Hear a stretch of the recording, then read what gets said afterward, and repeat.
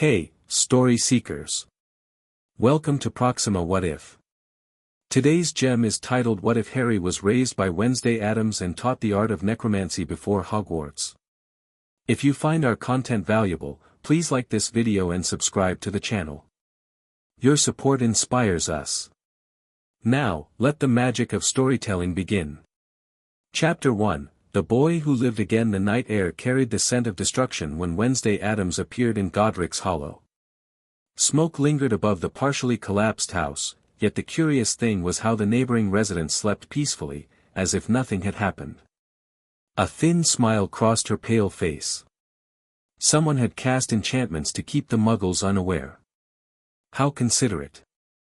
She stepped over the broken gate, her black dress flowing behind her as she approached the ruined home.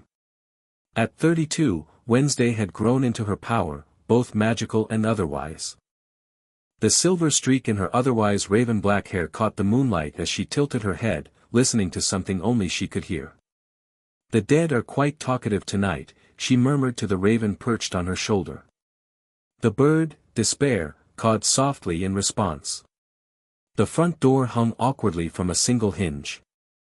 Wednesday didn't bother trying to open it properly, she simply pushed it aside with a flick of her wand. The sound of a baby crying reached her ears. "How interesting," she whispered. Something survived. Stepping carefully over debris, she made her way upstairs, pausing briefly by the body of a man with untidy black hair and broken glasses. She knelt, placing a hand on his cooling forehead. "James Potter," she said, eyes closed. "Tell me what happened here." For a moment, nothing.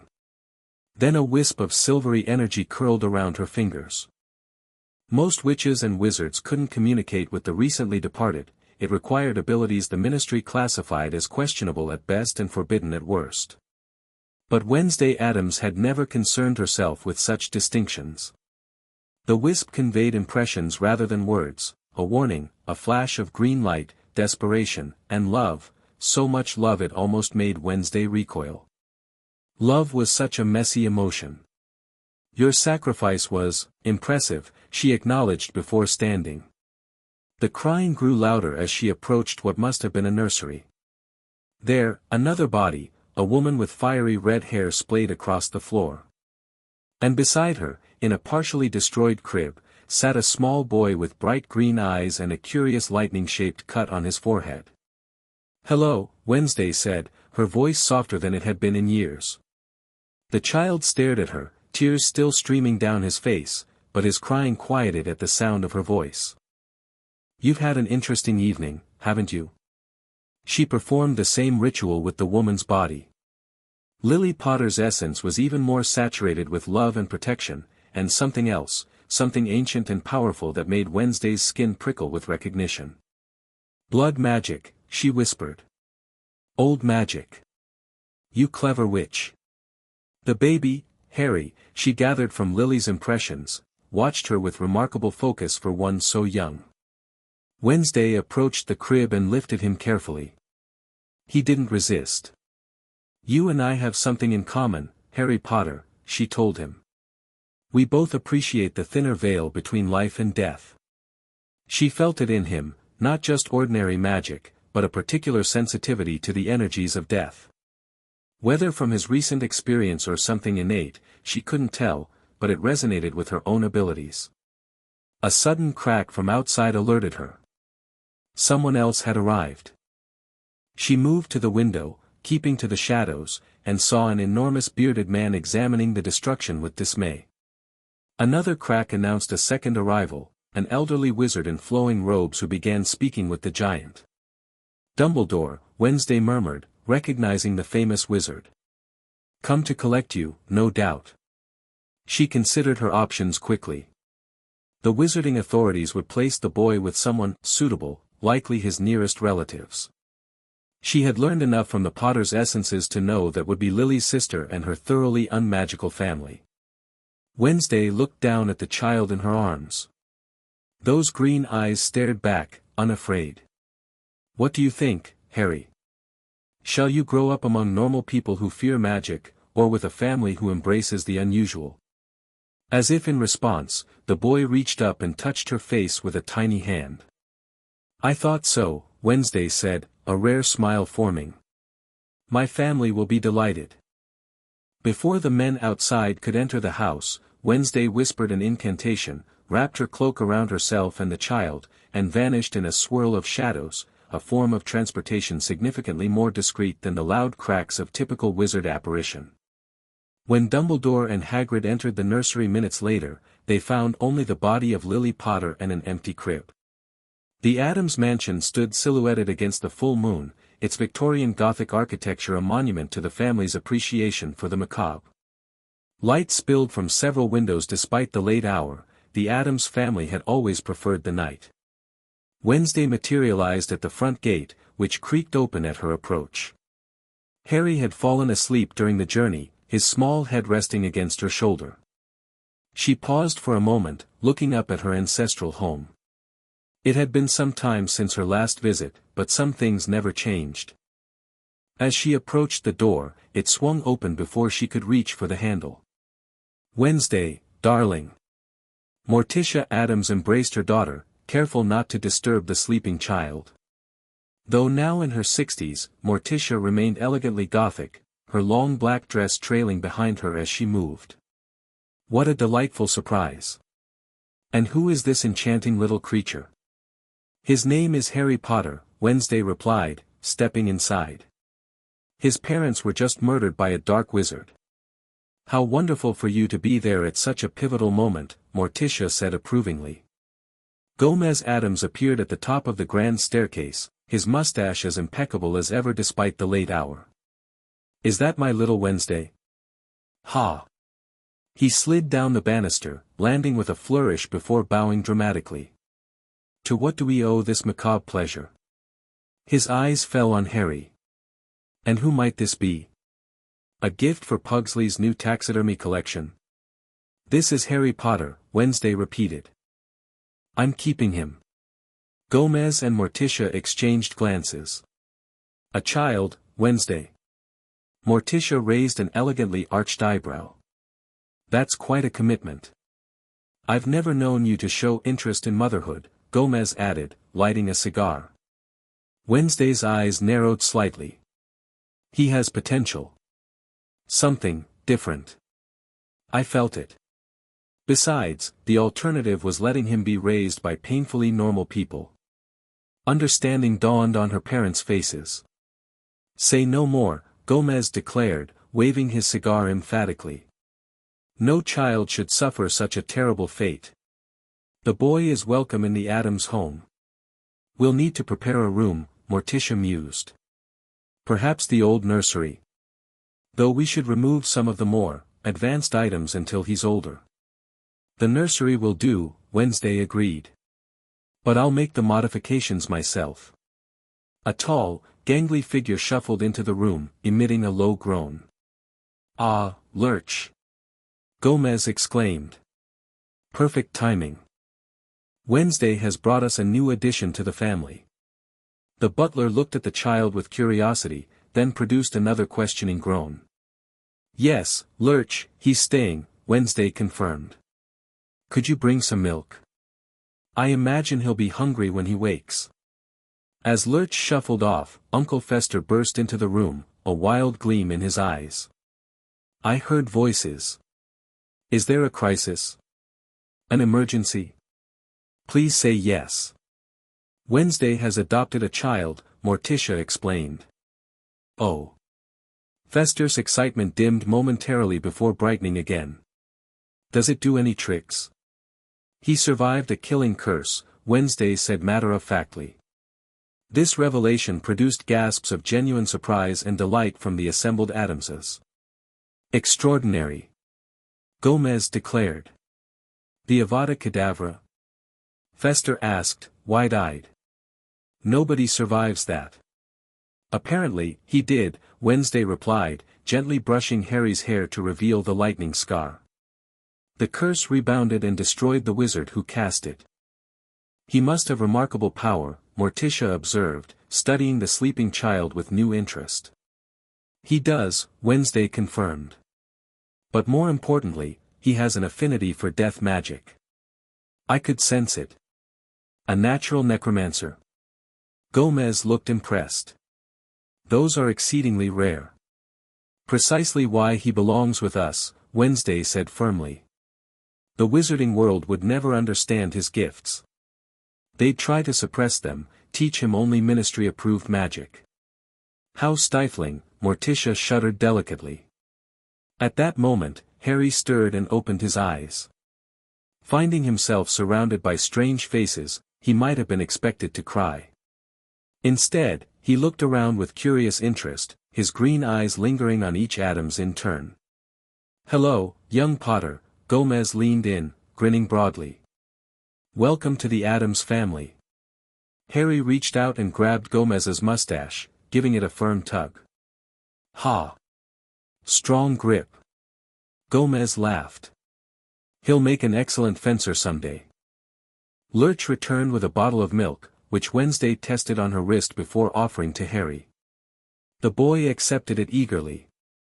I'll need to make arrangements, Wednesday said as Harry drank. The wizarding authorities will be looking for him. Dumbledore was already at the scene. Albus Dumbledore. Morticia's eyebrows rose. He's quite formidable, dear. So am I, Wednesday replied simply. That you are, my venomous little nightshade, Gomez agreed proudly. But perhaps some additional protections would be prudent. I believe your grandfather's old grimoire contains some interesting obscuration charms. And I know several blood wards that could be quite effective, Morticia added. Especially if we incorporate elements from the family cemetery. Wednesday nodded. We'll begin tomorrow. Tonight, Harry needs rest. And what of his magical education? Fester asked. He'll need proper training if he's to become a true Addams. I'll teach him myself, Wednesday stated. Starting with necromancy, of course. Of course, the family agreed in unison. Harry, having finished his milk, was looking around at his new surroundings with interest rather than fear. When a disembodied hand scuttled across the floor, he pointed and made a happy gurgling sound. Look! Fester exclaimed. He likes thing. The hand stopped, turned as if looking at Harry, then waved. Harry waved back. He's going to fit right in, Morticia said with a satisfied smile. Years passed in the Addams mansion, marked by increasingly unusual milestones as Harry grew. His first word had been grave, spoken during one of their regular walks through the family cemetery. His first steps had been taken in pursuit of a skittering spider that had captured his interest. And on his 5th birthday, he had shown his first clear sign of magical ability by accidentally reanimating the remains of a long-dead family pet. Wednesday had been reading in the library when she heard the commotion in the hallway. Miss Wednesday! Miss Wednesday! Lurch's agitated groans echoed through the house. She found the butler standing in the doorway to the conservatory, pointing inside with a trembling finger. Following his gesture, she saw Harry sitting cross-legged on the floor, giggling as the skeletal remains of Socrates, Pugsley's childhood pet python, slithered around him in a protective circle. Harry, she said, her voice calm but firm. What have you done? The boy looked up, his green eyes bright with excitement. I found him in the box in Uncle Pugsley's room and he looked sad, so I asked if he wanted to play, and then he moved. Wednesday approached carefully, observing the animated skeleton. This was no simple levitation charm or puppetry spell that might manifest in young wizards. The snake moved with purpose, with awareness. Its empty eye socket somehow conveyed attention as it watched her approach. Did you use your wand? She asked, referring to the training wand she had given him on his last birthday. Harry shook his head. I just talked to him. Like this. He made a series of soft hissing sounds that sent a chill up Wednesday's spine. Parseltongue, the ability to speak to serpents, was rare enough, but combining it with necromantic animation was unprecedented. Harry, she said, kneeling beside him, do you know what you've done? He considered the question seriously, his expression thoughtful beyond his years. I made him alive again. Sort of. Yes, Wednesday nodded. It's called necromancy. The magic of death and what lies beyond. Is that bad? Harry asked, suddenly concerned. Wednesday allowed herself a small smile. Not bad. Just powerful. And misunderstood by most witches and wizards. She extended her hand, and the skeletal snake slithered onto her arm, coiling there comfortably. Many people fear death, she explained. They run from it, hide from it, pretend it doesn't exist. But the Addams family has always understood that death is just another part of life, perhaps the most interesting part. Harry nodded, soaking up her words with the earnestness only a child could manage. I think it's time we began your formal training, Wednesday decided. Earlier than I'd planned, but clearly you're ready. Will I learn to do more things like this? Harry asked, eyes wide with excitement. This and much more, Wednesday promised. But necromancy requires discipline and respect. It's not a toy or a trick. I understand, Harry said solemnly. Wednesday doubted he fully did, but that would come with time and teaching. We'll start tomorrow. For now. She glanced at the animated snake. Would you like to keep Socrates active? As a familiar? Harry's face lit up. Can I? It will be good practice for you to maintain the connection, she nodded. But if he begins to decompose or becomes agitated, you must tell me immediately. I promise. Harry said, holding out his arms as the snake skeleton slithered back to him. As Wednesday watched her ward play with his unusual new pet, she felt a mixture of pride and concern. His natural aptitude for necromancy was remarkable, but it would make integrating with the wider wizarding world challenging when the time came. The average wizard feared and misunderstood such magic. But then, Harry Potter was never destined to be average. By age 7, Harry had progressed from simple animation of small remains to controlled communication with recently deceased small animals. Wednesday supervised these lessons carefully, ensuring he understood the ethical implications of what they were doing. Death leaves an echo, she explained as they sat in the mansion's east tower, which she had converted into a teaching space. Before them on the table lay a recently deceased crow, its glossy black feathers still perfect. The stronger the personality in life, the stronger the echo after death. What we're doing isn't dragging souls back, that would be cruel. We're connecting with the impressions they leave behind. Harry nodded, his face serious beneath his unruly black hair. The lightning scar on his forehead had faded somewhat over the years but remained distinctly visible. I want you to place your hands near, not on, the crow, and extend your senses toward it. Feel the lingering energy, the memory of what it was. Harry followed her instructions, closing his eyes in concentration. After several minutes, a faint blue glow appeared between his hands and the bird. I can feel something, he whispered. It's confused. It was flying and then there was pain. Good, Wednesday encouraged. Now ask it what it saw last. Harry's brow furrowed in concentration. The blue glow pulsed slightly. Trees, he said after a moment. And a big dog. That's what heard it. Excellent, Wednesday nodded. Now, gently release the connection.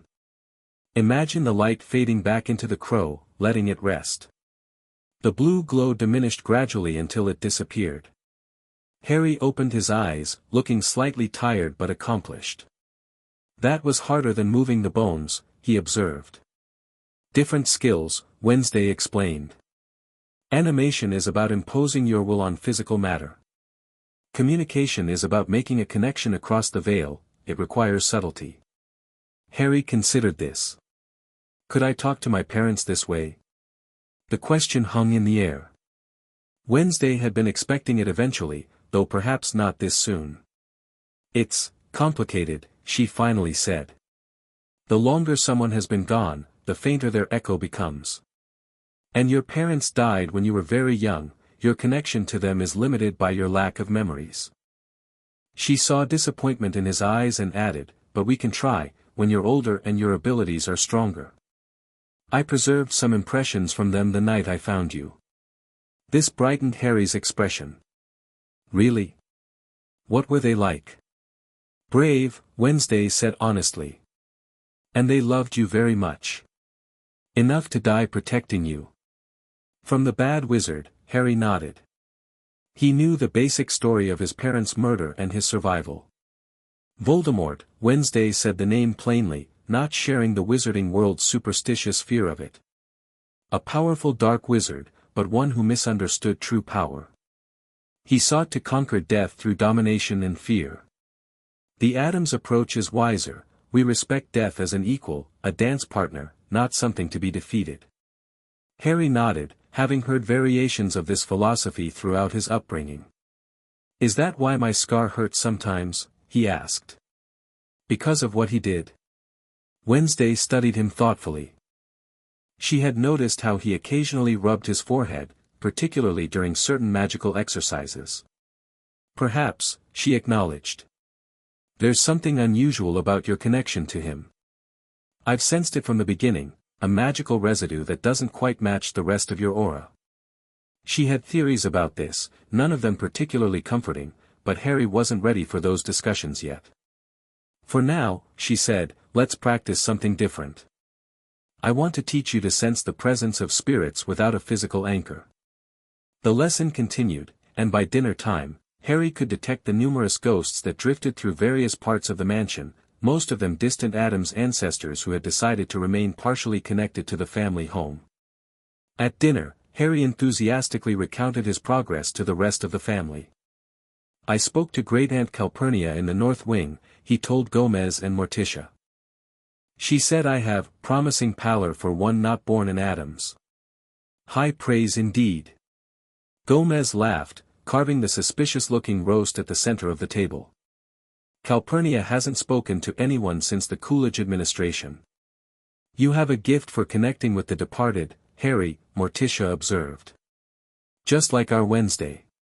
Wednesday gave a modest nod, though Harry could tell she was pleased by the comparison.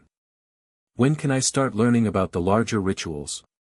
Harry asked eagerly. The ones in the books with the black covers in the restricted cabinet? A meaningful look passed between the adult Addamses. All in good time, my boy, Gomez said, passing Harry a plate with a generous portion of the mysterious meat. Necromancy has its levels, and the more powerful rituals require both magical maturity and ethical understanding. Your education is proceeding at exactly the right pace, Wednesday assured him. Besides, there are other magical skills you should develop as well. Tomorrow we'll work on basic transfiguration. Harry tried not to look disappointed. He enjoyed all magic, but necromancy felt most natural to him, like an extension of himself rather than something he had to work to achieve. Just be grateful you're not at a standard wizarding school, Uncle Fester chimed in from the end of the table, where he was using an electric current passed through his body to cook his food. They don't teach the good stuff until years in, and even then it's watered down. Don't do this, don't do that, that's forbidden, that's restricted, he mimicked in a whiny voice.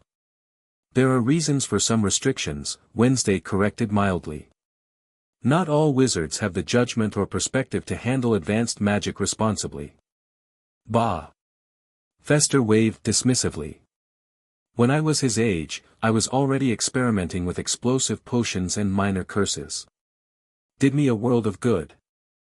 And caused 3 structural renovations to the East Wing, Morticia reminded him with a fond smile. Exactly. Fester beamed, missing the point entirely. Character building. Harry grinned, enjoying the familiar banter. The Addams family might be unusual by most standards, but he had never doubted that they cared for him. Their approach to danger and the macabre had shaped his own worldview, helping him see beauty in things others found frightening and wisdom in paths others avoided. After dinner, he retreated to his room in the mansion's west tower.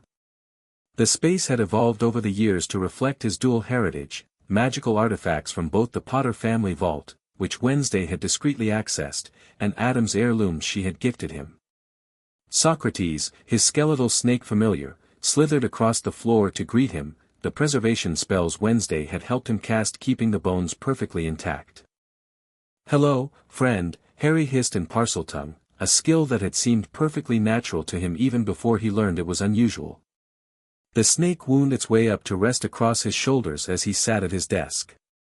He opened his journal, black leather with silver clasps, a gift from Morticia on his 6th birthday, and began recording the day's lessons as Wednesday had taught him. Documenting magical progress was important, she always stressed, both to track advancement and to identify patterns and affinities. As he wrote, he glanced occasionally at the photograph on his desk, the only image he had of his birth parents. It showed them smiling and waving, his mother's red hair bright against his father's darker features. Wednesday had obtained it for him along with a few other Potter family items, explaining that while his place was with the Addamses now, he should know his origins. Sometimes Harry wondered what life would have been like if his parents had lived, or if he'd been placed with his mother's sister as originally intended.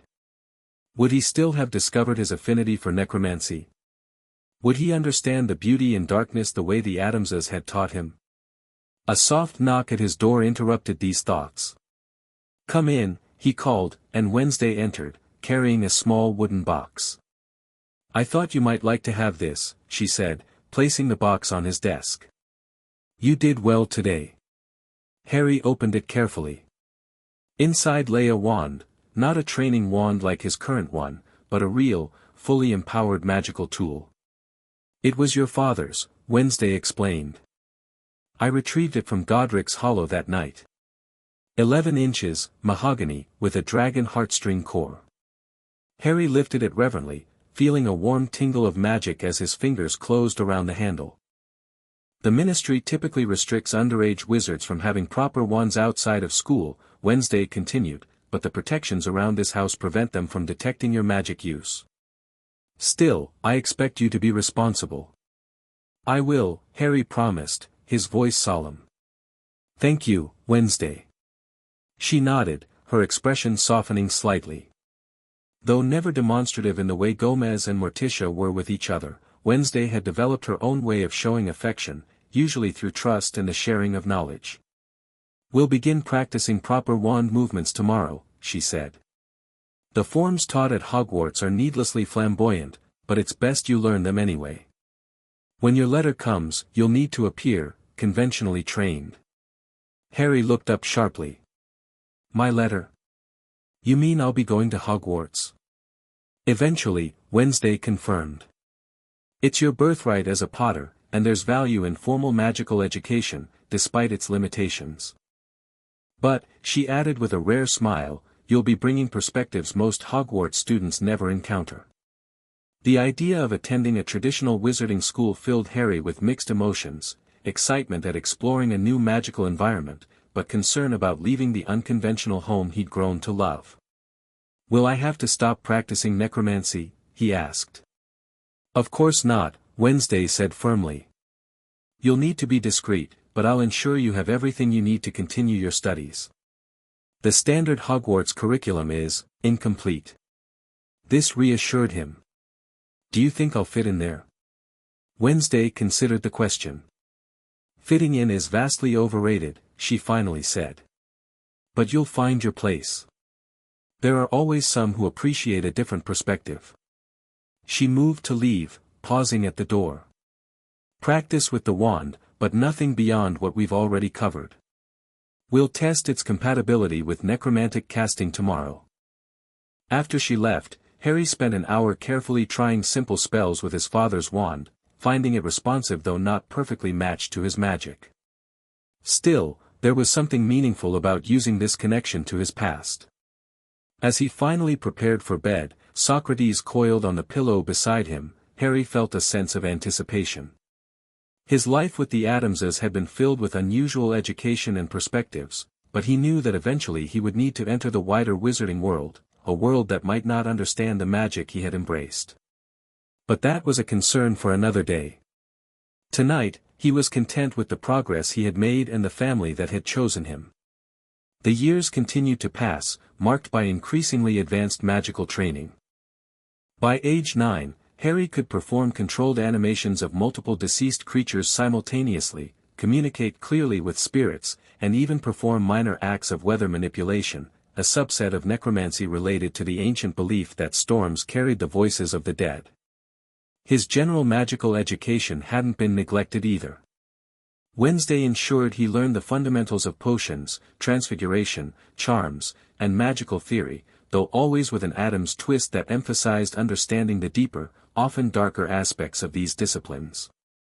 It was a crisp autumn morning, with Harry and Wednesday in the family graveyard conducting what had become a monthly ritual of communing with Addams' ancestors, when their lesson was interrupted by the arrival of a tawny owl. "Right on schedule," Wednesday remarked as the bird descended, a letter clutched in its talons. Harry accepted the envelope, noting the purple wax seal bearing an ornate letter H surrounded by a lion, eagle, badger, and snake. He broke the seal and unfolded the parchment inside. "Dear Mr. Potter," he read aloud, "we are pleased to inform you that you have been accepted at Hogwarts School of Witchcraft and Wizardry." Though he had been expecting this, seeing the official acceptance brought a rush of excitement and apprehension. He quickly scanned the rest of the letter, noting the list of required supplies and the September 1st start date. "They still don't know where I actually live," Harry observed, looking at the address on the envelope. "Mr. H. Potter, the West Tower bedroom location unplottable." Wednesday nodded with satisfaction. "The concealment wards continue to function as designed. The owls can find you because they track magical signatures rather than physical locations, but the Ministry's detection systems remain confounded." She took the letter, examining it briefly. "Minerva McGonagall is still the deputy headmistress. Interesting woman, strict but fair. She'll be your transfiguration professor. And Dumbledore is still headmaster?" Harry asked, having heard much about the powerful wizard who had intended him to live with the Dursleys. "Yes," Wednesday confirmed. "You'll need to be cautious around him.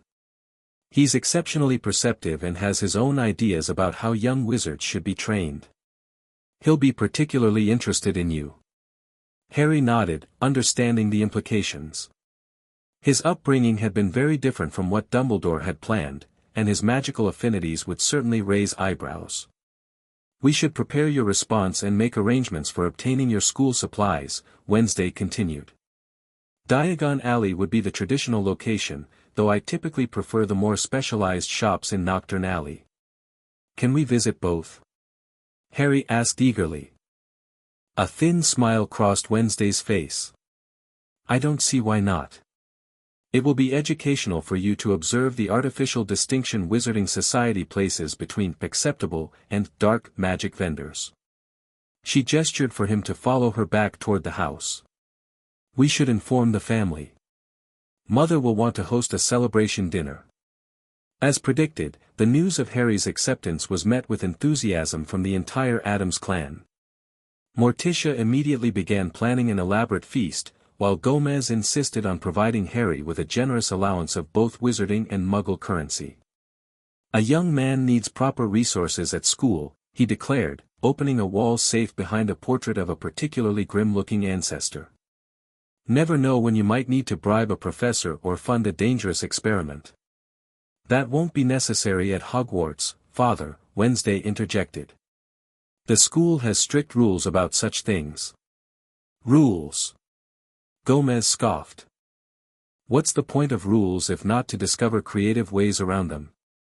Why, when I attended Durmstrang briefly, very briefly, as you'll recall, I found that 15 galleons was exactly the amount needed to convince Professor Karkaroff to look the other way during certain midnight expeditions to the Forbidden Forest."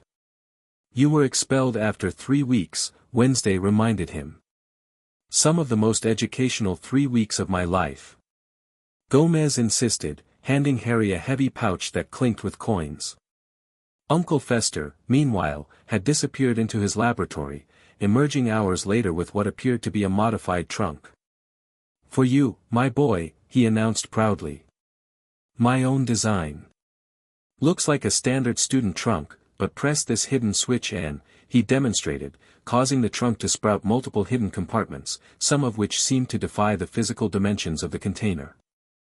"The third drawer is lead-lined for explosive materials," Fester explained enthusiastically.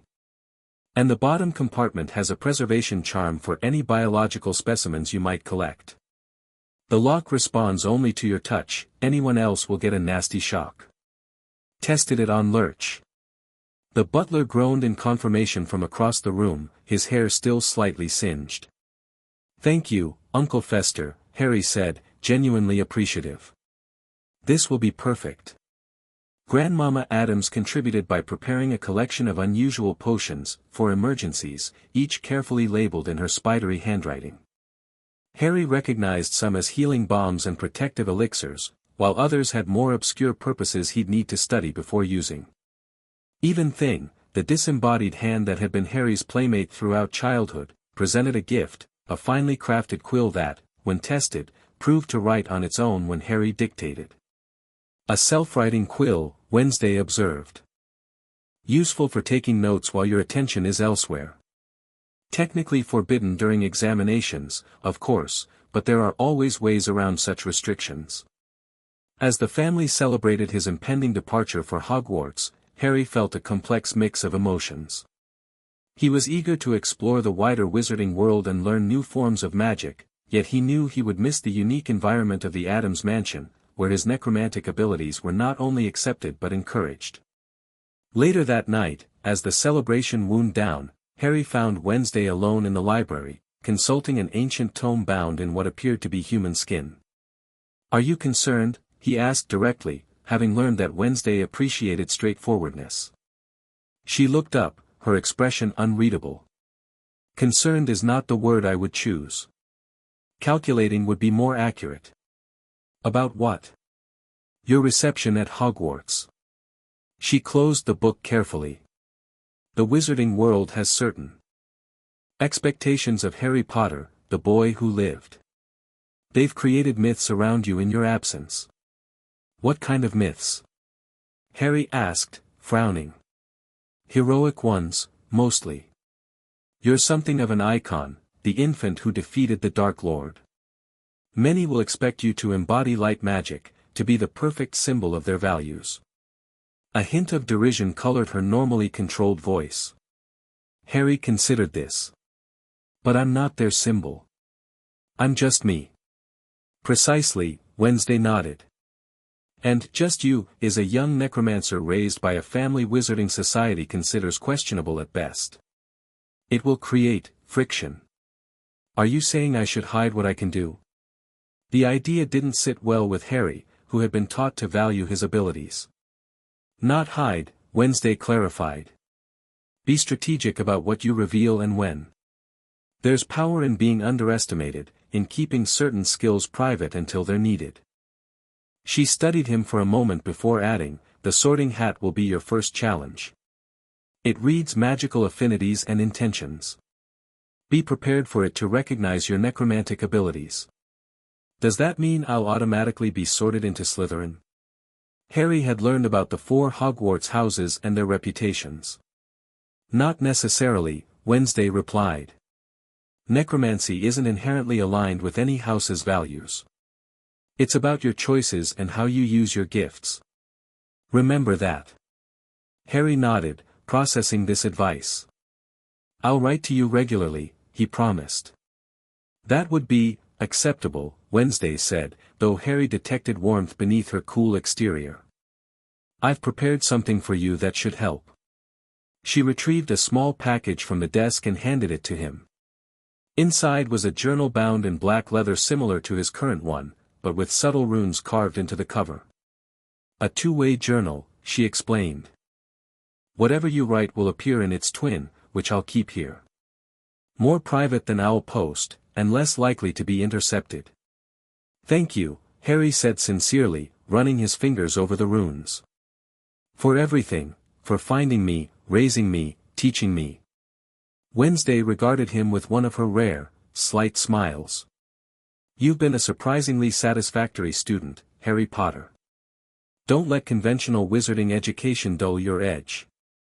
Coming from Wednesday Addams, this was high praise indeed. The journey to Diagon Alley proved to be an education in itself.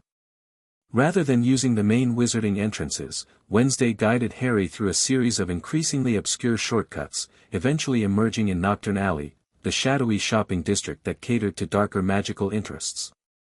"We'll start here," she decided, adjusting her black cloak. Hogwarts supplies can be found in Diagon Alley, but there are supplementary items you'll need that aren't on the official list.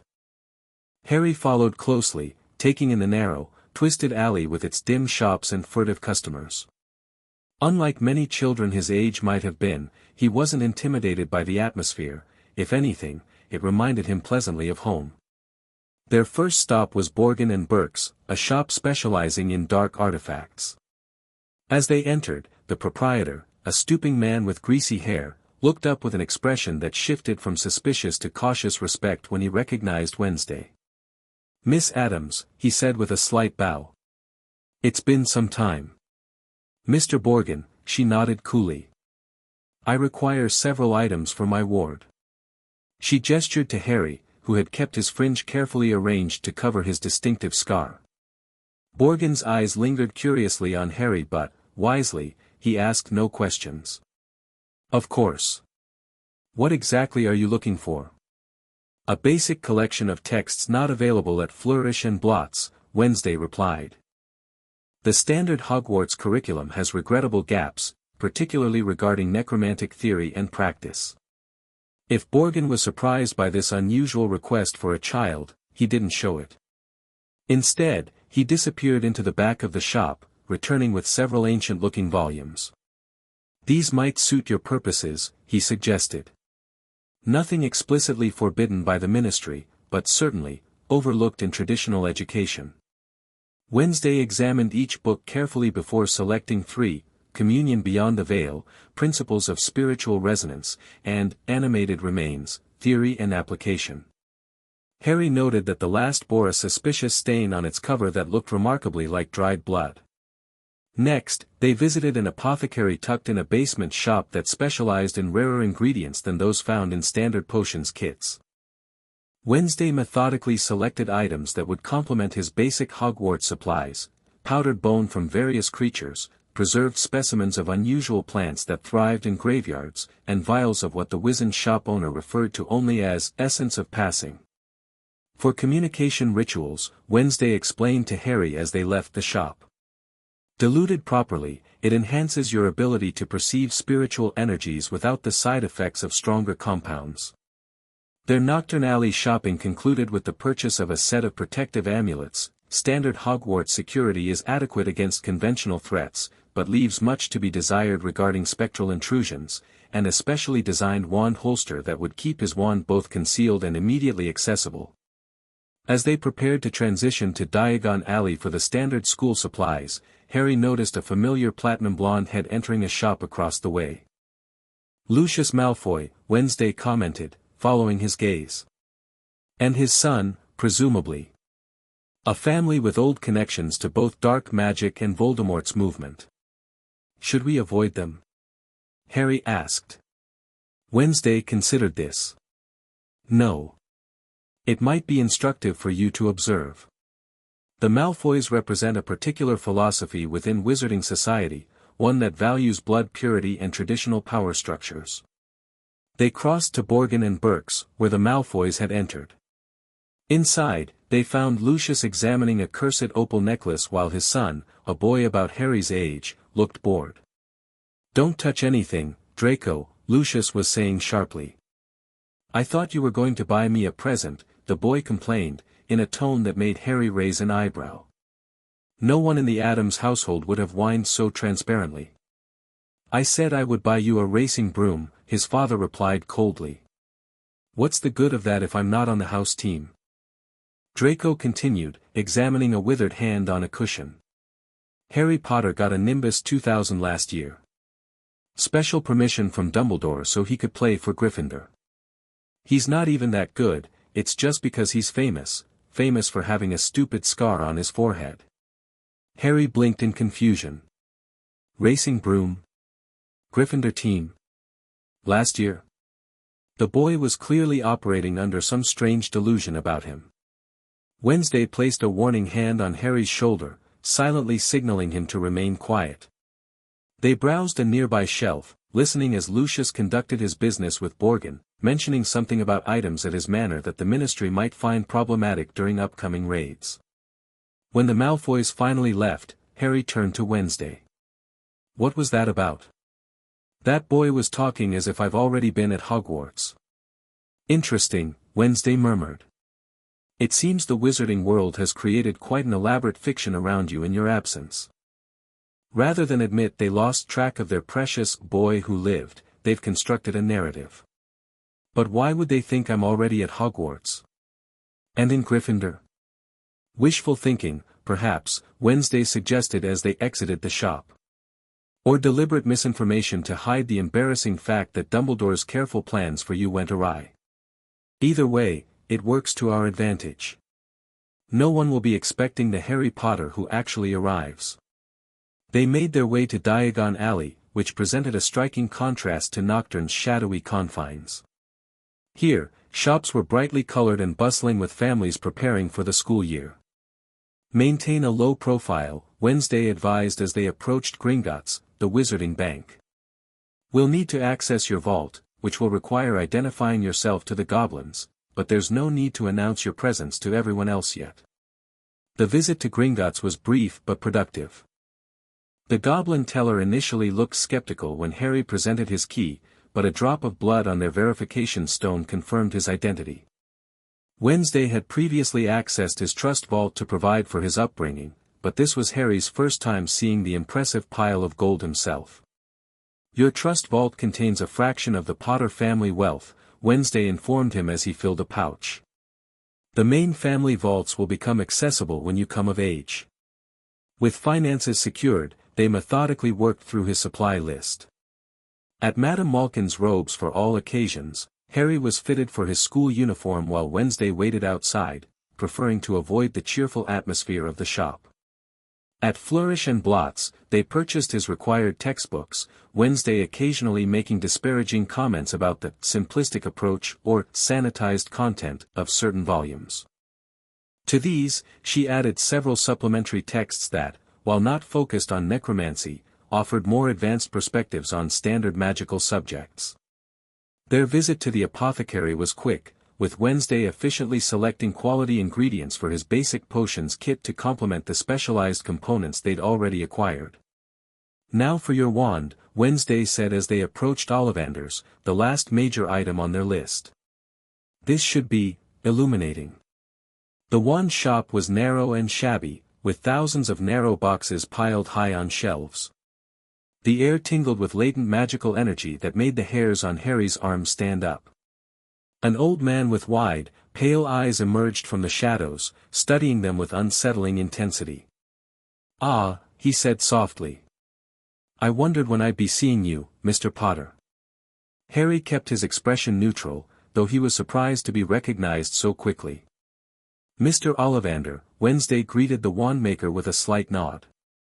"Wednesday Addams," Ollivander returned, his gaze shifting to her. "Cedar and dragon heartstring, 13 inches, rigid. Excellent for complex enchantments and rituals. I trust it has served you well." "Adequately," Wednesday replied coolly. Ollivander's attention returned to Harry. "You have your mother's eyes. It seems only yesterday she was in here buying her first wand. 10¼ inches long, swishy, made of willow. Nice for charm work." He moved closer. "Your father, on the other hand, favored a mahogany wand. 11 inches. Pliable. A little more power and excellent for transfiguration." Harry didn't mention that he already possessed his father's wand, deciding that information was best kept private for now. "And that's where." Ollivander touched the lightning scar on Harry's forehead with a long, white finger. "I'm sorry to say I sold the wand that did it. 13½ inches. You. Powerful wand, very powerful, and in the wrong hands. Well, if I'd known what that wand was going out into the world to do." The wand-maker shook himself and began the process of measuring Harry, muttering about finding the right match. What followed was a lengthy succession of wand trials, each ending in rejection as wands were snatched back almost as soon as Harry touched them. Tricky customer, eh? Ollivander seemed delighted rather than frustrated. Not to worry, we'll find the perfect match here somewhere. After nearly 20 failed attempts, Ollivander paused, a thoughtful expression crossing his face. I wonder, yes, why not, unusual combination.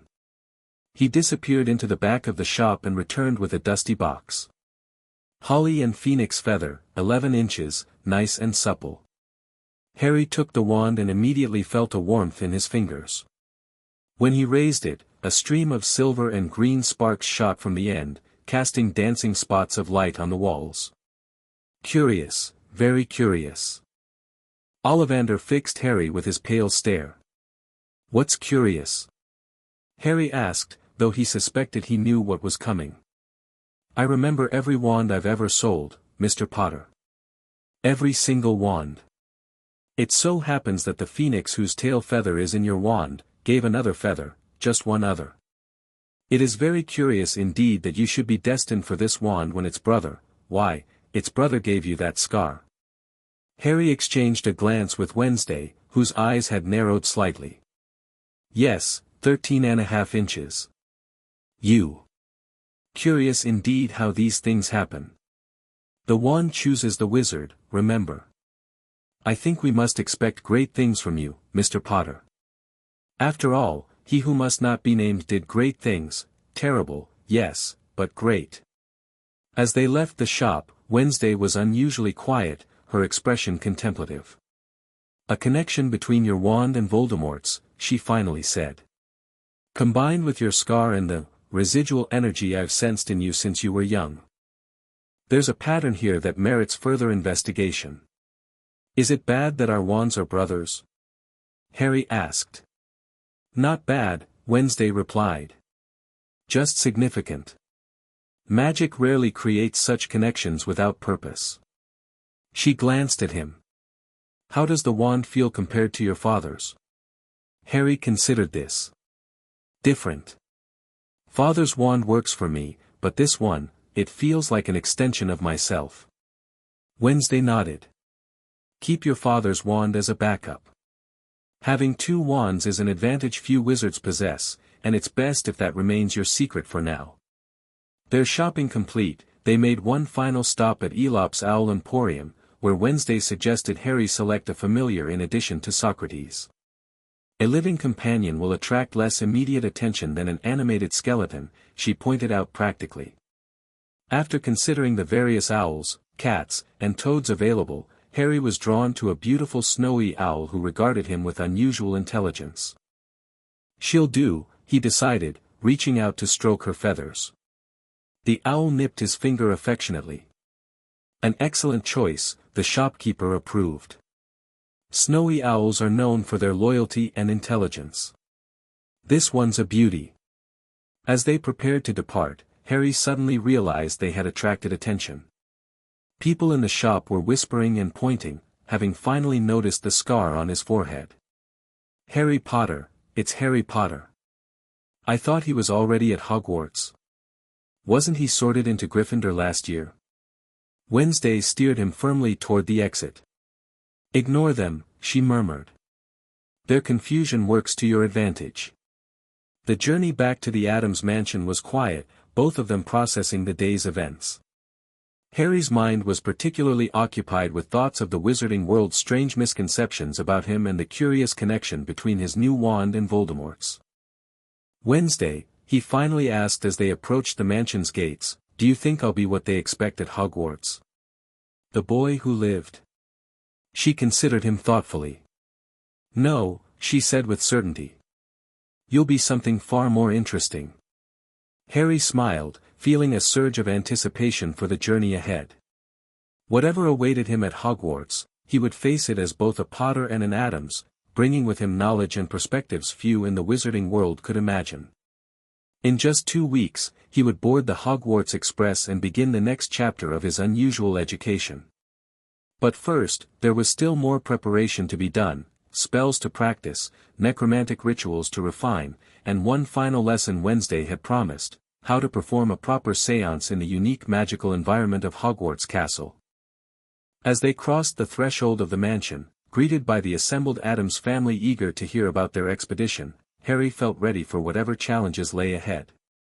He was Harry Potter, raised by Wednesday Addams, trained in the art of necromancy, and about to make his true debut in the wizarding world. It was going to be an interesting year. Chapter 2, The Sorting of the Dead. The morning of September 1st arrived with appropriately dramatic weather, thunder rumbling in the distance as dark clouds gathered above the Addams mansion.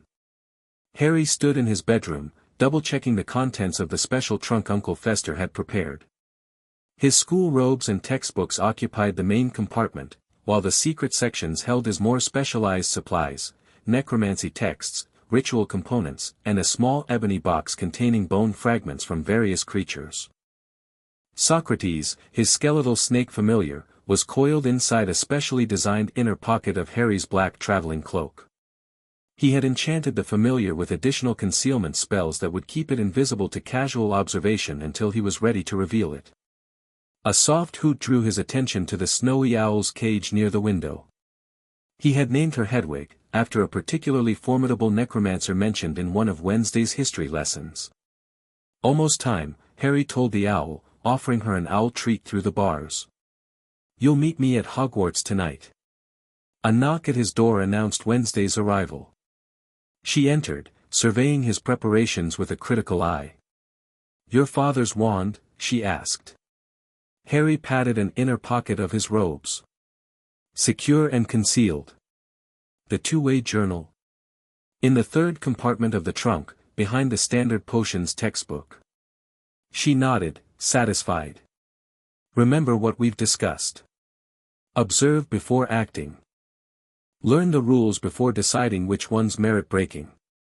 And never reveal the full extent of your abilities until it serves a purpose." "I understand," Harry said. "Conceal, observe, adapt." "Precisely." Wednesday handed him a small velvet pouch. "One final gift. For emergencies only." Harry opened it carefully. Inside lay what appeared to be a human finger bone, yellowed with age and inscribed with minute runes. 17th century, Wednesday explained. "From a particularly powerful practitioner of our art. In dire circumstances, it can be used to summon a temporary guardian from beyond the veil.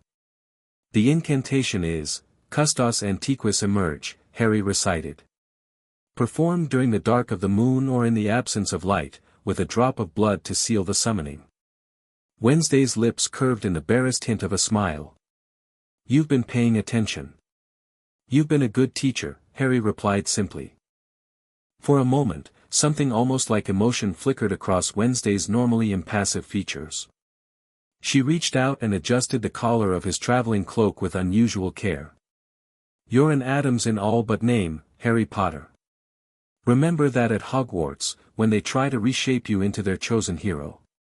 Downstairs, the entire Addams clan had gathered to see him off. Gomez clapped him on the shoulder with enough force to stagger a less prepared child. "Show those traditional wizards what real magic looks like, my boy," he boomed. "But with subtlety, dear," Morticia added, elegant as ever in her floor-length black gown. "The best hexes are the ones they never see coming." Uncle Fester pressed several suspicious packages into Harry's hands. "Experimental compounds," he whispered conspiratorially. "This one makes a satisfying explosion, this one produces toxic gas, educational purposes only, of course, and this one. Well, I'm not entirely sure what this one does, but it made the lab rat grow an extra head before it dissolved." "Thank you, Uncle Fester," Harry said, carefully stowing the packages in one of his trunk's secret compartments. Lurch groaned what might have been a farewell, while things scuttled up Harry's arm to pat his cheek before returning to Morticia's shoulder. "The car is ready," Wednesday announced. "We should depart if we're to reach King's Cross by 11. The journey to London passed mostly in silence.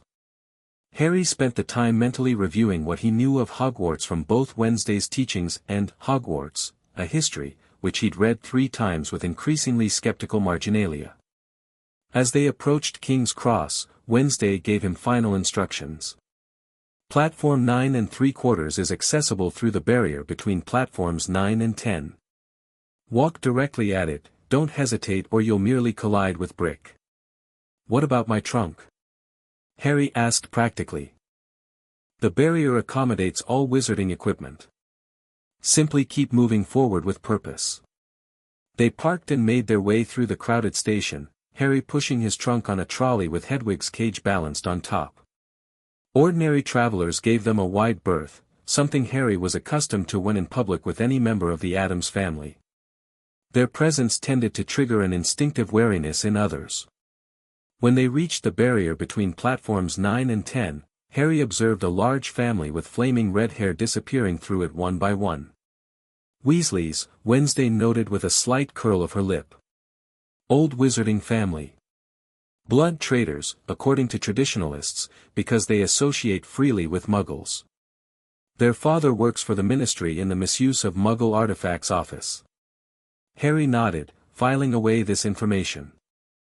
The Addams' approach to education included knowing the major wizarding families and their political alignments, knowledge that might prove useful at Hogwarts.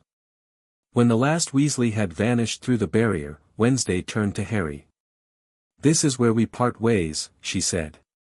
"It would be unwise for me to be seen by certain members of the wizarding community who might be present."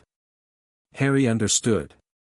Though Wednesday had legal guardianship of him through various magical and mundane manipulations, it wasn't common knowledge in wizarding society.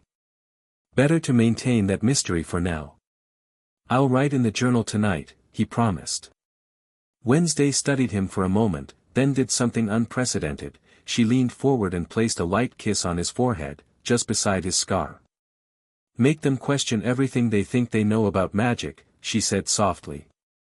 Then she turned and walked away, her black dress flowing behind her like shadows made tangible. Harry watched until she disappeared into the crowd, then turned to face the barrier. With a determined push, he walked straight at it, passing through onto platform 9 and 3/4. The platform was crowded with students and parents, owls hooting, cats winding between legs, and the gleaming scarlet Hogwarts Express billowing steam.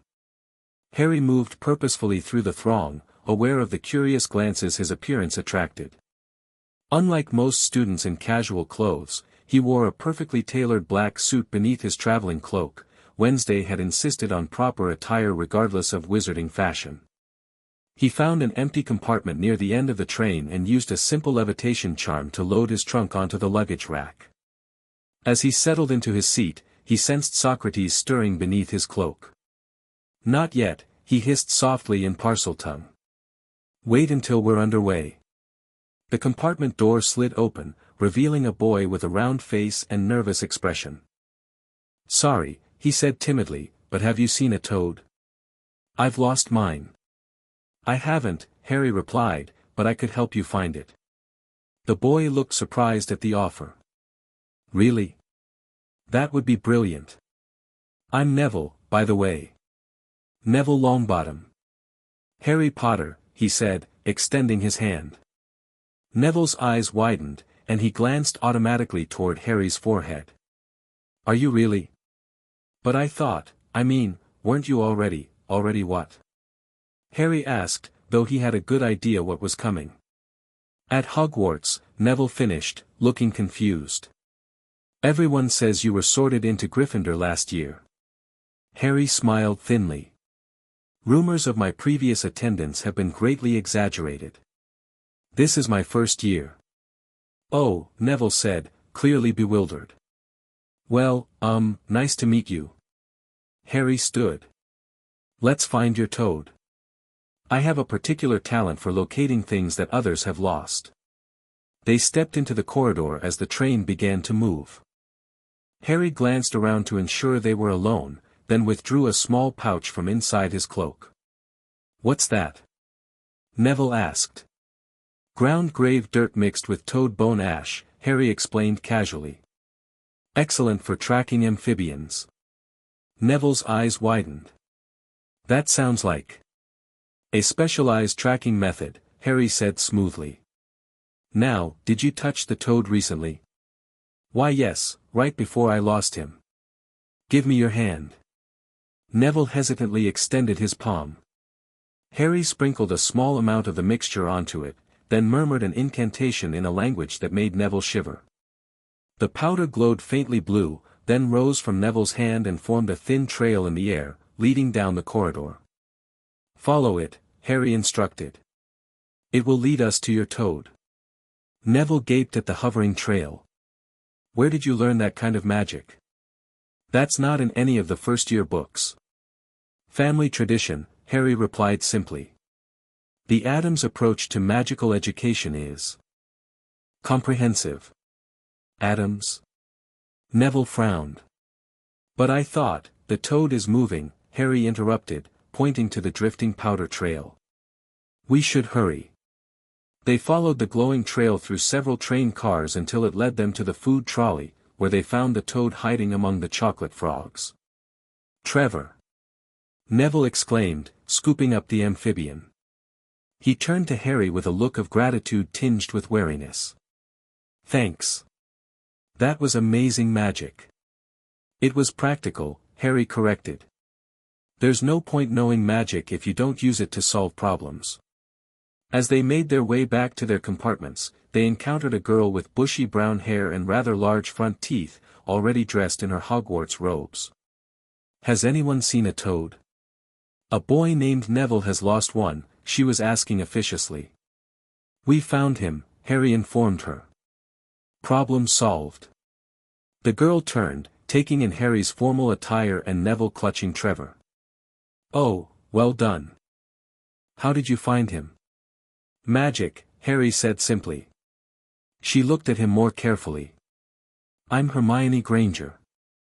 And you are? Neville Longbottom, Neville supplied.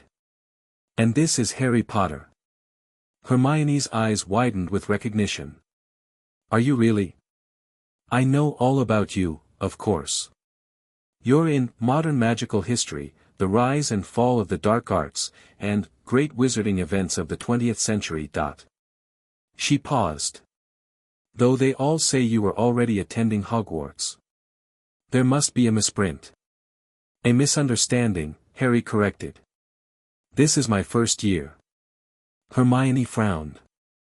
That's very strange. Books aren't usually wrong about such important details. Perhaps you shouldn't believe everything you read, Harry suggested. Particularly about me. Before Hermione could respond, a commotion further down the train caught their attention. They found a compartment where a confrontation was underway between the Weasley boy Harry had seen on the platform and a pale, blonde boy flanked by two larger boys. Don't need to ask who you are, the blonde was saying. Red hair, freckles, and hand-me-down robes. You're a Weasley. And everyone knows who you are, Malfoy, the redhead retorted. My dad told me all about your family.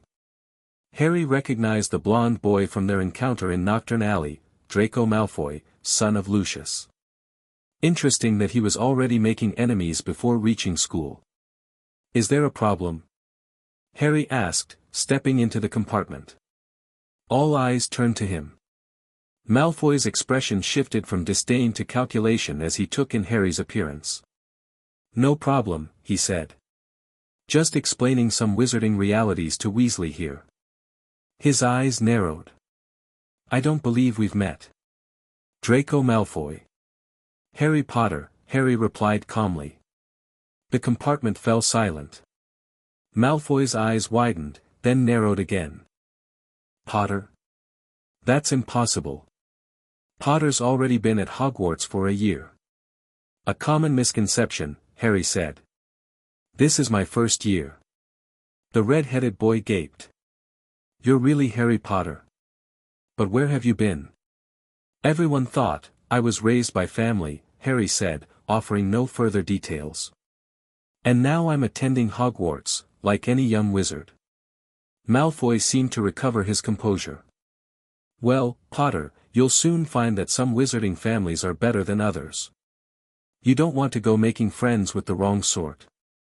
He glanced dismissively at the Weasley boy. I can help you there.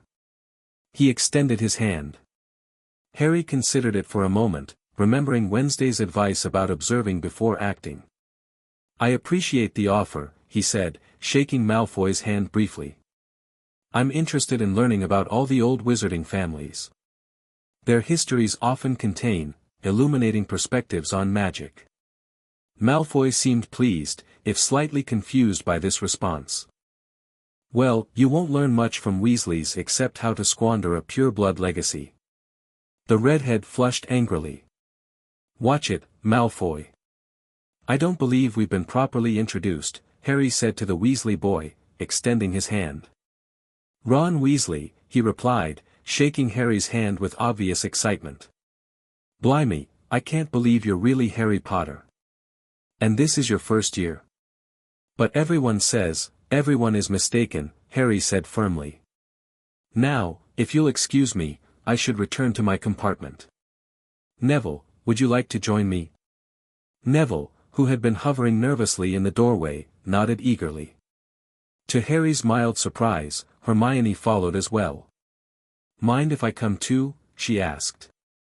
"I've been going from compartment to compartment trying to meet people, but everyone's already in established groups." Harry nodded. "Feel free." As they walked away, he heard Malfoy say to his companions, "Something's not right about Potter. Did you see how he was dressed? And that strange accent." In the privacy of their compartment, Harry settled back into his seat. Socrates was growing restless beneath his cloak, so he discreetly cast a locking charm on the door and a mild notice me not spell to discourage interruptions. "I've never seen that spell before," Hermione commented immediately. "Is it in the standard book of spells?" "I've read through grade 1 already, of course, but I don't recall. It's a modification of a standard privacy charm," Harry explained. "Useful when you prefer not to be disturbed." "But we haven't been taught any charms yet," she persisted. "How do you already know how to perform them?" "I was educated at home before receiving my Hogwarts letter," Harry said, deciding a partial truth was simplest. "My guardian believed in practical application of magic." "Your guardian?" Neville asked. "I thought you lived with Muggles, your mother's family." "A common misconception," Harry repeated. "I was raised by Wednesday Addams, a distant connection through my father's line." Hermione frowned in concentration. "Addams. I don't recall reading about them in any of the books on wizarding genealogy." "We prefer to maintain a low profile," Harry said, allowing Socrates to emerge from beneath his cloak and coil around his wrist. "The wizarding world has limited tolerance for certain branches of magic." Neville gasped at the sight of the animated skeleton, while Hermione's eyes widened in a mixture of shock and fascination. "Is that," she began. "Socrates," Harry introduced. "My familiar." "But that's necromancy," Hermione whispered, as if afraid someone might overhear despite the privacy charms. "That's forbidden magic." "Actually," Harry corrected, "animation of non-sentient remains falls into a legal grey area in British wizarding law.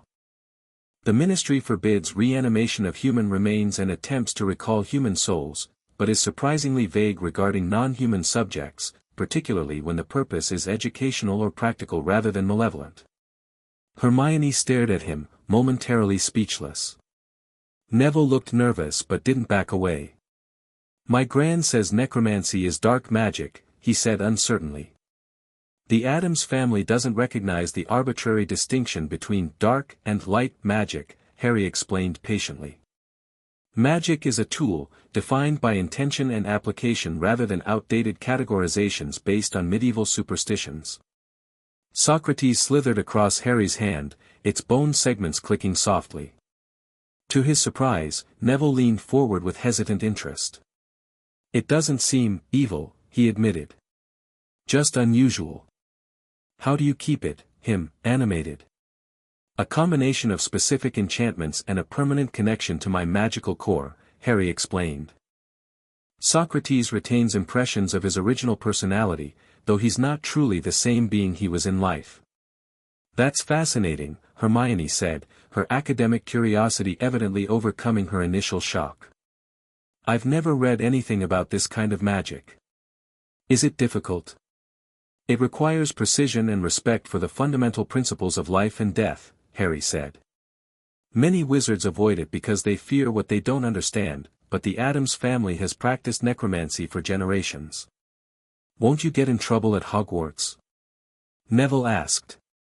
Harry smiled slightly. Only if I'm careless. Socrates can remain undetected when necessary.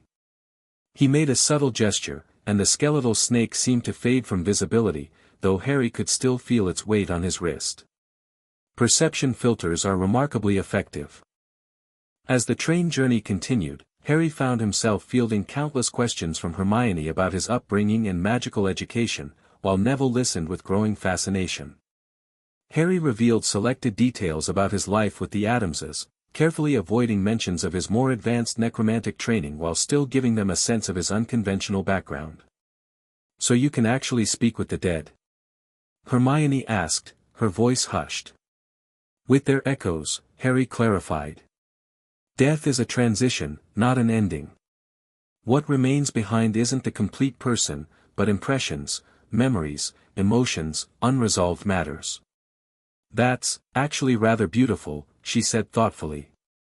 Not at all what I expected from necromancy. Most people's expectations are based on sensationalized accounts written by those who fear death, Harry replied. The reality is more nuanced. As evening fell and the train approached Hogsmeade Station, they changed into their school robes, though Harry wore his over his suit rather than changing completely. When they disembarked, they heard a booming voice calling, "Furs years. Furs years over here." A giant of a man with a wild beard was gathering the youngest students. Harry recognized him from Wednesday's description as Rubeus Hagrid, keeper of keys and grounds at Hogwarts. "Hello, Hagrid," Harry greeted him politely. The large man looked down, his beetle-black eyes widening in shock. "Blimey. Harry Potter. But how, I mean, you're supposed to be, this is my first year at Hogwarts," Harry stated once again, beginning to tire of the repetition. "Shall we proceed to the boats?" Hagrid seemed utterly confused but nodded dumbly and continued gathering the first years. They followed him down a steep, narrow path to the edge of a great black lake, where a fleet of small boats awaited. "No more than 4 to a boat," Hagrid called. Harry, Neville, and Hermione climbed into one, joined by a sandy-haired boy who introduced himself as Seamus Finnegan. As they glided across the dark water, Hogwarts Castle came into view, its windows sparkling against the night sky, its many turrets and towers silhouetted against the starry backdrop. Harry studied it with interest, noting how the ancient structure seemed to pulse with magical energy. But beneath the conventional magical aura, he sensed something else, darker, older energies that resonated with his necromantic training. This castle had seen death over the centuries, had absorbed the echoes of those passings. To Harry's sensitized perception, it was beautiful in its complexity. "It's magnificent," Hermione breathed beside him. "Yes," Harry agreed. "And full of secrets waiting to be discovered." They reached the underground harbor and climbed out onto rocks and pebbles. Hagrid led them up a passageway to the huge oak front doors of the castle, where he knocked 3 times. The doors swung open to reveal a tall, black-haired witch in emerald-green robes with a stern expression. "The Furs years, Professor McGonagall," Hagrid announced. "And Harry Potter's among 'em," he added in a bewildered undertone. "Thank you, Hagrid," she replied, her eyes sweeping over the group until they landed on Harry. A brief look of shock crossed her face before her professional demeanor reasserted itself. She led them across the flagged stone floor and into a small chamber off the hall, where she gave a welcome speech about the 4 houses and the importance of the sorting ceremony. Throughout her explanation, her eyes kept returning to Harry with barely concealed confusion. When she departed to prepare for their entrance, the chamber filled with nervous chatter, much of it centering on Harry. "Is it true?" whispered a girl with blonde pigtails. "Are you really Harry Potter?" Before Harry could answer, several students gasped as about 20 ghosts streamed through the back wall. Pearly white and slightly transparent, they glided across the room, arguing about someone named Peeves. A ghost wearing a ruff and tights noticed the first years. New students, he said, smiling. About to be sorted, I suppose. Hope to see you in Hufflepuff. My old house, you know. While the other students stared in awe or apprehension, Harry stepped forward and addressed the ghost directly. Sir Nicholas de Mimsy Porpington, I presume, he said with a slight bow. The Addams family sends their regards. The ghost froze mid-drift, staring at Harry with astonishment. Addams, did you say? Surely not the same Addams family that, the very same, Harry confirmed. I am Harry Potter, ward of Wednesday Addams. A ripple of whispers spread among the ghosts, who now regarded Harry with a mixture of respect and wariness. Well, well, Sir Nicholas said, recovering his composure. That is unexpected. The Addams family has, quite a reputation among the deceased community. So I've been told, Harry said with a small smile. I look forward to conversing with you and your fellow residents at greater length. Before the ghost could respond, Professor McGonagall returned and instructed the ghosts to move along. They departed through the opposite wall, with several casting curious backward glances at Harry. Form a line and follow me, McGonagall directed, leading them into the great hall. Harry had read about the enchanted ceiling in Hogwarts, a history, but the reality was still impressive, a velvety black expanse dotted with stars, reflecting the night sky outside. Thousands of candles floated above 4 long tables where the rest of the students sat, with the staff table at the top of the hall. As they walked between the tables, Harry was acutely aware of the stares and whispers following him. At the staff table, he noted an elderly wizard with silver hair and beard who could only be Albus Dumbledore, watching the procession with twinkling eyes that sharpened with evident shock when they landed on Harry. McGonagall placed a 4-legged stool in front of the first years and atop it, a patched and frayed wizard's hat. After a moment of silence, a rip near the brim opened like a mouth, and the hat began to sing about the 4 houses and their qualities. When it finished, McGonagall began calling students forward alphabetically. Harry observed the sorting process with interest, noting how quickly the hat decided for some students, while for others it seemed to deliberate longer. Hermione was sorted into Gryffindor after nearly a minute with the hat, while Neville's sorting took even longer before the hat declared Gryffindor. Malfoy was immediately sorted into Slytherin, as Harry had expected. When McGonagall called Potter, Harry, the hall fell completely silent, then erupted in confused murmurs. Potter, did she say? The Harry Potter? But that's impossible, he's already here. He's in Gryffindor, sitting right over there. Harry stepped forward with calm dignity, ignoring the commotion. As he sat on the stool, he caught sight of a boy at the Gryffindor table who bore a striking resemblance to him, similar height, messy black hair, glasses, staring with absolute bewilderment. An impostor, evidently, fulfilling some role in whatever strange fiction the wizarding world had constructed around him. McGonagall placed the hat on his head, and a small voice spoke in his ear. Well, well, what have we here? This is unexpected. I sorted a Harry Potter last year, but you're clearly the genuine article. How very curious. I've only just arrived at Hogwarts, Harry thought to the hat. I was raised by the Addams family. Addams, you say? Now that explains a great deal. I haven't sorted an Addams in, oh, it must be 60 years now. They typically attend Durmstrang or receive private education. And a necromancer too, I see. How fascinating. Harry remained calm, letting the hat examine his mind. You have qualities that would suit any house, Mr. Potter. Courage, certainly. Intelligence in abundance.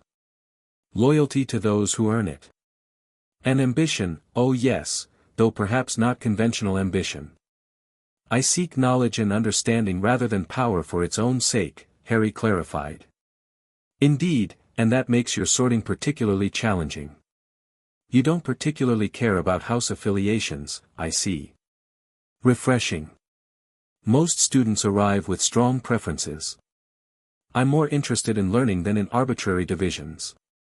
A mature perspective. You would do well in Ravenclaw with that thirst for knowledge. Yet there's a boldness in you that suggests Gryffindor. And your necromantic abilities and bloodline connection to Slytherin himself, yes, I see you're aware of that connection, would make you a natural fit for Slytherin House. Harry considered this new information with interest. A bloodline connection to Slytherin? Wednesday had never mentioned that, though it might explain his Parseltongue ability. Where would I have the greatest opportunity to pursue my unique magical interests? Harry asked pragmatically. The Hat seemed to chuckle. Thinking strategically, are we? Very well. Given your unusual background and abilities, and considering the complications of your arrival, I believe you would find the most conducive environment in Slytherin. The Hat shouted the last word to the entire hall. A stunned silence followed, broken only by hesitant applause from the Slytherin table. Harry removed the hat and handed it to an equally shocked McGonagall before walking with measured steps toward his new house. The confusion in the great hall was palpable. Students at all tables were whispering furiously, pointing between Harry and the boy at the Gryffindor table who had apparently been impersonating him. At the staff table, Dumbledore had risen to his feet, his expression grave as he conferred urgently with McGonagall. As Harry took a seat at the Slytherin table, Draco Malfoy slid over to make room for him. This is unexpected, Potter, he said, clearly reassessing his earlier judgments. But welcome to Slytherin. This is Crabbe and Goyle, he nodded to the two large boys flanking him, and that's Blaise Zabini, Theodore Nott, Pansy Parkinson, and Daphne Greengrass. Harry nodded politely to each of them, noting their various reactions: calculation from Zabini, suspicion from Nott, open curiosity from Greengrass, and something approaching disdain from Parkinson. Perhaps you could explain, Zabini suggested smoothly, why there appears to be another Harry Potter already in attendance. I cannot explain what I don't understand, Harry replied calmly. This is my first time at Hogwarts. Who the other individual might be, I couldn't say. At that moment, Dumbledore stood and addressed the hall. Welcome to another year at Hogwarts. Before we begin our banquet, I find myself in the unusual position of needing to make an immediate clarification. It appears we have a most unexpected situation regarding the identity of Harry Potter.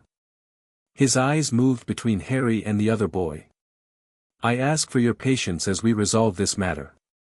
In the meantime, let the feast begin. Food appeared on the golden plates, but the usual enthusiasm for the welcome feast was subdued amid the continuing confusion. Harry served himself roast beef and Yorkshire pudding, eating with the impeccable table manners Morticia had insisted upon. You're not what I expected, Potter, Nott commented, studying him. The stories describe you differently. Stories rarely capture reality, Harry replied. Particularly when they're based on speculation rather than fact. Were you really raised by the Addams family? Asked Daphne Greengrass, her blue eyes sharp with intelligence. There are rumors about them. I was, Harry confirmed, seeing no reason to deny what he'd already revealed to others. Wednesday Addams has been my guardian since I was a year old. This revelation sent a new wave of whispers around the Slytherin table. The name Addams clearly held significance for many of the students from old wizarding families. The Addams family practices dark magic, Parkinson said, her voice carrying a hint of accusation. The Addams family practices magic, Harry corrected. The distinction between dark and light is largely a political construct rather than a meaningful magical categorization. This statement earned him evaluating looks from several of his new housemates. Malfoy, in particular, seemed to be reconsidering him with newfound respect. My father says much the same, he commented. He believes the Ministry's restrictions on certain branches of magic are misguided at best and deliberately suppressive at worst. A perspective with historical merit, Harry agreed diplomatically. As the feast continued, Harry found himself the center of attention not just at the Slytherin table but throughout the hall. Students from other houses kept glancing his way, while the staff table appeared to be an ongoing discreet discussion about the situation. Harry took the opportunity to observe the professors. His eyes met those of a hook-nosed man with greasy black hair, and he felt a strange, sharp pain in his scar. The man's expression shifted from suspicion to something more complex before he looked away. "That's Professor Snape," Malfoy informed him, following his gaze. "Head of Slytherin House and Potions Master. My godfather, actually. He's brilliant, though not everyone appreciates his teaching style." Harry nodded, making a mental note to learn more about Snape. The man's reaction to him suggested some personal connection or knowledge beyond the obvious confusion about his identity. After dessert, Dumbledore rose again to make announcements, warnings about the Forbidden Forest, a list of banned items, and a curious statement about the third-floor corridor being out of bounds to anyone who didn't wish to die a very painful death. "Is he serious?" Harry asked Zabini quietly. "Difficult to tell with Dumbledore," the boy replied. "He's powerful but eccentric. Some say brilliant, others say he's losing his touch." As the feast concluded, Dumbledore approached the Slytherin table, his long silver beard gleaming in the candlelight. "Mr. Potter," he said, his voice carrying an authority that silenced the nearby conversations, "I would appreciate a moment of your time in my office after you've been shown to your dormitory. Professor Snape will escort you." "Of course, Headmaster," Harry replied politely. "I imagine you have questions." "Indeed I do," Dumbledore said, his blue eyes twinkling though his expression remained serious. "Quite a number of them." The Slytherin prefects led the first years down to the dungeons, where their common room was hidden behind a stone wall. The password, Ancestral Power, revealed an elegant, low-ceilinged room decorated in green and silver, with windows that looked out into the depths of the lake. "Boys' dormitories through that door," the prefect instructed, pointing. "First years are in the first room on the right. Your belongings have already been delivered." Harry followed his classmates to their dormitory, a circular room with 5 four-poster beds hung with green velvet curtains. His trunk was positioned at the foot of one bed, with Hedwig's empty cage beside it. The owl would be in the owlery, he presumed. He had just verified that his trunk's secret compartments remained secure when Professor Snape entered the dormitory, his black robes billowing behind him. "Potter," he said, his voice soft but carrying. "The headmaster is waiting." Harry nodded and followed Snape from the dormitory.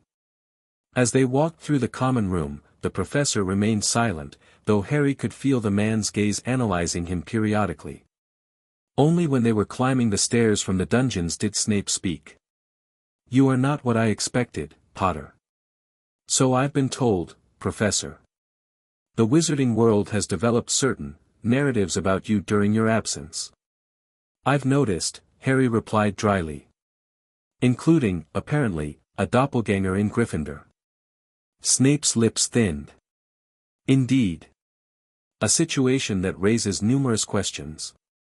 They reached a gargoyle statue, where Snape provided the password, "Acid Pops." The gargoyle sprang aside, revealing a spiral staircase that moved upward like an escalator. Dumbledore's office was a large, circular room filled with curious silver instruments, portraits of previous headmasters, and shelves of books. The headmaster himself sat behind a vast desk, while Professor McGonagall stood beside him, her expression severe. "Ah, Harry," Dumbledore said, gesturing to a chair before his desk. "Please, sit down." Harry took the offered seat, noting the red and gold phoenix perched on a stand nearby. Fawkes, if his magical creature studies were correct.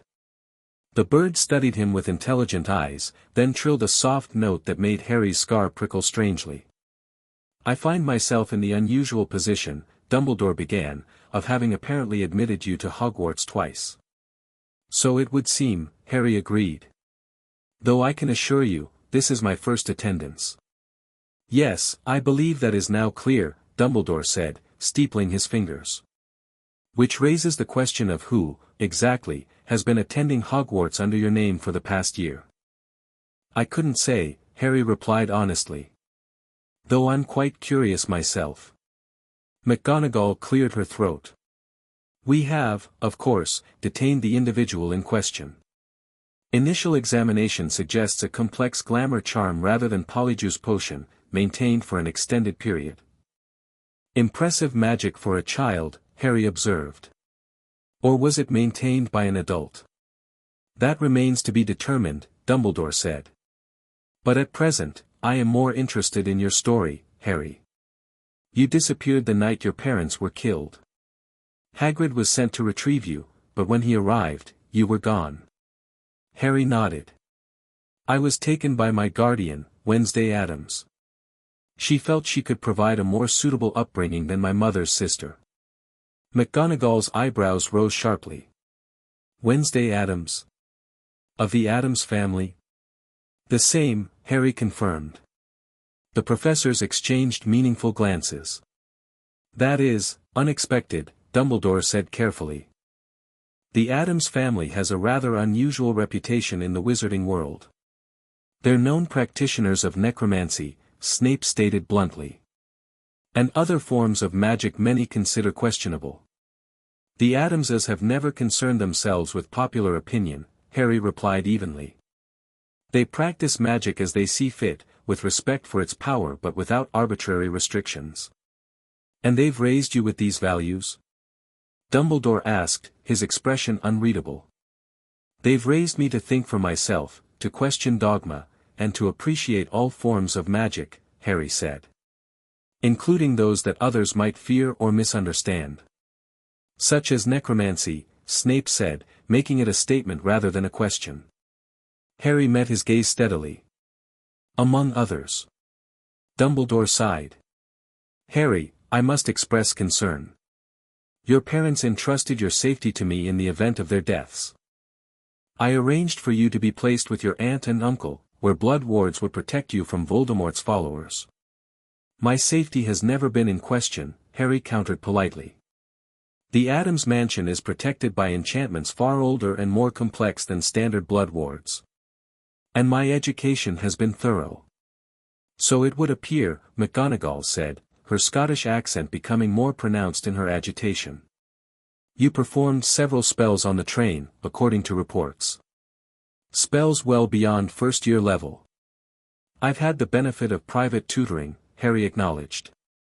Be that as it may, Dumbledore said, there are certain forms of magic that Hogwarts cannot condone. Necromancy, in particular, is forbidden by school rules and wizarding law. With specific limitations, Harry corrected. The Ministry forbids reanimation of human remains and attempts to bind human souls. Other applications fall into legal gray areas, particularly for educational purposes.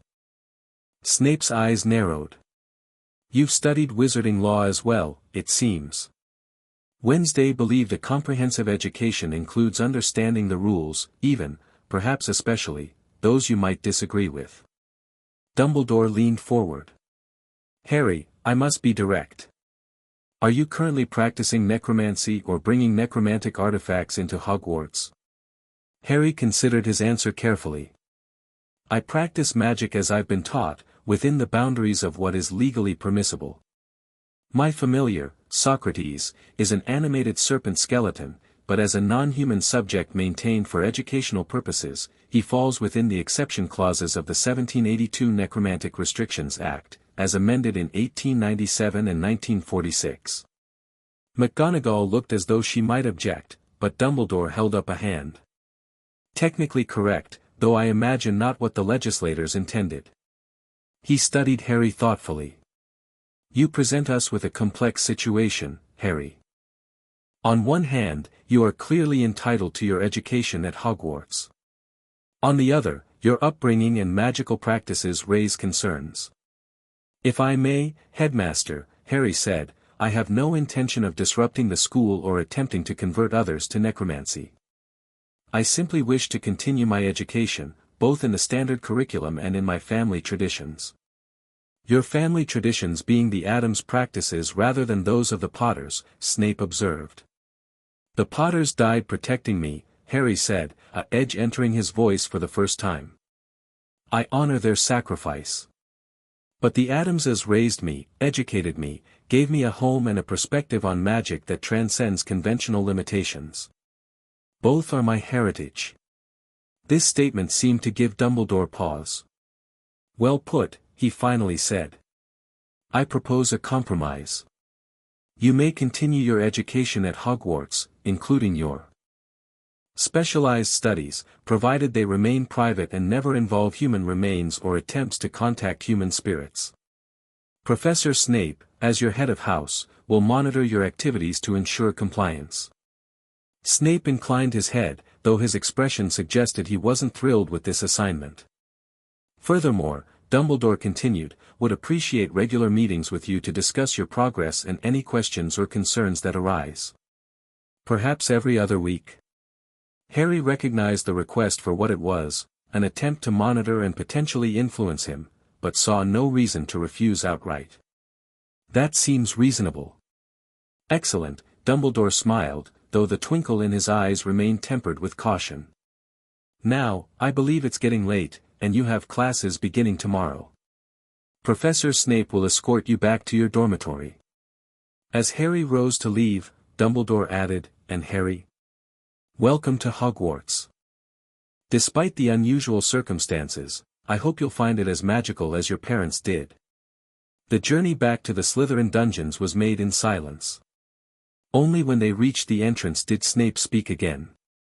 Potter, regardless of your unconventional upbringing, as a Slytherin, I expect exemplary behavior from you. Our house is often viewed with suspicion by the rest, we must present a united front. I understand, Professor.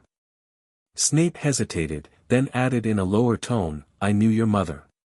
She was exceptional. Talented in potions and charms, with a brilliant mind.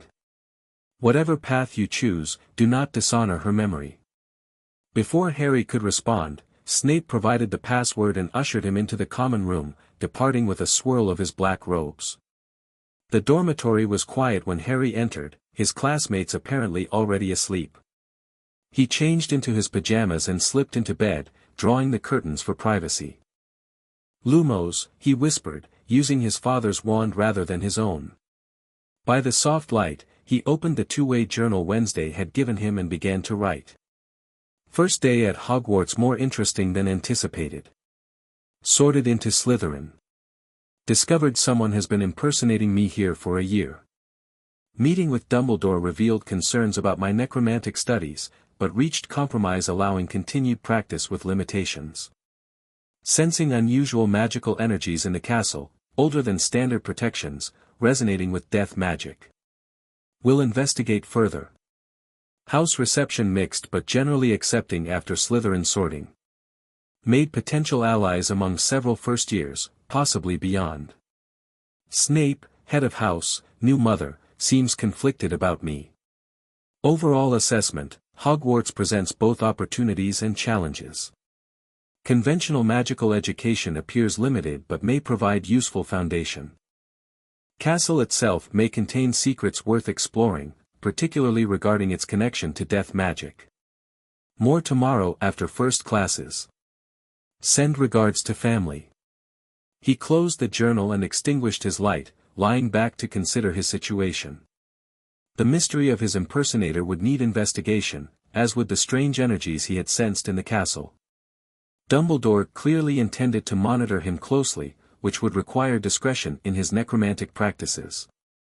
As he drifted toward sleep, Socrates slithered from Harry's trunk to coil on the pillow beside him, a comforting presence from home. Tomorrow would bring new challenges and opportunities, his first formal magical classes, further interactions with his housemates, and perhaps the beginning of unraveling Hogwarts mysteries. His last thought before sleep claimed him was that Wednesday would be pleased by his sorting. Slytherin's connection to serpents and its historical association with misunderstood magic aligned well with Addams' sensibilities. And if the sorting hat was correct about his bloodline connection to Slytherin himself, that opened intriguing possibilities for his research.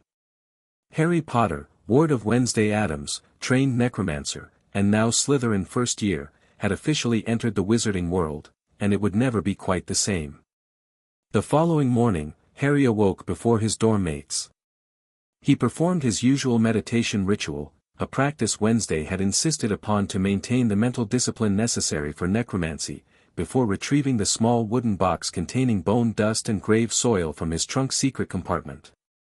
Carefully, He drew a small circle on his bedsheet with the mixture and placed 3 black candles at equidistant points around it.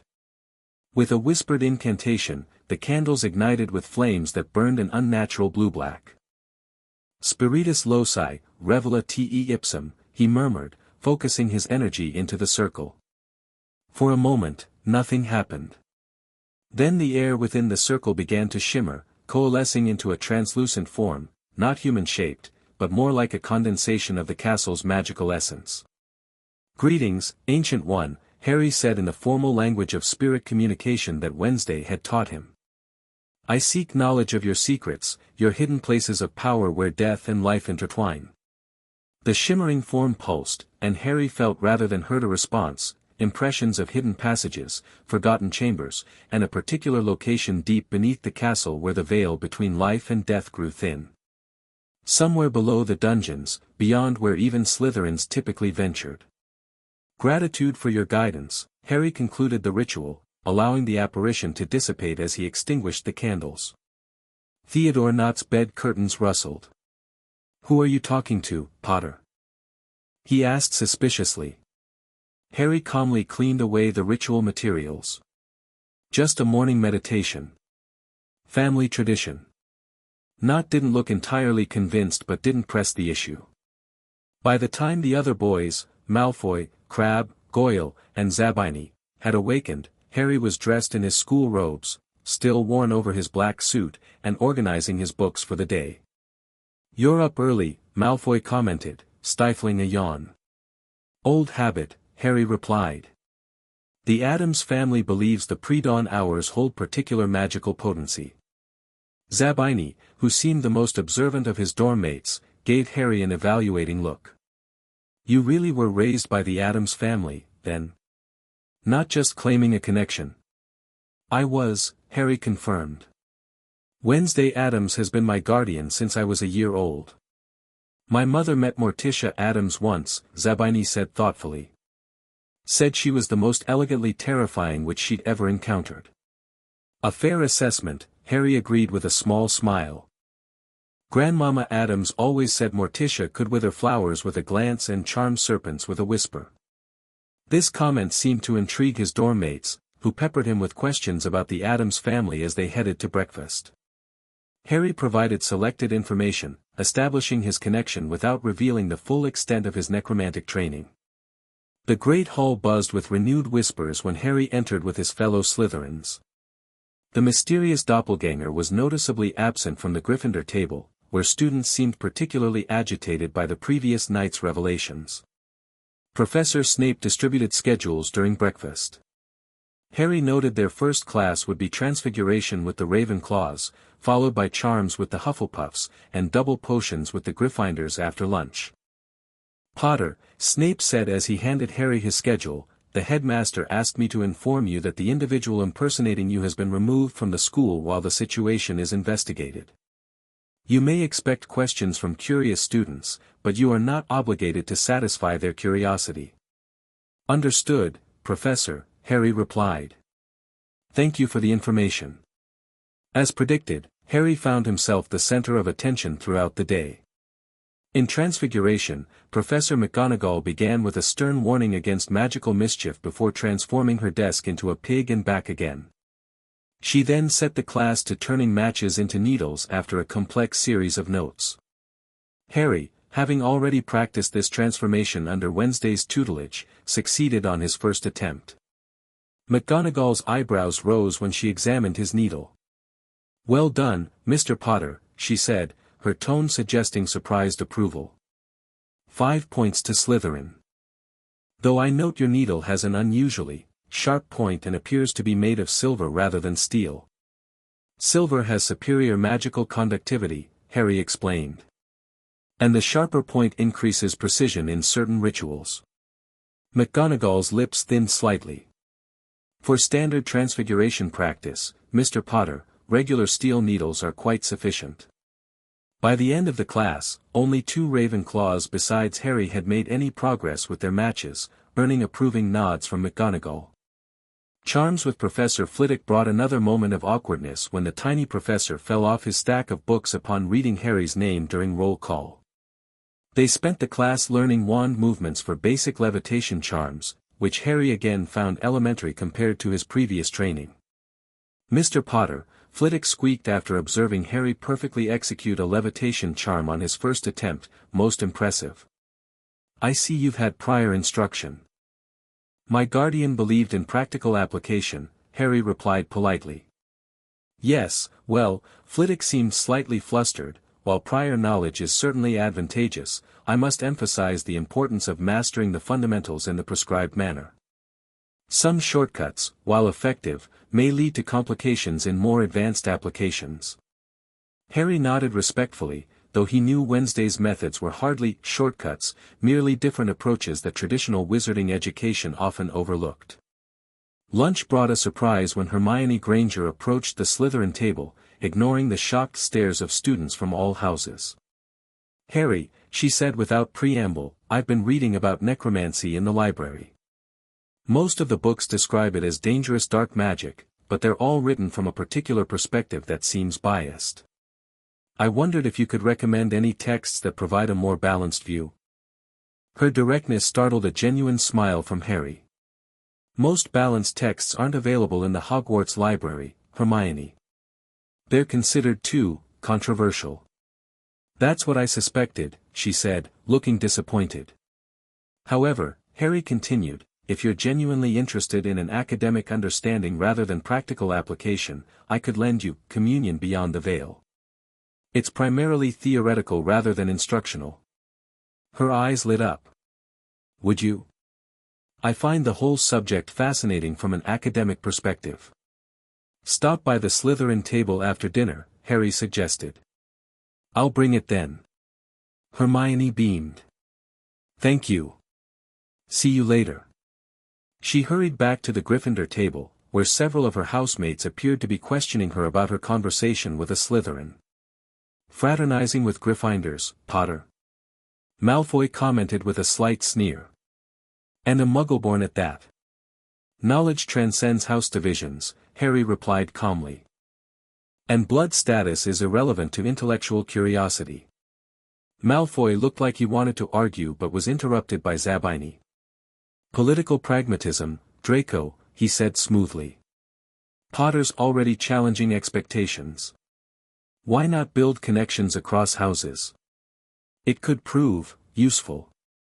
Malfoy seemed to consider this perspective, his expression shifting from disdain to calculation. "I suppose there's something to be said for having allies in unexpected places." The afternoon brought double potions with the Gryffindors. As they entered the dungeon classroom, Harry noticed Neville and Ron Weasley among the Gryffindors, both looking nervous. Snape began the class with roll call, pausing at Harry's name but making no comment before continuing. He then delivered a dramatic speech about the subtle science and exact art of potion making, his voice barely above a whisper yet capturing everyone's attention. "Potter," he said suddenly. "What would I get if I added powdered root of asphodel to an infusion of wormwood?" "The draught of living death, sir," Harry answered promptly. "A powerful sleeping potion that simulates death."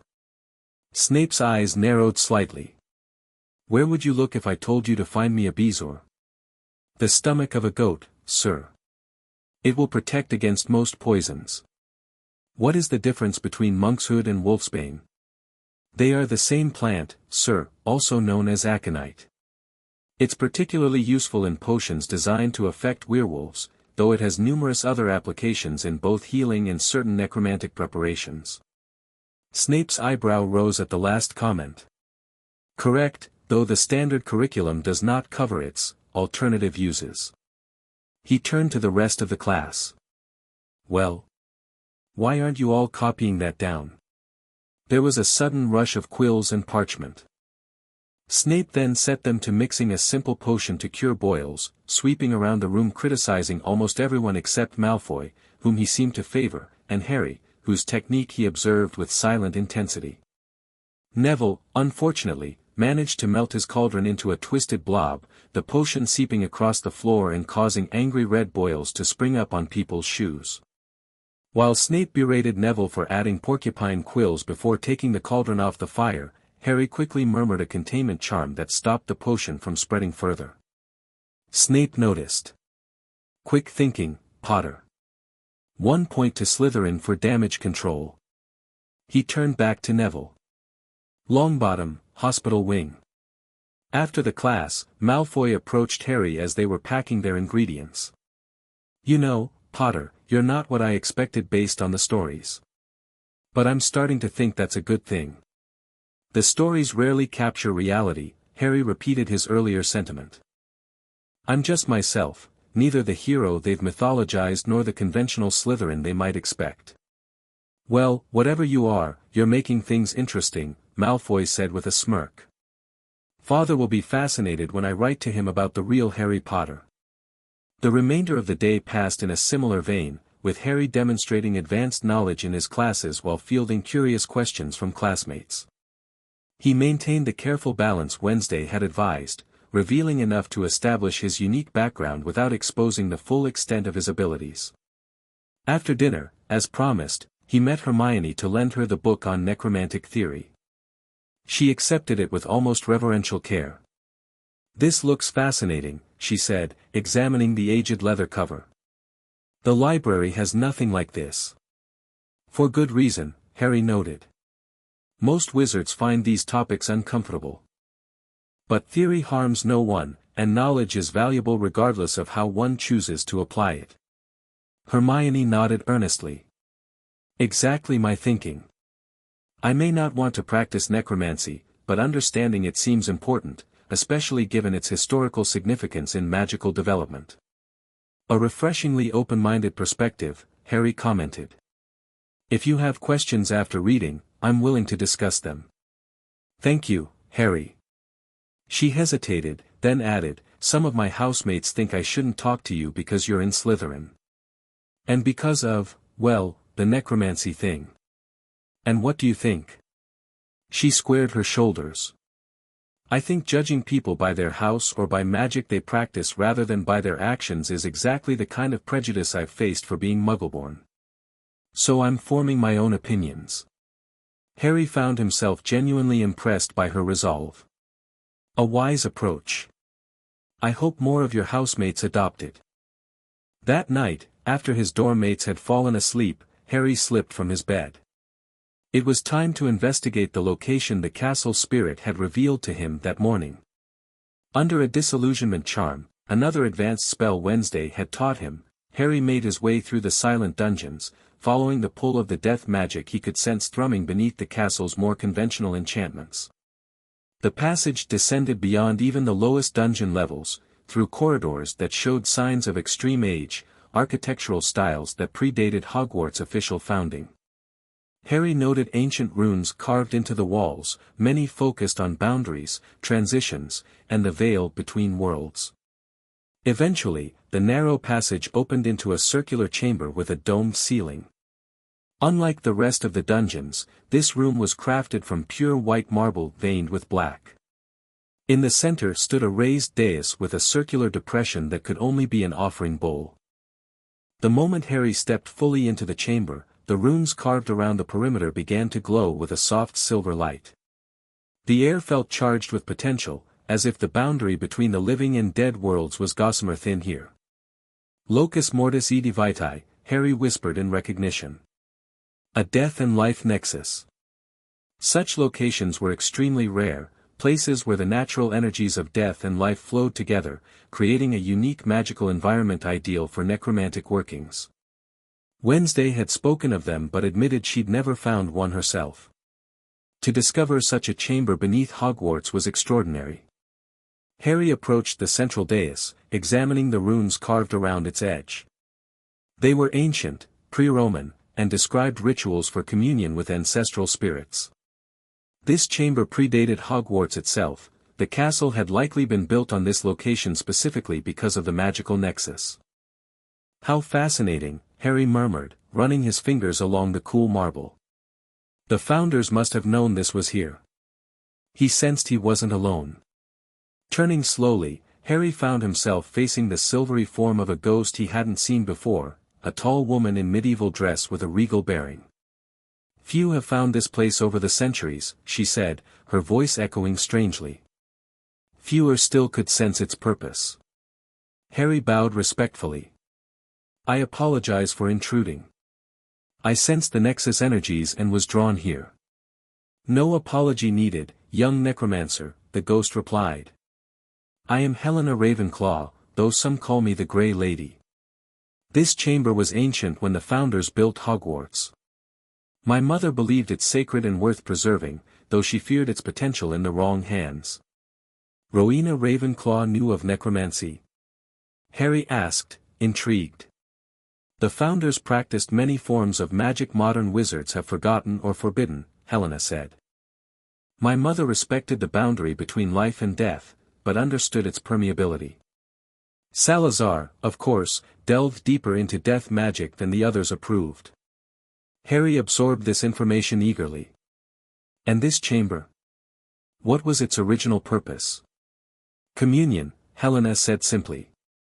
The ancient druids who first built here used it to consult ancestral spirits for guidance. Later, Roman wizards adapted it for their own rituals.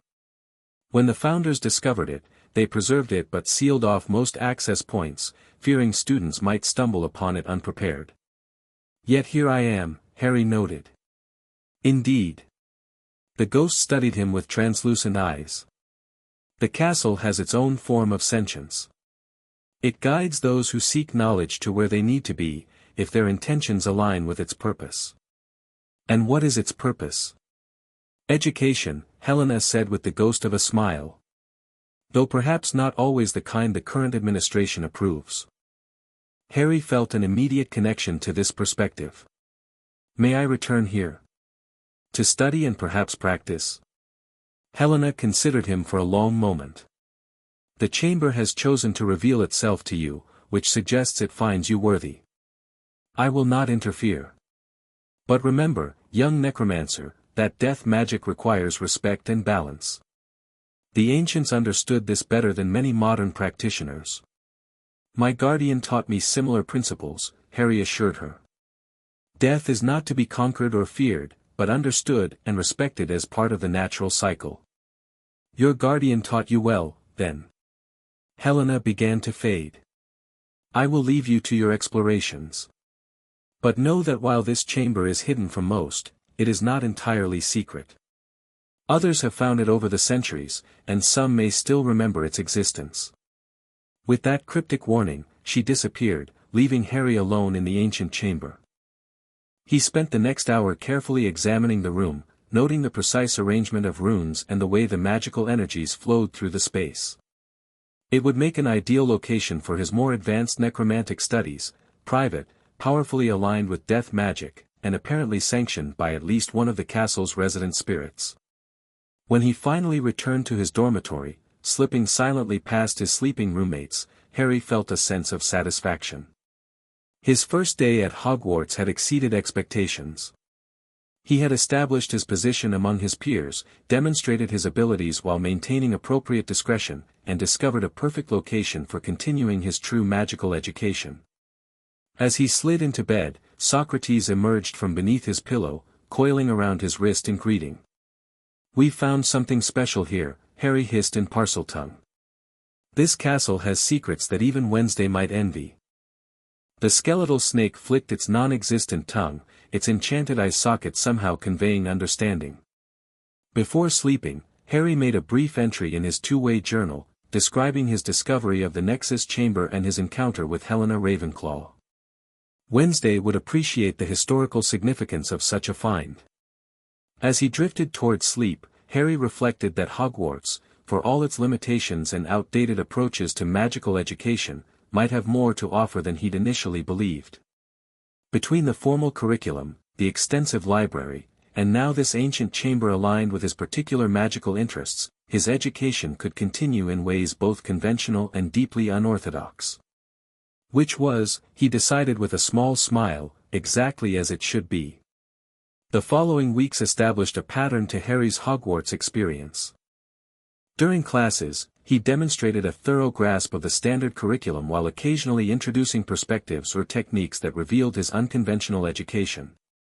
His professors responded with a mixture of impressed approval and wary concern, particularly when his answers touched on aspects of magic typically considered advanced or restricted. Among his fellow students, Harry cultivated a carefully balanced reputation.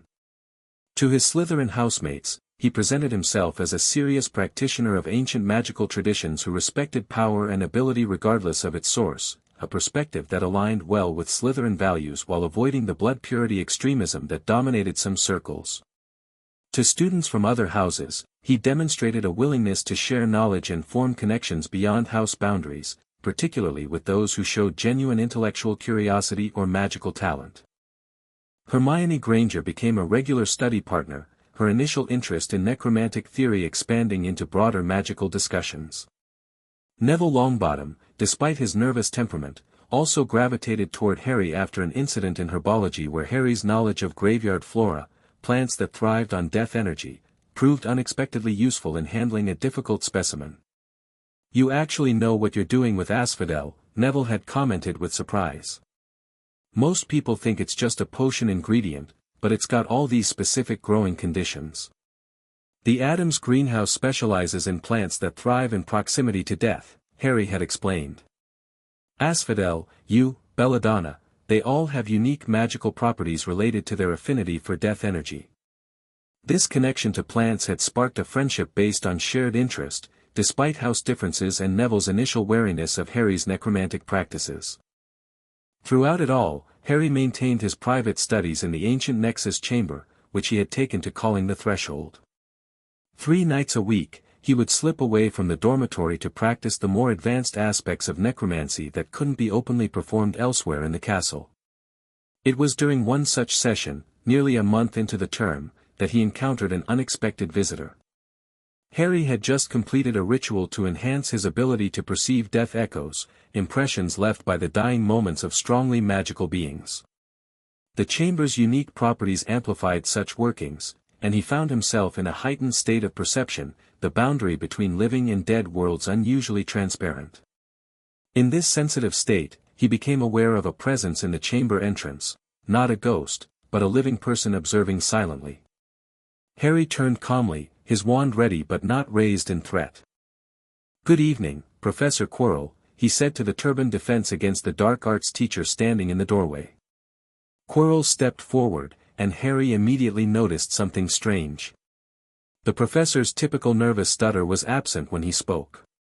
"Remarkable," he said, his voice stronger and more confident than Harry had ever heard it. "Few adults could perform such a ritual successfully, let alone a first-year student. Your guardian has taught you well." Harry maintained a neutral expression, though inwardly he was reassessing the professor. Quirrell in class was a nervous, seemingly incompetent instructor who could barely demonstrate basic defensive spells. This Quirrell moved with purpose and observed with sharp intelligence. "Thank you, Professor. The threshold enhances certain workings, making them more accessible." "The threshold," Quirrell repeated. "An apt name for this place. You understand its nature, then?" "A nexus where the boundaries between life and death are naturally thinner," Harry confirmed. "Predating Hogwarts itself." Quirrell circled the chamber, examining the ancient runes with evident familiarity. "Indeed. A remarkable find for a first year. How did you locate it?" "The castle guided me," Harry said truthfully, though incompletely. "I sensed the death magic resonating beneath the conventional enchantments." "Fascinating." Quirrell turned to face him directly. "And what do you hope to achieve with these studies, Mr. Potter?" "Necromancy is generally considered questionable by wizarding society." "Understanding," Harry replied simply. "Death is the great mystery that shapes magic in ways most wizards never explore. I seek knowledge rather than power for its own sake." Something flickered across Quirrell's face, an expression almost like hunger. "Knowledge is power, Mr. Potter. Particularly knowledge of death, for those with the courage to pursue it." Harry felt a strange prickling in his scar as Quirrell spoke, an uncomfortable sensation he'd experienced occasionally in the professor's presence. He maintained his composure, sensing this conversation was significant in ways he didn't yet fully understand. "May I ask how you found this chamber, Professor? It seems few at Hogwarts are aware of its existence." "Like you, I sensed its presence," Quirrell said smoothly. "I have extensive experience with death magic. In my travels, I encountered similar nexus points in various ancient magical sites. Albania, in particular, has several remarkably powerful locations." Harry filed this information away. Wednesday had mentioned Albania as a region with historically significant necromantic traditions. "And you don't intend to report my activities?" Harry asked directly. Quirrell smiled thinly. "Why would I? A talented student pursuing advanced magical knowledge, regardless of its conventional classification, is to be encouraged. Particularly when that student has unique magical potential." The emphasis on unique sent another twinge through Harry's scar. He was becoming increasingly certain that Quirrell was not what he appeared to be. "Besides," Quirrell continued, "I find myself curious about your development. The wizarding world has certain expectations of the boy who lived. Your path seems to diverge significantly from those expectations." "I've never been particularly concerned with meeting others' expectations," Harry replied.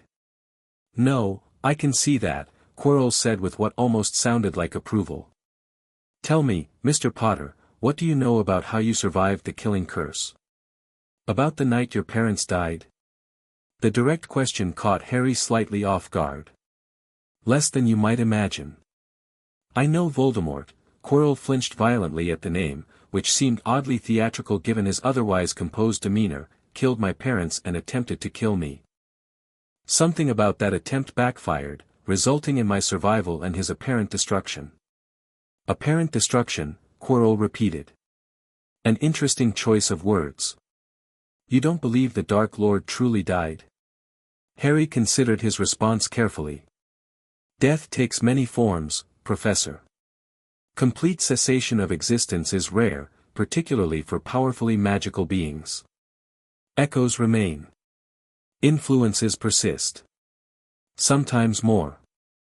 Quirrell studied him with an intensity that made Harry's scar burn more insistently.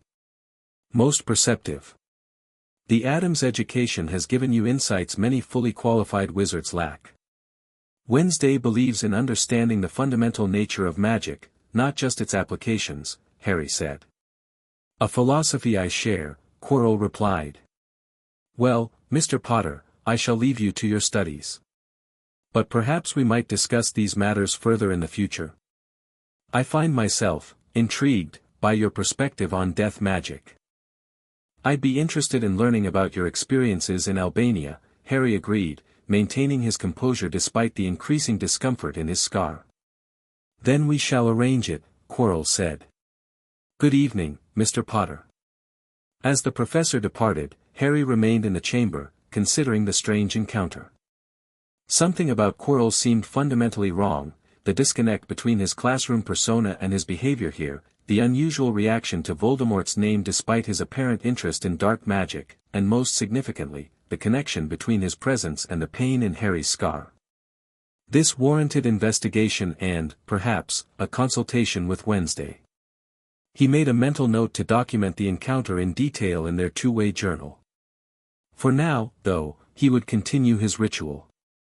The Threshold's energies were still aligned, and there was much to learn from the death echoes lingering in this ancient space. The mystery of Quirrell was temporarily overshadowed the following week when the wizarding world's attention was captured by a sensational story in the Daily Prophet, Boy Who Lived Impostor Scandal Rocks Ministry, in a shocking development that raises serious questions about magical security and oversight. Ministry officials confirmed yesterday that an impostor has been attending Hogwarts School of Witchcraft and Wizardry for over a year under the identity of Harry Potter, the famous boy who lived. The deception was uncovered and the real Harry Potter arrived to begin his first year at Hogwarts earlier this month. Authorities have identified the impostor as Benji Wilkins, a Muggle-born wizard whose actual identity was disguised through sophisticated glamour charms and memory modifications. "This represents a catastrophic security breach," said Amelia Bones, head of the Department of Magical Law Enforcement. "We are investigating how such an elaborate deception could have remained undetected by Hogwarts' protective enchantments and staff oversight. Sources within the ministry suggest the imposture may have been orchestrated by Albus Dumbledore himself, potentially to conceal the fact that the real Harry Potter was not under his supervision as widely believed. The headmaster has serious questions to answer," said Dolores Umbridge, senior undersecretary to the Minister for Magic. "If he knowingly allowed or facilitated this deception, it represents a grave abuse of authority. Dumbledore has declined to comment directly on these allegations, stating only that the situation is complex and continues to be investigated." Meanwhile, the real Harry Potter, now properly identified and sorted into Slytherin House, has declined interview requests. Sources at Hogwarts describe him as unusually accomplished for his age and nothing like what was expected based on previous reports. The impostor, young Mr. Wilkins, appears to have been an unwitting pawn in the deception, with significant memory modifications that are currently being reversed by specialists at St. Mungo's Hospital. The ministry has announced a formal inquiry into the matter, with hearings expected to begin next month. The article continued, but Harry had read enough. He folded the newspaper and observed the reactions around the Great Hall, where almost everyone was discussing the revelations with animated interest. At the staff table, Dumbledore maintained a serene expression despite being the focus of considerable attention. McGonagall looked tense, while Snape's face was as unreadable as ever. Quirrell, interestingly, seemed to be watching Harry rather than engaging with his colleagues' discussions. "What do you make of it, Potter?" Malfoy asked, clearly enjoying the controversy surrounding Dumbledore. "Think the old man arranged the whole thing?" "I think," Harry said carefully, "that someone wanted the wizarding world to believe Harry Potter was exactly where and what they expected. When reality failed to align with that expectation, a substitute was created." "But why?" asked Daphne Greengrass, who had proven herself one of the more thoughtful members of their year. "What purpose would it serve?" "Control of the narrative," Harry suggested. "The boy who lived is a powerful symbol in wizarding society. Having him visibly aligned with specific values and perspectives, Gryffindor House, traditionally light magic, under Dumbledore's direct influence, serves certain political interests." Zabini nodded slowly. "And the real Harry Potter, raised by the Addams family and sorted into Slytherin, disrupts that narrative entirely." "Precisely," Harry agreed. "My father will be furious when he learns about this," Malfoy said with satisfaction. "He's been saying for years that Dumbledore manipulates events behind the scenes." Their conversation was interrupted by the arrival of a ministry owl, which landed gracefully before Harry with an official-looking letter attached to its leg. Harry accepted it, noting the seal of the Department of Magical Law Enforcement before breaking it open. "Mr. Potter, in light of the ongoing investigation regarding your identity and the impostor situation at Hogwarts, I would like to request your presence at the Ministry of Magic this coming Saturday at 10 a.m. for a formal interview. This is not a disciplinary matter, but rather an opportunity to clarify certain aspects of the case that remain unclear. As you are a minor, your legal guardian is welcome to accompany you.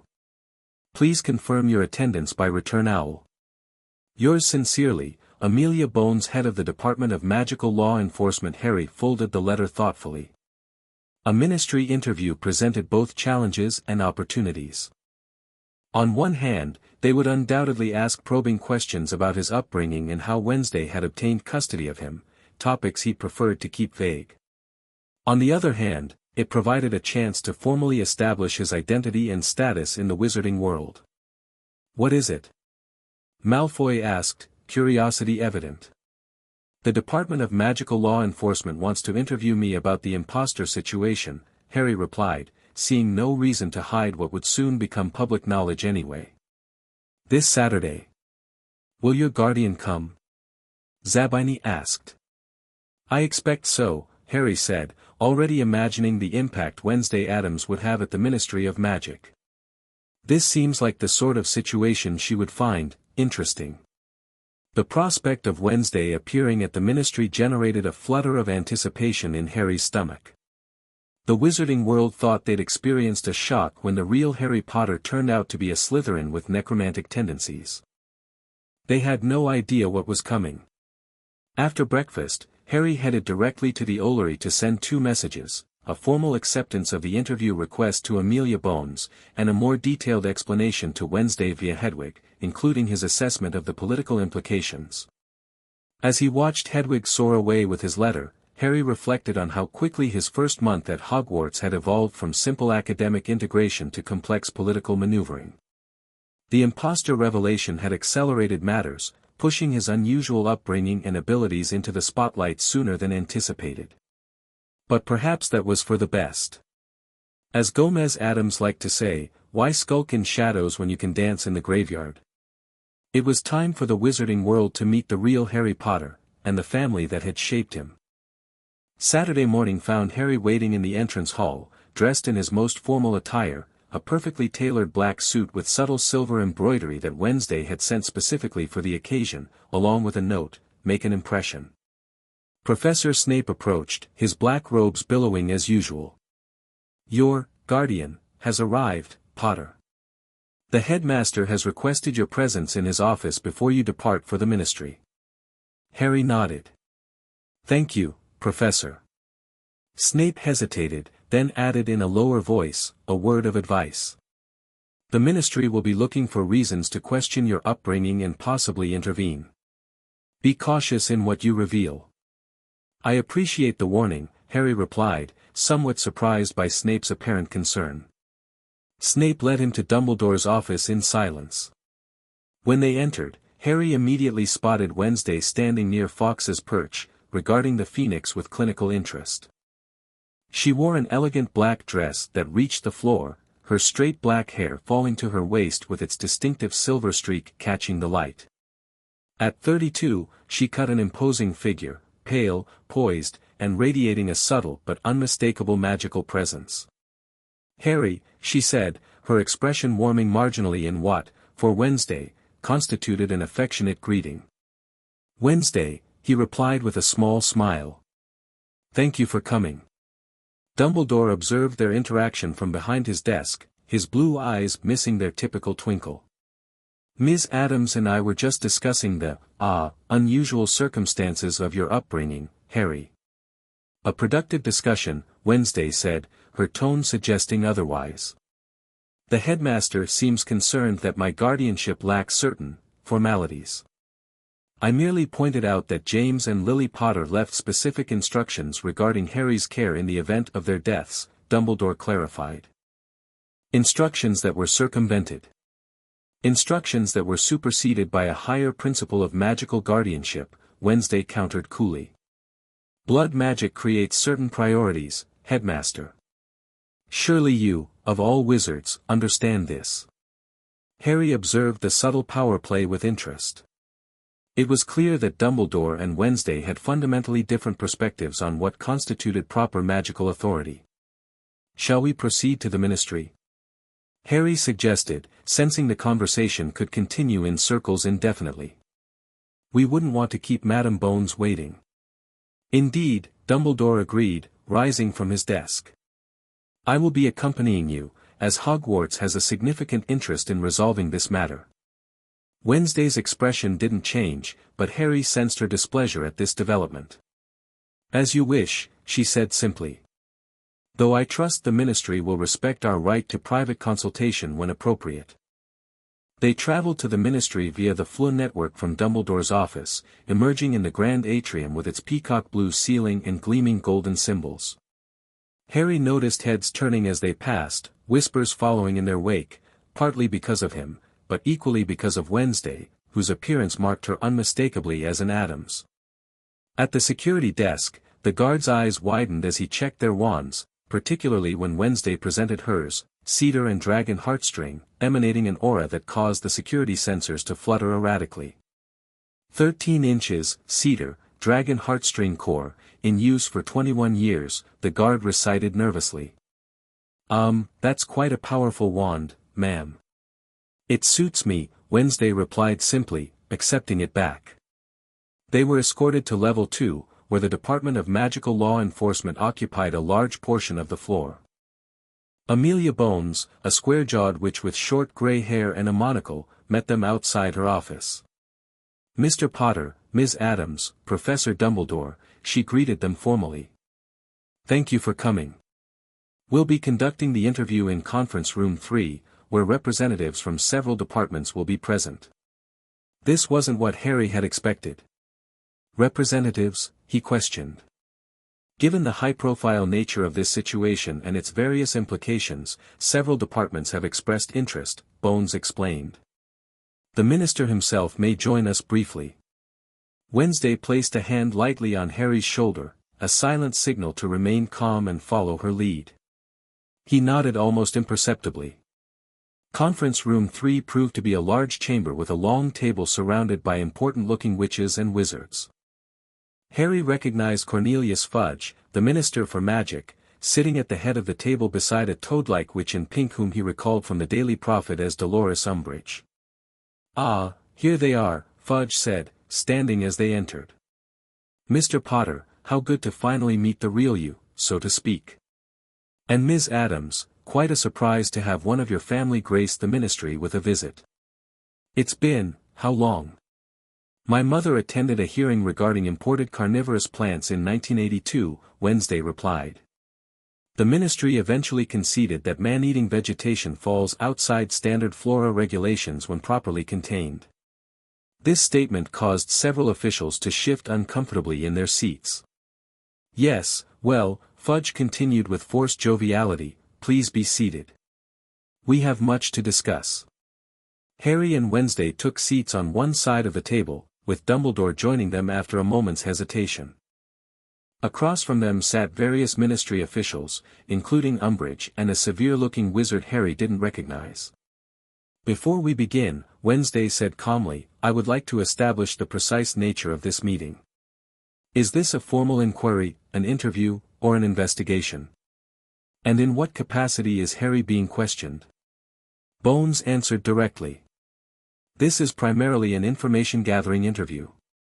Mr. Potter is not accused of any wrongdoing. We are attempting to establish the facts surrounding his custody situation and the impostor who took his place at Hogwarts." "Very well," Wednesday nodded. "Proceed." Umbridge cleared her throat with a girlish hem-hem that immediately set Harry's teeth on edge. "Perhaps we should begin with how you came to have custody of Mr. Potter, Ms. Addams.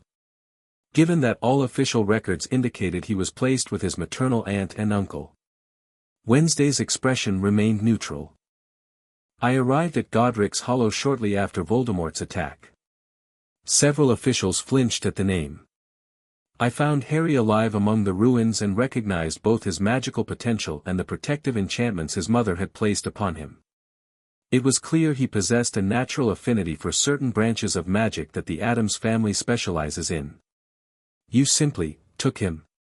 Umbridge pressed, her voice sweetly incredulous. "I provided him with a home where his magical heritage and abilities would be respected and nurtured," Wednesday corrected. "The alternative was placement with non-magical relatives who, by all accounts, despised magic and would have suppressed his gifts." Dumbledore interjected. "The placement with Petunia Dursley was designed to maintain blood wards that would protect Harry from remaining Death Eaters. His safety was the primary concern." "His safety was never compromised," Wednesday countered. "The Addams mansion has protective enchantments dating back centuries, supplemented by specialized wards I personally designed. No follower of Voldemort could have penetrated them." The severe-looking wizard leaned forward. "Broderick Bode, Department of Mysteries. Ms. Addams, are you claiming that you circumvented established magical guardianship protocols based on your assessment of Mr. Potter's magical affinity?" "I acted in accordance with ancient magical law, which recognizes that magical guardianship can be established through ritual means when it serves to protect and develop a child's innate gifts," Wednesday replied. "The procedure is outlined in Hargrave's Compendium of Wizarding Law, Section 7, Paragraph 12. Bode looked surprised, clearly not expecting such a precise legal citation. Bones consulted some notes.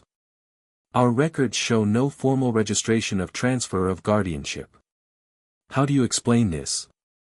The Addams family has always maintained a certain independence from bureaucratic oversight, Wednesday said diplomatically.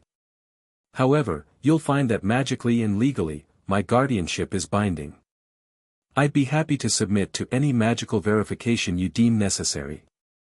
This offer seemed to catch several officials off guard. Magical verification of guardianship was an ancient and powerful process that would reveal the true nature of the bond between guardian and ward, something that couldn't be falsified. Fudge shifted uncomfortably. That won't be necessary at this stage, Ms. Addams. Our primary concern is understanding how an impostor managed to take Mr. Potter's place at Hogwarts. A question I share, Wednesday said. How did Hogwarts, with its supposedly comprehensive protective enchantments and the oversight of the greatest wizard of our time, fail to detect such a basic deception? Her pointed question directed attention back to Dumbledore, exactly as Harry suspected she'd intended. Dumbledore sighed. As I've explained to the initial investigation, I had no knowledge that the child presented as Harry Potter was an impostor. The deception appears to have included sophisticated memory charms affecting not just the boy himself but potentially several staff members. Including yourself, Headmaster? Umbridge asked sweetly. It appears so, Dumbledore admitted. Though the full extent remains unclear. Harry decided it was time to participate more directly. If I may, he said, drawing all eyes to him, I believe the central question isn't who was responsible for the imposture, but why it was deemed necessary in the first place. What do you mean, Mr. Potter? Bones asked. Someone, whether Professor Dumbledore or another party, clearly felt it important that Harry Potter appear to be attending Hogwarts as expected, sorted into Gryffindor, and presenting a specific image to the wizarding world, Harry explained calmly. When the real Harry Potter couldn't be located, a substitute was created. The question is, what purpose did maintaining that illusion serve? A thoughtful silence followed his observation. An insightful analysis, Bones finally said. And one that highlights why this investigation extends beyond a simple case of identity theft. The severe-looking wizard from the Department of Mysteries studied Harry with increased interest. Mr. Potter, were you aware of your celebrity status in the wizarding world prior to attending Hogwarts? I was informed of the circumstances surrounding my parents' deaths and Voldemort's defeat, Harry confirmed. And of my resulting fame. However, the details of what the wizarding public believed about me, including the existence of an impostor, came as a surprise. And your education before Hogwarts, the wizard pressed. We understand it was unconventional. Harry glanced at Wednesday, who gave him a slight nod. I received comprehensive magical training from an early age, Harry said. Including traditional subjects like transfiguration, charms, and potions, as well as more specialized areas of magical study that aligned with my natural affinities. Such as necromancy, Umbridge stated flatly, clearly intending the word to create shock. Harry remained composed. The Addams family has practiced various forms of death magic for generations. It's a complex and often misunderstood branch of magic that involves understanding the transition between life and death rather than simply raising the dead, as popular misconception might suggest. Several officials exchanged alarmed glances, but Bones maintained her professional demeanor. Mr. Potter, are you aware that certain forms of necromancy are restricted or forbidden under current ministry regulations? I am, Harry confirmed. And my studies have remained within legal parameters. Animation of non-human remains for educational purposes, theoretical study of spiritual transitions, and communication with non-human spiritual entities all fall within permitted applications under the 1782 Necromantic Restrictions Act and subsequent amendments. His precise knowledge of the relevant laws seemed to impress Bones, though Umbridge looked distinctly displeased. Nevertheless, she said, her voice sickly sweet, the practice of such magic by a minor, particularly one of your symbolic importance to the wizarding world, raises serious concerns about your upbringing and influences. Wednesday's eyes narrowed slightly, the only visible sign of her irritation. The ministry has no authority to dictate which legally permissible branches of magic a guardian may teach their ward.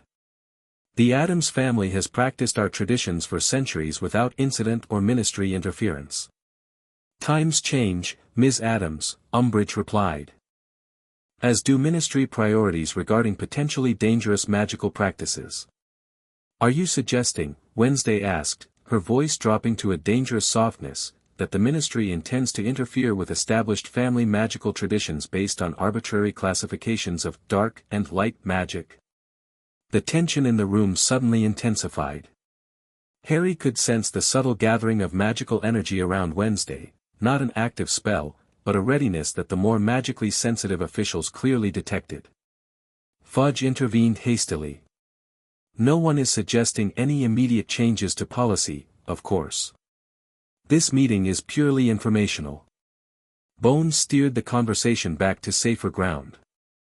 Let's return to the impostor situation. Mr. Potter, have you had any interaction with the boy who was impersonating you? No, Harry replied. He was removed from Hogwarts before I had the opportunity to meet him. According to our investigation, the boy, Benji Wilkins, appears to have been subjected to extensive memory modifications, Bones explained. He genuinely believed he was Harry Potter. St. Mungo's specialists are working to restore his true memories and identity. A complex feat of mind magic, Wednesday observed. Beyond the capabilities of most wizards. The implied question hung in the air, who had the skill and motive to perform such sophisticated memory magic? The meeting continued for another hour, with questions ranging from specific details of Harry's upbringing to his experiences at Hogwarts thus far.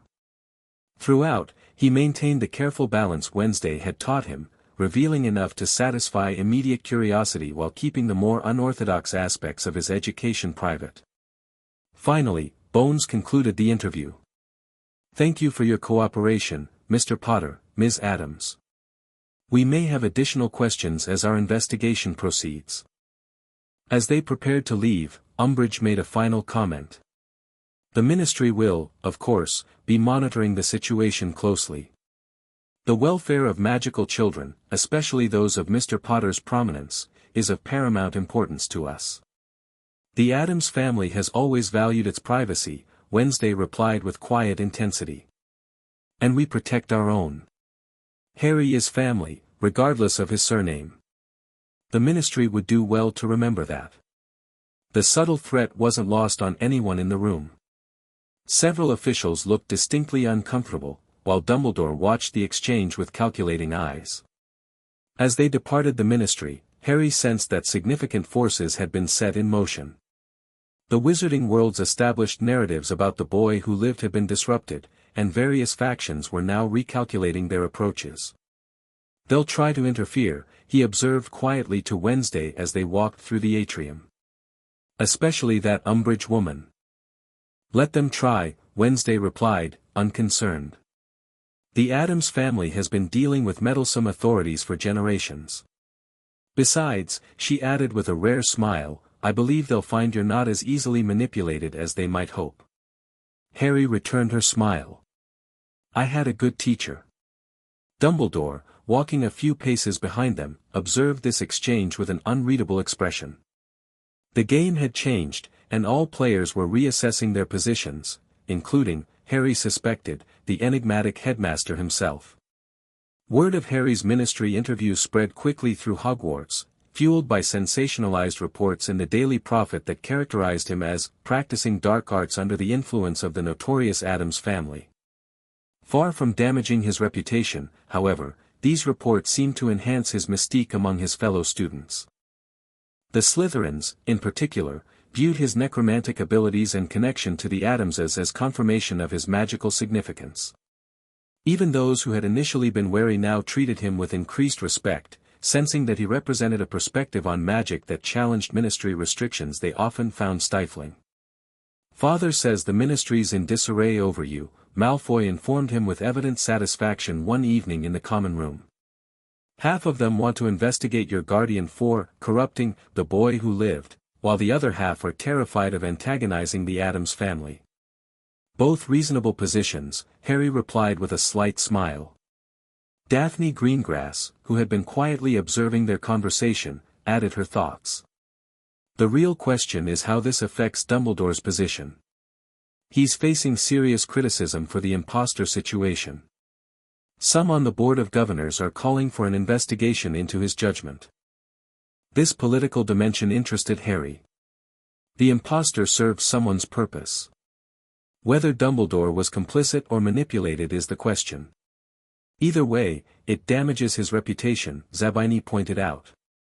Which creates opportunities for those with competing visions for Hogwarts and the wizarding world. Harry nodded thoughtfully. The political maneuvering surrounding his identity was complex, with various factions attempting to use the situation to advance their agendas. For now, he was content to observe these currents while focusing on his education, both the conventional curriculum and his private studies in the Threshold. It was during one such private session, a week after the ministry interview, that Harry encountered Quirrell again. This time, the professor made no pretense of stumbling upon him by accident. "Mr. Potter," he said, entering the chamber with purpose. "I hope to find you here." Harry completed the ritual he was performing, a minor working to enhance his perception of death echoes in preparation for a more advanced communion attempt, before acknowledging Quirrell. "Professor. Is there something you need?" Quirrell closed the chamber door behind him, casting several privacy charms with a fluidity that contrasted sharply with his classroom persona. "I read about your ministry interview with interest," he said, dropping the stutter entirely. "It seems you've created quite a stir in wizarding politics." "Not intentionally," Harry replied, watching the professor carefully. "I merely exist as myself rather than as the symbol they expected." "A distinction without meaning in politics," Quirrell observed. "Your existence is your statement, particularly given your unusual upbringing." Harry said nothing, waiting for Quirrell to reveal his purpose. "I wonder," the professor continued, circling the central dais, "if you've given thought to the broader implications of your position. The boy who lived, raised in necromantic traditions, sorted into Slytherin, you represent a fundamental challenge to the established order." "I represent myself," Harry corrected. "Whether that challenges anything is secondary." Quirrell smiled thinly. "Spoken like a true Slytherin, appearing to disavow ambition while positioning yourself perfectly." He studied Harry with unsettling intensity. "But I didn't come to discuss politics. I came because I've observed your progress in the dark arts, death magic," Harry interrupted. "The Addams family rejects the dark classification as politically motivated and magically meaningless." "As you prefer," Quirrell conceded.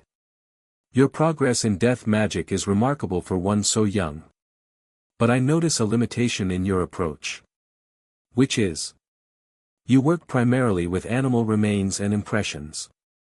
The true power of necromancy lies in its application to human death, not necessarily in violating the prohibitions against reanimating human remains, but in understanding the unique magical properties of human death." Harry's scar prickled uncomfortably as Quirrell spoke, but he maintained his composure. "The legal and ethical boundaries around human necromancy are complex. Wednesday advised focusing on fundamentals until I've mastered the underlying principles." "A prudent approach," Quirrell acknowledged. "But perhaps overly cautious. There are ways to study human death magic without crossing legal boundaries. Historical study, theoretical application, and certain specialized artifacts." "Such as?" Quirrell smiled, a calculating expression that didn't reach his eyes. "Hogwarts itself houses several artifacts connected to death magic. The Sorting Hat, for instance, contains impressions of the Founder's consciousness, a form of spiritual preservation. And there are rumors of other, more powerful items hidden within the castle. Including something on the 3rd floor?" Harry asked, recalling Dumbledore's strange warning at the start of term. A flash of something, anger.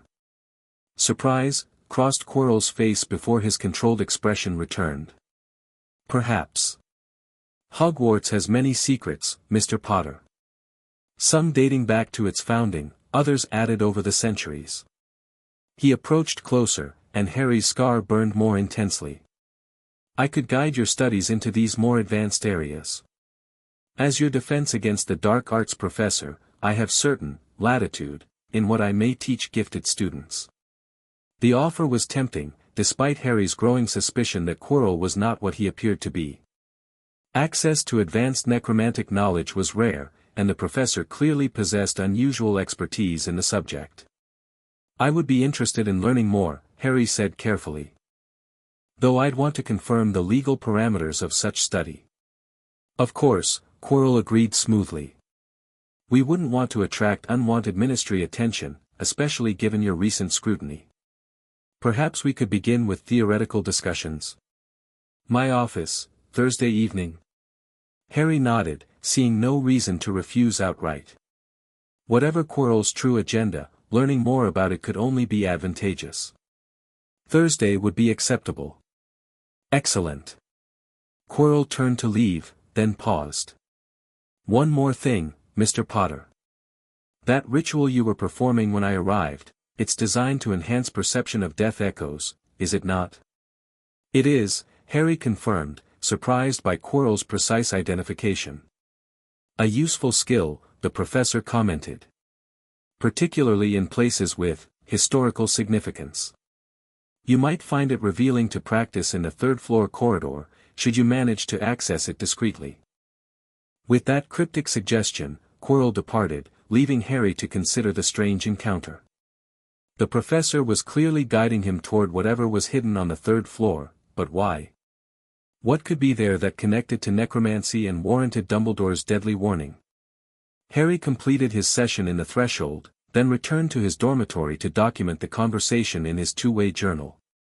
Wednesday would want to know about Quirrell's unusual interest and suggestions. He also decided to accept Quirrell's invitation for Thursday, though with heightened caution. Sometimes the best way to understand a potential threat was to observe it closely, a principle both the Addams family and Slytherin house would approve. The following day brought another unexpected development when Hermione Granger approached Harry in the library, clutching his necromancy book with an expression of intense curiosity. "This is fascinating," she said without preamble, sliding into the chair opposite him. "Especially the chapter on the philosophical distinctions between summoning, communion, and reanimation. I've been comparing it with what standard magical theory texts say about soul magic, and the contradictions are striking." Harry marked his place in the advanced potions text he'd been studying. Conventional wizarding education tends to oversimplify complex magical concepts, particularly those they've classified as dark. What contradictions specifically caught your interest? Well, according to Magical Theory, by Adalbert Waffling, soul magic invariably damages the caster's soul through the act of manipulation. But, Communion Beyond the Veil describes necromancy as a form of dialogue rather than manipulation, a recognition of death's permeability rather than an attempt to conquer it. Harry nodded approvingly. That's a key distinction the Ministry classification system fails to recognize. Intent and approach matter more than the specific branch of magic being practiced. Hermione leaned forward eagerly. "Could you show me?" "Not actual necromancy," she added hastily, "but a demonstration of the communion aspect. I'm trying to understand the practical application of the theory." Her request surprised Harry. Most students, even those academically curious, maintained a careful distance from his necromantic abilities. Actual interest in learning was rare. "You understand that even theoretical knowledge of necromancy would be viewed negatively by most in the wizarding world?" he asked. "Including your fellow Gryffindors?" Hermione lifted her chin stubbornly. "I'm not going to limit my magical education based on arbitrary prejudices. Besides, knowledge itself isn't dark or light, it's how you use it that matters." Harry smiled, recognizing his own words echoed back at him. "Very well. A small demonstration might be educational." He glanced around to ensure they weren't being observed, then reached into his pocket and withdrew a small pouch. From it, he removed what appeared to be a tiny bone, a mouse skull, barely the size of his fingertip. "This was Whiskers," he explained quietly. A mouse that lived in the Addams greenhouse for several years before passing naturally. His remains retain impressions of his life experiences. Like a ghost? Hermione asked. Similar in principle, but more limited, Harry explained. Ghosts are conscious impressions of complete human personalities who've chosen to remain. What remains in animal bones is more like echoes. Impressions of strong memories and experiences. He placed the tiny skull on the table between them and made a subtle wandless gesture, whispering an incantation too softly for Hermione to hear clearly. The skull began to emit a faint bluish glow. Tiny points of light appeared where the eyes had been, and the skull rotated slightly, as if looking around. It's not reanimation, Harry explained as Hermione watched, transfixed. I'm accessing the impressions left in the physical remains. Watch. He placed his finger near the skull, and the tiny bone structure moved toward it, exhibiting behavior reminiscent of a living mouse investigating something new. That's remarkable, Hermione whispered. It's not just movement, it's behaving with purpose. Exactly, Harry nodded. Necromancy at its core isn't about creating zombies or armies of the dead. It's about understanding, accessing the impressions death leaves behind. The connection between what was and what remains. As they observed the skull's movements, Harry continued his explanation. Different remains hold different strengths of impression. Creatures with magical abilities leave stronger echoes. Those who died violently or with unresolved purpose often maintain more complete impressions. Is that why ghosts choose to remain? Unresolved purpose? Often, Harry confirmed. Though sometimes it's simple fear of what lies beyond, or a powerful attachment to a particular place or person. With another subtle gesture, he ended the enchantment. The blue glow faded, and the skull became simply a tiny bone once more. That's the most basic form of communion, he explained, returning the skull to its pouch. More advanced workings allow for actual communication with more complex impressions, or even temporary manifestation of those impressions in physical form. Hermione sat back, processing what she'd witnessed. It's nothing like what the books describe. It's not evil or corrupting, it's just a different approach to understanding magic and death. Precisely, Harry said, pleased by her insight. The Addams family views death not as something to be feared or conquered, but as a transition to be understood and respected. Our necromancy reflects that philosophy. Could I learn more? She asked hesitantly. Not to practice, necessarily, but to understand. Harry considered her request carefully. Teaching necromantic principles to another student, particularly one from Gryffindor, would certainly attract attention. Yet Hermione's genuine intellectual curiosity reminded him of his own approach to magical learning. I can lend you another book, he decided. Principles of Spiritual Resonance is more theoretical than practical. It explains the foundational concepts without delving into actual ritual work. Her face lit up. Thank you, Harry. I promise I'll be discreet. You'll need to be, he warned. Not everyone would understand your academic interest. Some would see it as something more sinister. Like Professor Quirrell, she asked unexpectedly. Harry's eyes sharpened. What do you mean? I've seen him watching you, Hermione explained. In the Great Hall, during defense classes. He seems particularly interested in you, more than a teacher normally would be with a student. You're observant, Harry acknowledged. Professor Quirrell has expressed interest in my specialized knowledge. He's offered additional instruction. Hermione frowned. Be careful, Harry. There's something strange about him. Haven't you noticed how his stutter disappears sometimes when he gets excited about darker topics? And the way he smells of garlic, but also something else, something wrong. Harry hadn't noticed the smell, but her observation about the stutter matched his own. I appreciate the warning. I'm proceeding with caution. Their conversation shifted to more conventional topics as other students entered the library, but Harry found himself impressed by Hermione's perceptiveness. She might be a rule-following Gryffindor on the surface, but beneath that exterior lay a mind that questioned established boundaries and sought knowledge regardless of its classification. A potentially valuable ally, he decided, particularly given her different perspective and house connections. Thursday evening arrived, bringing with it Harry's scheduled meeting with Quirrell. He approached the defense professor's office with deliberate caution, having spent the intervening days researching possible protections against whatever might be causing the pain in his scar during their interactions. The office door opened at his knock, revealing Quirrell seated behind his desk. The room smelled strongly of garlic, confirming Hermione's observation, though Harry detected an underlying odor that was harder to identify, something sharp and almost metallic.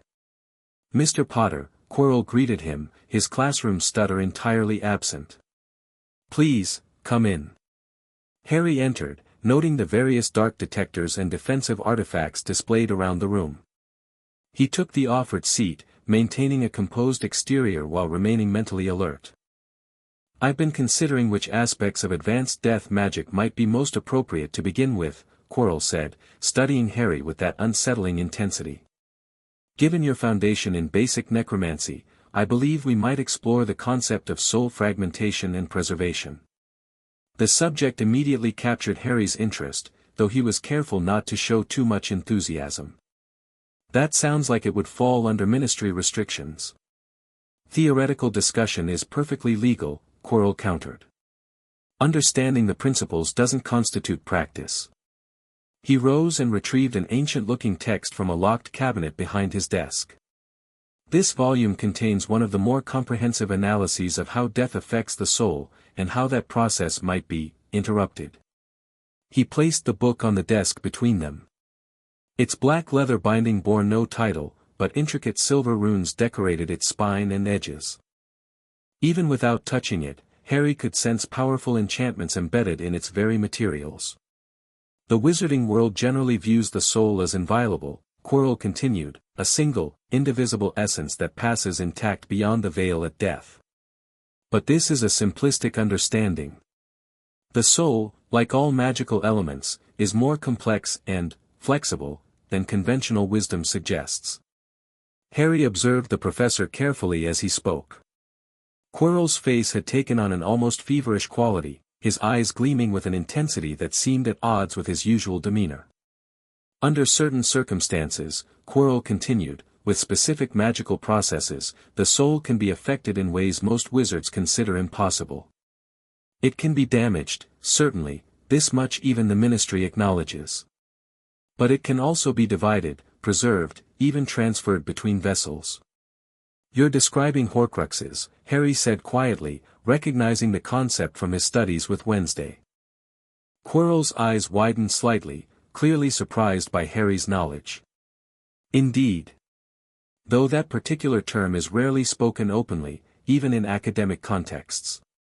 The Addams library is quite comprehensive," Harry explained. "Though the actual creation of such objects is considered beyond the ethical boundaries of our necromantic practices." "Of course," Quirrell agreed quickly. "I mention them purely as the most extreme example of soul manipulation. There are other, less destructive, applications of similar principles." He opened the book to a marked page, revealing detailed diagrams of magical currents between living beings, death events, and various objects. "Possession, for instance," he said, tapping a particular illustration. "The temporary inhabitation of another's physical form by a disembodied soul fragment or complete soul. Or spiritual anchoring, the tethering of a soul to the physical plane through means other than Horcrux creation." As Quirrell spoke, the pain in Harry's scar intensified gradually.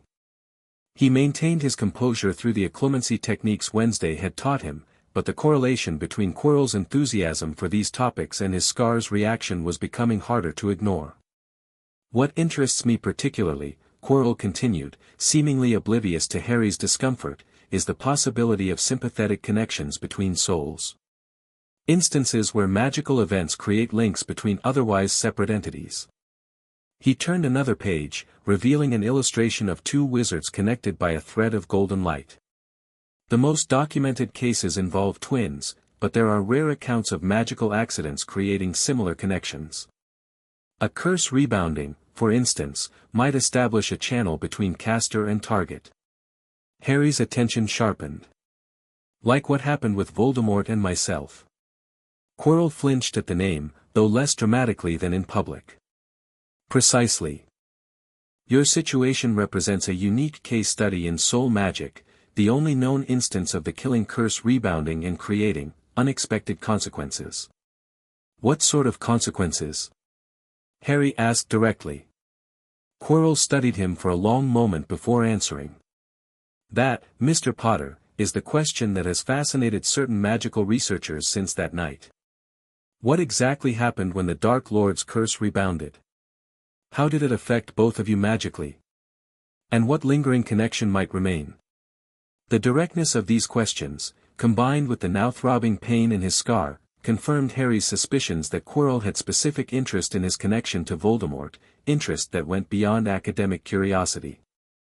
I've sometimes wondered the same, Harry admitted, deciding to offer a partial truth. I experience certain sensations in my scar under specific circumstances. Almost like echoes of emotional states that aren't my own. This revelation clearly intrigued Quirrell. Fascinating. When do these sensations typically occur? Harry considered how much to reveal. They're inconsistent. Sometimes during dreams. Sometimes in response to particular magical energies. Or particular people. Quirrell pressed. Occasionally, Harry acknowledged, watching the professor's reaction closely. Quirrell's expression remained controlled, but Harry detected a subtle tension in his posture. Such a connection would be unprecedented in magical literature. It suggests possibilities that even advanced practitioners of soul magic might not have considered. He closed the book carefully. Mr. Potter, I believe we could pursue this line of study with potentially significant benefits to your understanding of your own unique magical situation. With your permission, I might even be able to help you explore this connection more directly. Warning signals flared in Harry's mind. That sounds like it would move beyond theoretical discussion into practical application. Controlled application, Quirrell amended. Under proper supervision. I appreciate the offer, Harry said carefully, but I'd prefer to continue with theoretical study for now. My guardian has always emphasized the importance of thorough understanding before practical experimentation with death magic. Disappointment flickered across Quirrell's face before being quickly masked. A prudent approach. We'll continue with the theoretical foundations, then. The remainder of their meeting focused on less controversial aspects of death magic, with Quirrell recommending several obscure texts that might supplement Harry's existing knowledge. Throughout, Harry maintained his outward interest while inwardly analyzing the professor's unusual fixation on his connection to Voldemort. When Harry finally left the office an hour later, his scar's pain receded almost immediately. The correlation was too consistent to ignore. Something about Quirrell, or perhaps something Quirrell carried with him, triggered the connection to Voldemort that his scar represented. That night, in the privacy of his bed with privacy charms ensuring his dorm-mates wouldn't overhear, Harry documented the meeting in detail in his two-way journal. Within an hour, Wednesday's response appeared in her precise handwriting. Your suspicions about Quirrell warrant serious consideration. The connection between your scar pain and his presence suggests possibilities that range from concerning to alarming. The most benign explanation would be that he carries an artifact connected to Voldemort. The most troubling would be some form of the possession he so conveniently discussed. Do not agree to any private explorations of your connection to Voldemort. Continue gathering information while maintaining your distance. I've enclosed instructions for a protective amulet you can create using ingredients available in the student potions cupboard. It won't block the connection entirely but should dampen it enough to reduce discomfort and potentially obscure your reactions from observation. Regarding the third-floor corridor, Quirrell's interest suggests whatever is hidden there has significance to Voldemort or to death magic broadly. Exercise extreme caution if you investigate, but do not dismiss the opportunity to discover what Dumbledore is concealing. Your description of the soul magic text is concerning. The volume sounds like Magic Most Evil or a similar restricted work. That Quirrell possesses it and displays it openly to a student suggests either remarkable carelessness or deliberate provocation. We will discuss this further during the Yule break. Until then, observe, document, but do not engage more deeply than necessary. Harry considered Wednesday's advice as he closed the journal. Her assessment aligned with his own suspicions. Quirrell had some connection to Voldemort, possibly even hosting what remained of the Dark Wizard's essence. If true, this presented both danger and opportunity. Danger, because Voldemort would certainly wish harm to the one who had caused his downfall. Opportunity, because understanding this connection might provide insights into his own unusual magical situation and the events of that fateful night. The third-floor corridor now represented a critical piece of this puzzle. Whatever was hidden there had attracted Quirrell/Voldemort's interest, which meant it likely connected to the Dark Wizard's plans for returning to power. Harry decided he would need to investigate, but carefully and with proper preparation. First, he would create the protective amulet Wednesday suggested. Then he would need to gather more information about the corridor's defenses before attempting direct exploration. In the meantime, he would continue his regular classes and necromantic studies in the Threshold, maintaining the appearance of a first-year student focused primarily on his education. Let Quirrell think his interest was purely academic for now. Information asymmetry was a powerful advantage in any confrontation. As he drifted toward sleep, Harry reflected on how quickly his Hogwarts experience had evolved from simple educational opportunity to complex magical and political intrigue. He suspected this pattern would continue as the term progressed, a prospect that, while dangerous, also provided exactly the kind of comprehensive magical education the Addams family valued. After all, as Gomez often declared, life's no fun without a few deadly challenges. Harry was beginning to appreciate the wisdom in that typically Addams perspective. Chapter 3, Bones and Betrayal. November arrived at Hogwarts with bitter winds and frost-covered grounds. Harry had settled into a routine of sorts, attending classes by day, where he continued to demonstrate magical abilities beyond his years, and exploring the Threshold by night, deepening his necromantic studies away from prying eyes. His caution regarding Quirrell had proven warranted. The defense professor continued his dual persona, the stuttering, fearful instructor in public and the intense, focused mentor during their private meetings, which Harry limited to theoretical discussions while gathering information about the man's true nature. The mystery of the third-floor corridor remained unsolved, though Harry had confirmed through careful observation that Quirrell made regular visits there, always returning looking frustrated. Whatever lay beyond the forbidden door was well protected and, based on the professor's interest, likely connected to Voldemort in some way. On this particular evening, Harry sat alone in the Slytherin common room, most of his housemates having retired early due to the following day's much-anticipated Quidditch match between Slytherin and Gryffindor. He was completing an essay for Transfiguration when Draco Malfoy appeared from the dormitory, looking uncharacteristically hesitant. "Potter," he said, glancing around to confirm they were alone. "May I speak with you about something unusual?" Harry set aside his parchment. "Of course." Malfoy took a seat across from him, lowering his voice despite the empty room. "It's about my family's ancestral manor. There's a situation that might benefit from your specialized knowledge." "Go on," Harry encouraged, intrigued by Malfoy's cautious approach. "The East Wing has always been problematic," Malfoy explained. "Strange noises, objects moving on their own, temperature drops. Standard haunting signs, but no visible ghost. Fathers tried various banishing rituals over the years, but nothing works permanently." "And this has been happening for generations?" Harry asked. Malfoy nodded. "Since the 1700s, according to family records. After a distant ancestor died under questionable circumstances." "You're wondering if I might have insights from a necromantic perspective," Harry surmised. "Precisely," Malfoy confirmed. "Father would never admit it publicly, but he's mentioned the Addams family's expertise in such matters. When he learned of your upbringing, he suggested I might consult you.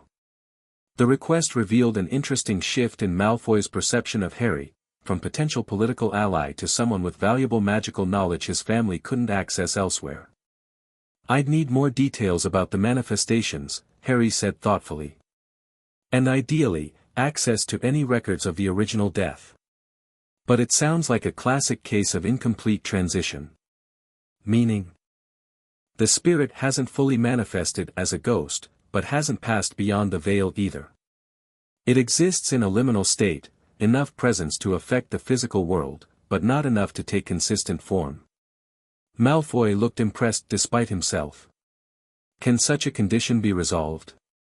Usually, Harry confirmed.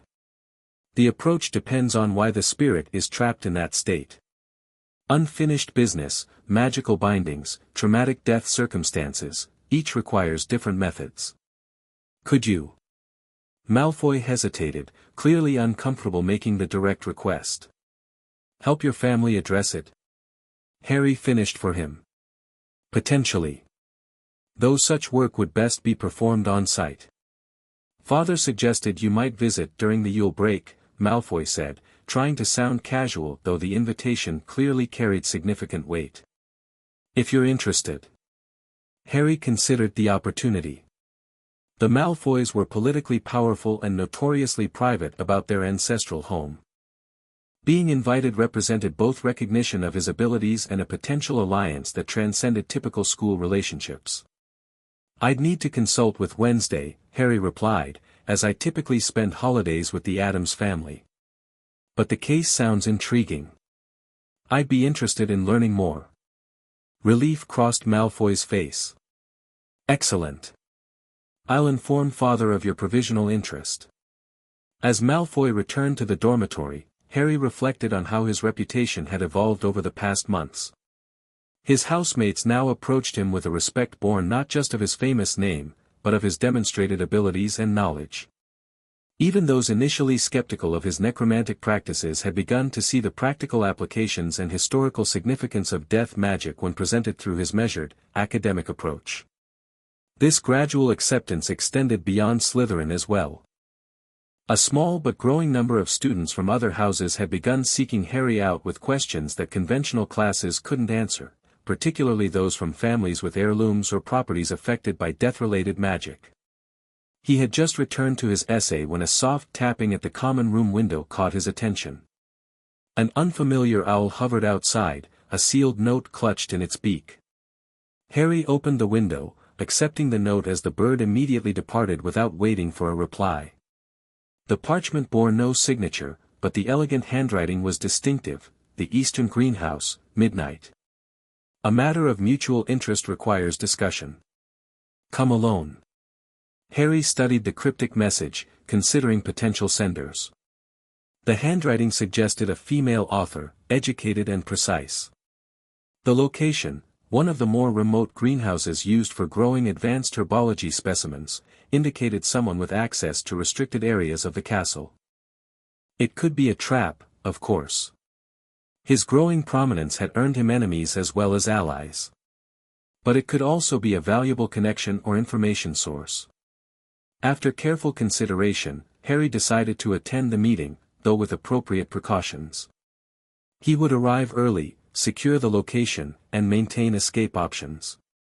The Addams approach to potential danger: prepare thoroughly, then proceed with interest rather than fear. The castle corridors were silent as Harry made his way toward the greenhouses shortly before midnight. He moved under a disillusionment charm, Socrates coiled invisibly around his wrist as both companion and potential defender.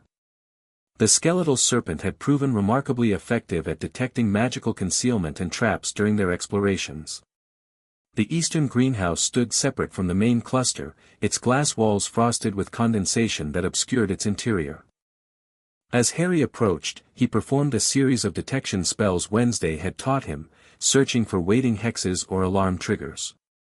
Finding none, he slipped inside, positioning himself near a secondary exit while maintaining a clear view of the main entrance. The greenhouse air was warm and heavy with the scent of exotic plants. Moonlight filtered through the glass ceiling, casting strange shadows among the densely packed vegetation. Harry recognized several specimens that would be at home in the Addams Conservatory, a nightshade variant with unusually aggressive tendrils, a collection of carnivorous orchids that seemed to follow his movements, and what appeared to be a young venomous tentacula sleeping in the corner. Precisely at midnight, the main door opened, admitting a slender figure in a dark cloak. She, for it was clearly a young woman, moved with quiet confidence through the foliage, seeming to navigate the space from memory. "I know you're already here, Potter," she called softly. "You can drop the disillusionment charm. I came alone as promised." Harry maintained the charm for a moment longer, circling to observe her from a different angle before deciding she was indeed unaccompanied. Only then did he cancel the spell, appearing several feet from her position. Daphne Greengrass, he identified his mysterious correspondent. An interesting choice of meeting place. Daphne lowered her hood, her blonde hair appearing almost silver in the moonlight.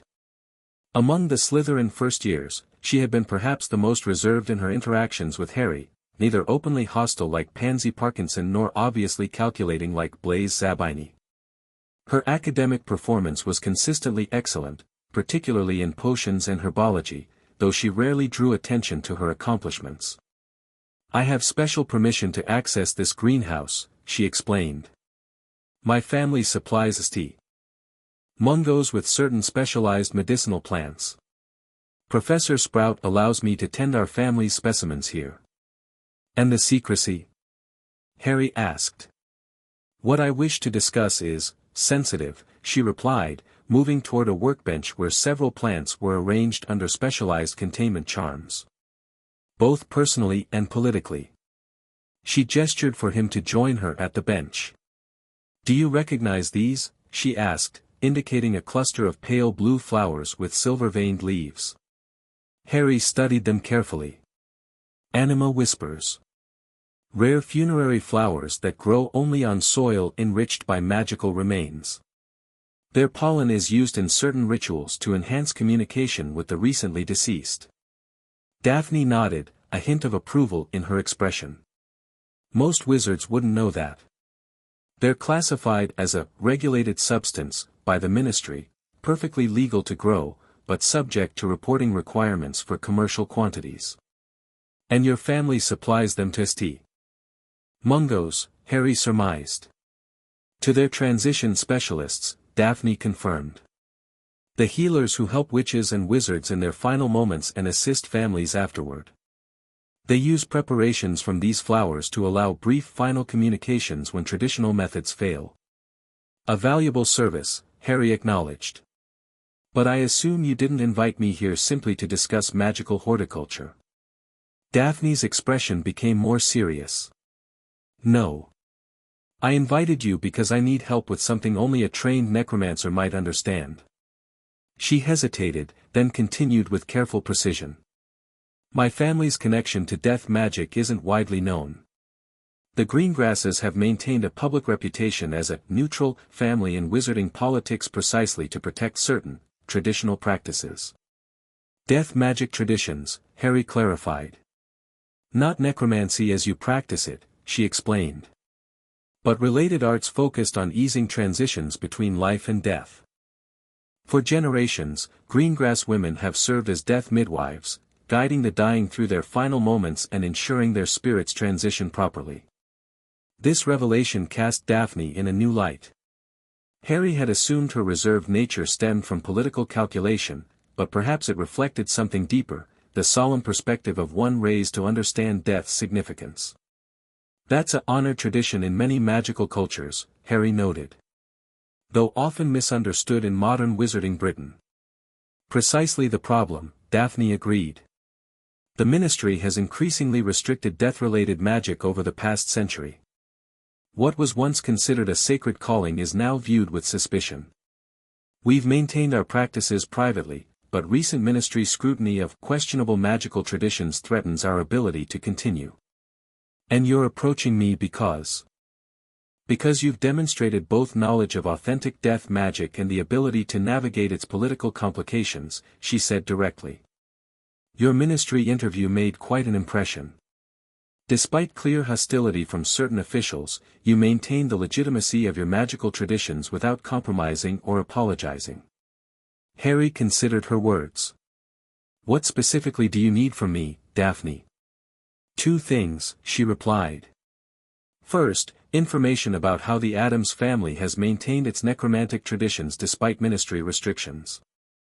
Second, she hesitated briefly, assistance with a particular case that's beyond my training. Tell me about the case, Harry requested, intrigued by this unexpected connection to another death magic tradition. Daphne moved to a locked cabinet, retrieving a small wooden box inlaid with silver symbols Harry recognized as ancient transition runes. From it, she withdrew what appeared to be a preserved flower, not one of the anima whispers, but a black rose with unusually sharp thorns. This belonged to my great-aunt Ophelia, she explained. A death midwife of considerable talent. She passed 3 months ago, but her transition has been problematic. She's become a ghost?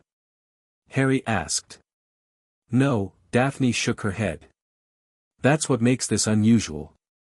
She hasn't manifested as a ghost, but she hasn't fully transitioned either. Family members report sensing her presence, hearing her voice, even receiving impressions of her thoughts, but only when they're in possession of this rose, her personal focus. Harry's interest deepened. This described a rare phenomenon, a partial anchoring where a witch or wizard remained connected to the living world through a significant magical object without forming a complete spectral presence. May I? He asked, extending his hand toward the flower without touching it. Daphne nodded permission. Harry carefully examined the rose using his necromantic senses rather than physical touch. The flower radiated a distinct magical signature, complex, layered, and unmistakably personal. Not a Horcrux or similar dark anchoring, but something more nuanced, a willing impression left by a powerful witch at the moment of her passing. Your great-aunt created a limited impression vessel, Harry said after completing his examination. Not to avoid death, but to remain partially accessible to family members with unfinished business. It's advanced magic, similar to certain portrait enchantments, but more direct and immediate. Can you communicate with her? Daphne asked. Our family techniques haven't been successful. We can sense her, but not engage in meaningful dialogue. Harry considered the request carefully. It should be possible, though it would require a proper ritual setting. The threshold would be ideal. The what? A specialized chamber beneath the castle, Harry explained. A nexus where the boundary between life and death is naturally thinner. I've been using it for my studies. Daphne's eyes widened slightly. You found one of the transition chambers. They're supposed to be myths. This one is quite real, Harry assured her. And would significantly enhance our chances of successful communication with your great-aunt. When could we attempt this? She asked, carefully returning the rose to its container. Tomorrow night, Harry decided. After the Quidditch match, attention will be focused elsewhere. We'll need additional materials though, grave soil from your family plot would be ideal, if available. I can have some delivered by owl tomorrow, Daphne confirmed. What else? Personal objects that belong to your great-aunt. And you'll need to formulate your questions precisely. These communications are typically limited in duration. As they finalized the details of their planned ritual, Harry found himself reassessing Daphne Greengrass. Beneath her carefully maintained public persona lay a witch with significant knowledge of death magic traditions and a pragmatic approach to their preservation. A potential ally far more valuable than he had initially realized. Why approach me now? He asked as they prepared to leave the greenhouse. You've had months to observe me at Hogwarts. Daphne considered the question. I needed to be certain of your approach to death magic. Some practitioners seek power or control. Others pursue knowledge for its own sake. You seem to fall into the latter category, viewing death as something to be understood rather than conquered. An accurate assessment, Harry acknowledged. The Addams philosophy views death as a transition to be respected, not an enemy to be defeated. That perspective aligns with our family traditions, Daphne said, a hint of approval in her voice. Despite your public reputation as a practitioner of dark arts, your actual approach is more balanced than most realize. Reputations rarely capture reality, Harry noted, echoing a sentiment he'd expressed before. As they parted at the greenhouse door, Daphne added one final comment. There are more students at Hogwarts with connections to death magic traditions than you might imagine, Potter. They've just learned to be discreet about it. Perhaps too discreet, Harry replied. Isolation serves the Ministry's narrative that such magics are inherently suspicious. A valid point, Daphne conceded. Perhaps it's time for that to change. The suggestion lingered in Harry's mind as he made his way back to the Slytherin dormitory. The possibility of connecting with others who understood and valued death magic traditions presented intriguing opportunities, both academically and politically. If, as Daphne suggested, there were more such students at Hogwarts than publicly acknowledged, bringing them together could create a valuable knowledge exchange and potentially a stronger position against Ministry interference. It was worth considering, though with appropriate caution. Such a group would inevitably attract attention, some of it unwelcome. But then, as Wednesday often observed, the most valuable magic never comes without risk. The following day brought the first Quidditch match of the season. Despite having little personal interest in the sport, Harry joined his housemates in the stands to maintain social connections and observe the school's dynamics in a different context. The match between Slytherin and Gryffindor was fast-paced and increasingly dirty as it progressed, with both teams committing numerous fouls. Harry found himself studying the complex enchantments on the players' brooms and the magical properties of the balls themselves rather than following the competitive aspects of the game. Beside him, Theodore Nott noticed his analytical gaze. Not a Quidditch enthusiast, Potter. I appreciate the magical engineering involved, Harry replied, but the competitive element seems somewhat arbitrary. Nott chuckled. Trust you to find the academic angle in a sport. Though I suppose the Addams family doesn't encourage traditional athletic pursuits. Depends on your definition of athletic, Harry said with a slight smile. Uncle Fester's explosive javelin throwing can be quite impressive. And Gomez's sword fighting would qualify as sport in certain circles. Their conversation was interrupted by a dramatic development in the match. The Gryffindor Seeker's broom had begun behaving erratically, jerking and twisting as if trying to throw its rider off. The crowd's attention fixed on the unfolding danger, spectators pointing and gasping as the broom bucked violently. Harry's focus, however, shifted elsewhere. Years of necromantic training had honed his sensitivity to active magic, and he immediately recognized the distinctive patterns of a jinx being performed. Scanning the teacher's section, he spotted Quirrell staring unblinkingly at the endangered seeker, his lips moving in a continuous incantation. But something else caught Harry's attention simultaneously, a different magical current opposing Quirrell's. Professor Snape was also maintaining unbroken eye contact, his own lips moving in what appeared to be a counter-jinx. Two professors, two opposing spell currents, one endangered student caught between them. Without hesitation, Harry slipped his father's wand from his sleeve. His backup wand remained unregistered with the Ministry and thus untraceable. Shielding the movement with his robes, he focused on a precise point in the teacher's stand and whispered a specialized disruption charm Wednesday had taught him. Nexus Interruptus. The charm wasn't aimed at either professor directly but at the precise point where their opposing magical currents intersected. The result was immediate, both spell streams destabilized simultaneously, their energies dispersing harmlessly. On the field, the Gryffindor Seeker's broom stabilized, allowing him to regain control and resume play. In the teacher's stand, both Quirrell and Snape broke eye contact, looking momentarily confused by the sudden termination of their spell work. What was that about? Nott asked, having noticed Harry's subtle wand work despite his attempt at discretion. Someone was jinxing the Gryffindor's broom, Harry explained quietly. And someone else was counter-jinxing. The magical conflict was becoming dangerous. Nott's eyes narrowed as he studied the teacher's stand. Quirrell and Snape. Interesting. Wouldn't have expected Quirrell to have the skill for such advanced magic. Appearances can be deceiving, Harry noted, filing away Not's perceptiveness for future reference. The Slytherin boy was more observant than he typically let on. The match concluded with Slytherin securing a narrow victory, much to their house's satisfaction. As the students began filing back toward the castle, Harry noticed Hermione Granger watching him with an intensity that suggested she too had observed something unusual during the broom incident.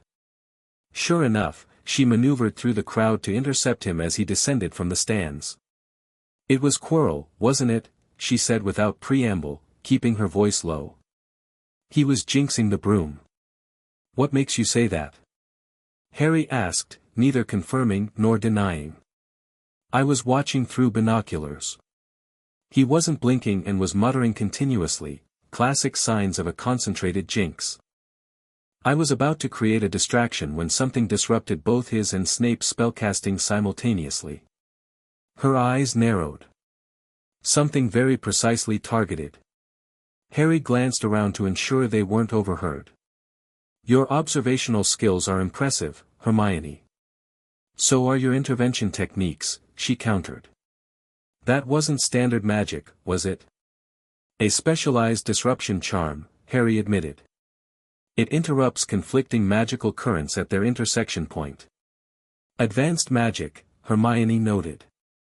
"Well beyond first-year level." As was the jinx Quirrell was performing, Harry pointed out. "Which raises interesting questions about our defense professor, doesn't it?" Hermione nodded thoughtfully. "I've been researching him since our conversation in the library." "Did you know he took a year-long sabbatical in Albania before taking the defense position?" "The same Albania with historical connections to necromantic traditions," Harry finished for her. "Yes, I'm aware." "We should discuss this further," Hermione suggested, glancing around at the passing students. "Somewhere private." "The library, 7 o'clock, Harry proposed. "The section on medieval magical architecture is typically deserted."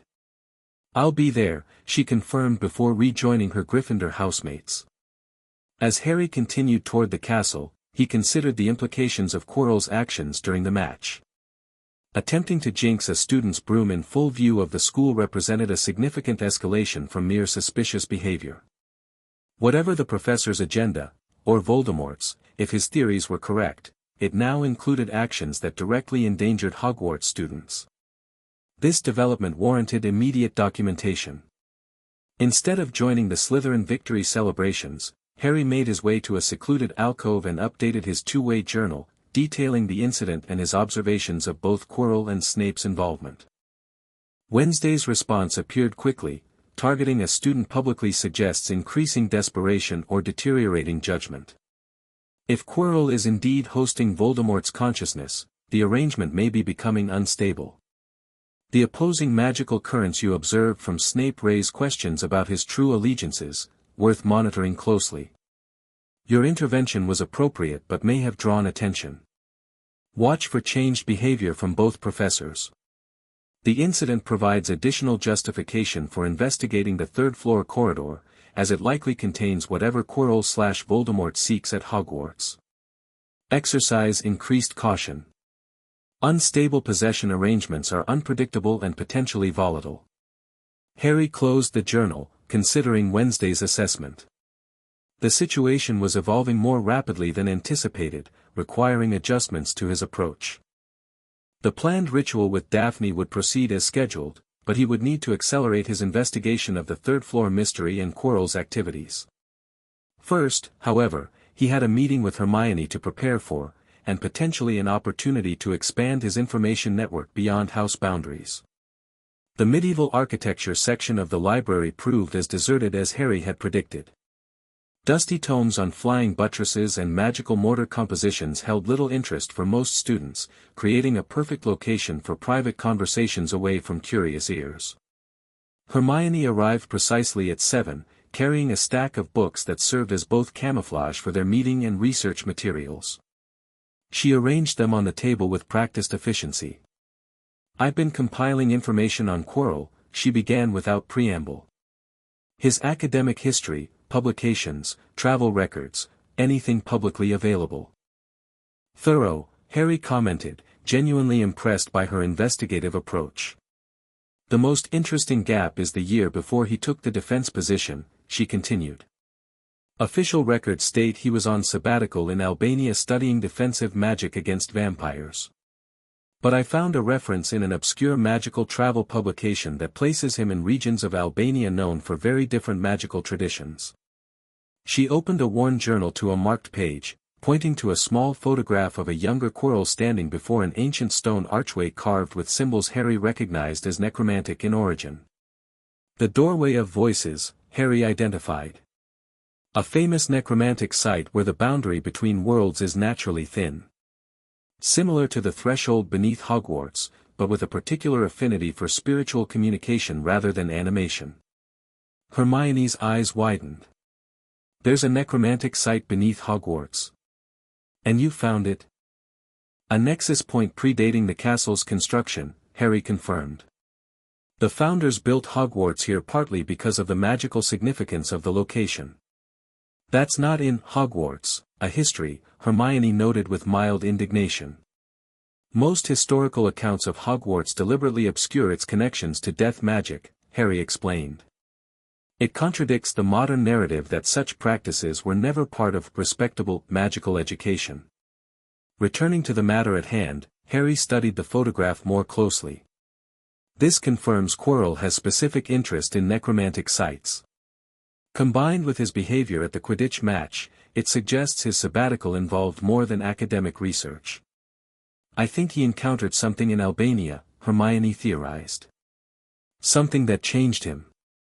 The Quirrell who wrote these earlier academic papers on defensive theory was articulate and confident, nothing like the stuttering, nervous professor we see in class. Unless the stuttering persona is an act, Harry suggested. Which it clearly is, Hermione agreed. I've been timing his stutter patterns. They're inconsistent and tend to disappear entirely when he discusses certain topics, particularly those related to dark magic encountered during his travels.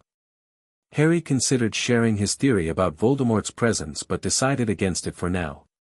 While Hermione had proven herself open-minded about necromancy, revealing suspicions about their defense professor hosting the fragmented soul of a Dark Lord required additional groundwork. What we need, he said instead, is to determine what he's searching for at Hogwarts. Whatever's hidden in the third-floor corridor has him making regular visits, yet he hasn't obtained it despite months of attempts. It must be well protected, Hermione reasoned. And valuable enough to risk exposure by jinxing a student's broom as a distraction. Harry nodded. I believe today's incident was meant to create chaos, perhaps providing cover for another attempt to access whatever's being guarded. We should investigate the corridor, Hermione said decisively.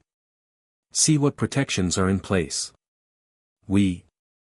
Harry raised an eyebrow. You're not planning to go alone, are you? She challenged. That would be unnecessarily risky. Besides, I've already started researching potential protective enchantments commonly used for securing valuable magical objects. Her presumption that she would be included in the investigation was both amusing and oddly touching. Despite their different houses and backgrounds, Hermione had clearly categorized their relationship as a partnership of equals. Your research would be valuable, Harry acknowledged. But the investigation carries significant risks, both from whatever's being guarded and from discovery by staff. I'm not afraid of breaking rules for important reasons, Hermione stated firmly. And this is clearly important. If Quirrell is targeting students and searching for something dangerous, the proper authorities don't seem to be addressing it. Harry studied her thoughtfully. Hermione Granger continued to defy easy categorization. Her Gryffindor sorting suggested straightforward bravery and rule-following, yet she approached problems with Ravenclaw thoroughness and displayed a Slytherin willingness to work around rules when they conflicted with her objectives. Very well, he decided. But we proceed carefully, with proper preparation. No rushing in. Agreed, she said, looking pleased. When should we? She broke off as footsteps approached their secluded corner. Both turned to see Neville Longbottom appearing from between the stacks, looking nervous but determined. Sorry to interrupt, he said quietly. But I heard you talking about the third-floor corridor and Quirrell. Harry and Hermione exchanged glances. How much did you hear? Harry asked calmly. Enough to know you're planning to investigate what he's after, Neville replied. And I want to help. This was unexpected. Neville had maintained friendly relations with Harry since their first train ride, but had always seemed too cautious to involve himself in anything potentially dangerous or rule-breaking. Why? Hermione asked directly. Neville hesitated, then squared his shoulders. Because during the match, while everyone was watching the jinxed broom, I saw Quirrell slip something into Professor Sprout's drink. She's been in the hospital wing ever since, and Madame Pomfrey won't say what's wrong with her. This new information changed the calculation significantly. If Quirrell was now incapacitating staff members, the situation was escalating faster than anticipated. You're certain it was Quirrell? Harry pressed. Neville nodded firmly. Positive. I was watching because... Well, after what happened in the greenhouse that time with the venomous tentacula, I've been paying more attention to the professors. Something about Quirrell has always seemed off. The greenhouse incident Neville referenced had occurred weeks earlier, a supposedly accidental release of a venomous tentacula that had nearly injured several students before Professor Sprout contained it. At the time, it had seemed like a simple accident, but in light of recent events, it warranted reconsideration. This helps establish a pattern, Harry noted. Quirrell appears to be systematically eliminating obstacles or creating distractions. But why target Professor Sprout? Hermione wondered. Because she maintains the Devil's Snare, Neville answered promptly. It's part of whatever they're guarding on the third floor. Both Harry and Hermione stared at him. How do you know that? Hermione demanded. Neville flushed slightly. I help Professor Sprout with plant maintenance sometimes. She mentioned having to tend a particularly large devil's snare that was part of a special project for the headmaster. She didn't say where it was, but I've seen her heading toward the third-floor corridor with specialized fertilizer. Neville, Harry said with new appreciation, your observation skills are more valuable than I realized. I notice plants, Neville said with a modest shrug. And the people who work with them. Not much else. This suggests multiple protections, Harry theorized. Likely contributed by different professors, each using their specialty. If Quirrell is neutralizing Sprout, he's methodically removing the obstacles one by one. Which means we need to move quickly, Hermione concluded. Before he manages to clear all the protections. Harry considered their expanded group. Neville's knowledge of magical plants could prove invaluable if Devil's Snare was indeed one of the protections. And having additional support would increase their chances of successfully navigating whatever challenges lay ahead. Tonight, he decided. After my previous commitment. Meet me on the third-floor corridor at midnight. Previous commitment? Hermione questioned. A specialized ritual I've agreed to perform, Harry explained. It shouldn't take more than an hour. A necromantic ritual? Neville asked, looking nervous but not disapproving. A communication ritual, Harry clarified. Helping someone speak with a deceased relative who left an impression vessel. Rather than reacting with horror or suspicion, Neville nodded with unexpected understanding. Gran says that's old magic. Proper magic for honoring those who've passed, even if the ministry doesn't approve anymore. This perspective surprised Harry. Your grandmother approves of death communication magic. She's traditional, Neville explained. Says the old families used to maintain proper connections with their ancestors through transition rituals. She thinks modern wizards have lost something important by abandoning those practices. Another connection to traditional death magic, from an unexpected source. Daphne's suggestion that more students had such backgrounds than publicly acknowledged seemed increasingly accurate. We should establish a contingency plan, Hermione said, returning to the practical aspects of their investigation. If we're discovered or separated during the exploration. They spent the next half hour developing protocols for their mission, signals, rendezvous points, and basic defensive strategies should they encounter serious danger. Throughout the planning, Harry found himself increasingly impressed by his unlikely collaborators. Hermione's methodical approach complemented Neville's surprising practical knowledge, creating a more balanced team than he would have anticipated. As they prepared to depart the library, Harry made one final point. Whatever we discover tonight, about the protections or Quirrell's objectives, remains between us until we determine the appropriate next steps. No professors, no prefects, no other students. Both Gryffindors nodded agreement. The shared secret created a bond between the three first years that transcended house divisions and established a foundation for continued collaboration, an outcome Harry found both practical and unexpectedly satisfying. The threshold chamber glowed with soft blue light from the ritual candles Harry had arranged in a precise pattern around the central dais. Daphne Greengrass stood beside him, carefully unpacking the materials they would need for the communion ritual, the preserved black rose that served as her great-aunt's impression vessel, a small pouch of grave soil from the Greengrass family plot, and several personal items that had belonged to the deceased witch. "The energies here are remarkable," Daphne observed, her voice hushed as she sensed the chamber's unique magical properties. "I've read about transition nexuses, but experiencing one directly. It amplifies intention and thins the boundary between realms," Harry explained as he prepared the central altar. "Perfect for impression communication." They had spent the past hour establishing the ritual space according to the requirements Harry had specified.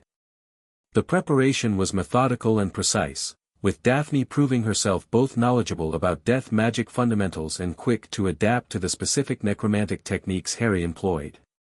The rose at the center, Harry instructed as they reached the final stage of preparation. Surrounded by the soil in a perfect circle. Then the personal items at the cardinal points. Daphne followed his directions, placing her great-aunt's silver hairbrush, wand, and favorite book as anchors around the central focus. As each item took its position, the ambient magic in the chamber seemed to respond, currents of energy becoming more defined and directed. "Now, focus your intention," Harry continued. "Visualize your great-aunt clearly, not just her appearance, but her essence. The qualities that made her uniquely herself." As Daphne closed her eyes in concentration, Harry began the incantation, a complex series of phrases in an ancient language that predated modern Latin-based spellwork. The words themselves carried power, shaped by centuries of use in communion rituals by necromancers seeking to bridge the gap between realms. "Anima separata," said non oblita. "Veni per vestigium, locure per memoriam." The chamber's blue light deepened to indigo, then violet, as the ritual energies intensified. The black rose at the center began to emit a soft silver glow, its petals slowly unfurling as if blooming anew. Harry continued the incantation, his voice steady and resonant in the chamber. This was complex magic, not the simple animation he had demonstrated for Hermione in the library, but a true communion that required precise control and clear intention. "Ophelia Greengrass, per voluntatem tuum, per memoriam tuum, vocare te." The rose's glow intensified suddenly, expanding outward to form a misty column above the altar. Within the silver light, features began to take shape, the impression of an elderly woman with aristocratic features and knowing eyes. Not a ghost, but something both less and more, a conscious impression left behind by a powerful witch who had prepared for this possibility. "Daphne," the apparition spoke, its voice carrying the distinctive echo of cross-realm communication. "You found skilled assistance, I see." Daphne opened her eyes, her composure slipping momentarily as she beheld her great-aunt's manifestation. "Great-aunt Ophelia. Thank you for coming." The young necromancer created an excellent conduit, the impression acknowledged, turning its attention to Harry. "An Addams-trained practitioner, if I'm not mistaken. The approach is distinctive." "Harry Potter," he introduced himself with a respectful nod. "Trained by Wednesday Addams." "Interesting," the impression responded. "The boy who lived, trained in death magic. The cosmos has a peculiar sense of humor." She returned her focus to Daphne. "But you didn't seek communion for introductions." What troubles you, child? Daphne straightened, regaining her composure. The ministry's Magical Traditions Committee has begun investigating death midwifery practices. They're requesting access to our family grimoires and practitioner journals as part of a historical documentation project. The impressions features sharpened with concern. A transparent attempt to identify and restrict practitioners. The request must be refused. Mother is considering compliance, Daphne explained. She fears resistance would bring greater scrutiny. The Greengrass political position has always been neutrality. Neutrality becomes compliance when fundamental traditions are threatened, the impression stated firmly. The journals contain transition rites that the ministry would certainly classify as regulated magic under current policies. Harry observed the exchange with interest, noting both the political implications and the impression's remarkable coherence. This was not simply an echo or memory, but a consciously crafted partial presence capable of nuanced thought and specific responses to current situations. The magic required to create such an impression was both sophisticated and rare. What should we do? Daphne asked. Without your authority in the family, Mother's caution prevails. The impression seemed to consider the question carefully before responding. The eastern vault beneath the Greengrass summer cottage. Behind the portrait of Eleonora the Steadfast. You'll find a sealed case containing my personal grimoire and a letter establishing a magical covenant with the Anima Whispers. The covenant supersedes ministry authority regarding our traditions and will provide legal protection against their inquiries. A magical covenant with the plants themselves? Harry asked, intrigued by the concept. The impression's attention returned to him. The oldest magics don't recognize ministry jurisdiction, young necromancer. Covenants with magical flora and fauna predate wizarding government by millennia. They establish relationships the ministry cannot legally sever without violating the foundational magical treaties that legitimize their authority. Brilliant, Harry acknowledged, filing this information away for potential application to Addams' family traditions. There's little time, the impression continued. This communion cannot be maintained much longer without risking instability. Daphne, you must retrieve the covenant documents before the ministry inspection scheduled for the winter solstice. I will, Daphne promised.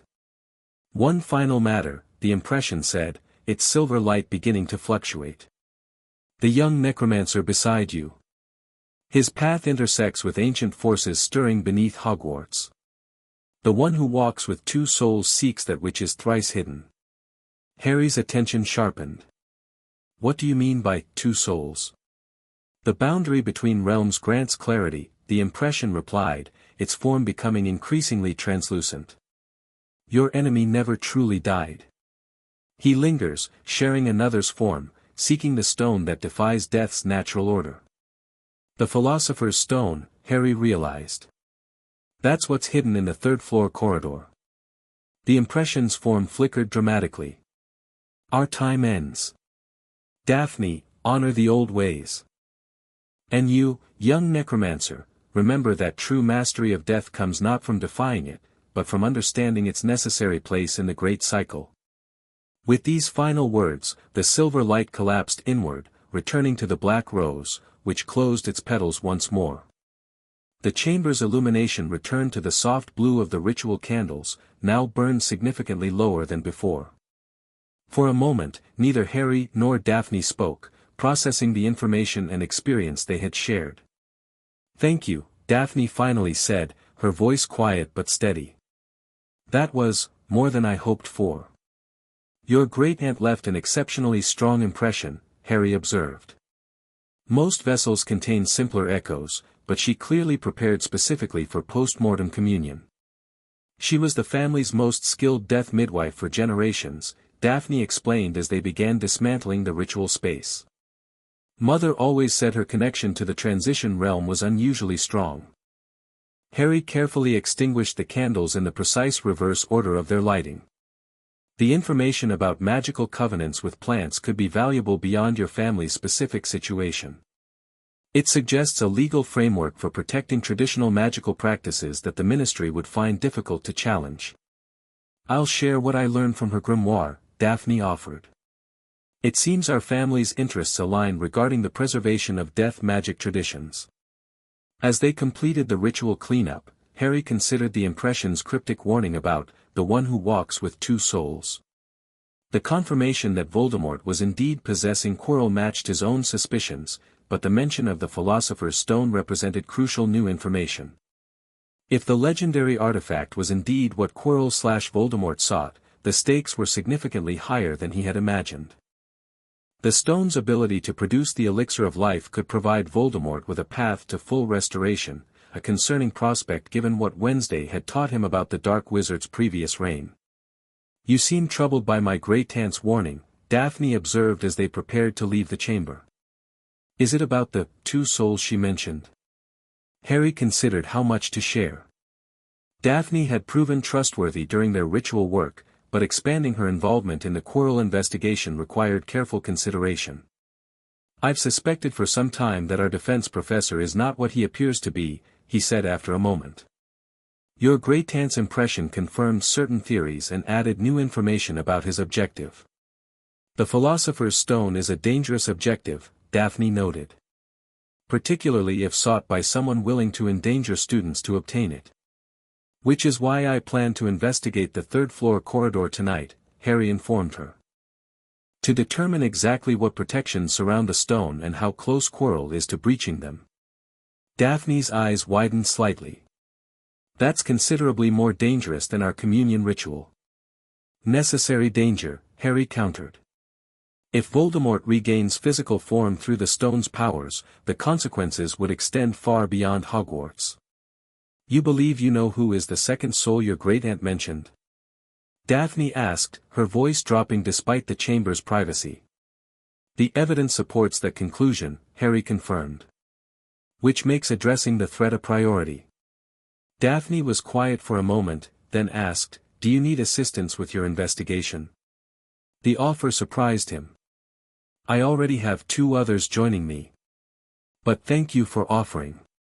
"Granger is one, I assume," Daphne said with surprising accuracy. "She's been researching protective enchantments in the library." "Not particularly subtle about it." Harry smiled slightly. "Her enthusiasm sometimes outpaces her discretion." "The other is Neville Longbottom, who has information about one of the protections." "Longbottom knows herbology," Daphne acknowledged. "Useful if plant-based defenses are involved." She hesitated, then added, "If you require additional support, either with tonight's investigation or subsequent actions, my family has resources that might prove valuable." "I appreciate the offer," Harry said sincerely. "Our shared ritual work suggests we could collaborate effectively." They exited the threshold chamber, Harry resealing its entrance with the specialized wards he had established. The castle corridors were silent and empty, most students and staff long since retired for the night. "I should head back to the dormitory," Daphne said. "Good luck with your investigation, Potter. I expect we'll have much to discuss afterward." As she departed, Harry checked the time. Nearly midnight, he needed to meet Hermione and Neville at the third-floor corridor. The communion ritual had provided valuable confirmation of his theories about Quirrell/Voldemort and identified the Philosopher's Stone as the hidden objective.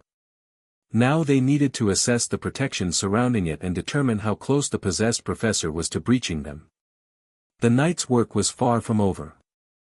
Harry arrived at the designated meeting point precisely at midnight to find Hermione and Neville already waiting, both looking tense but determined.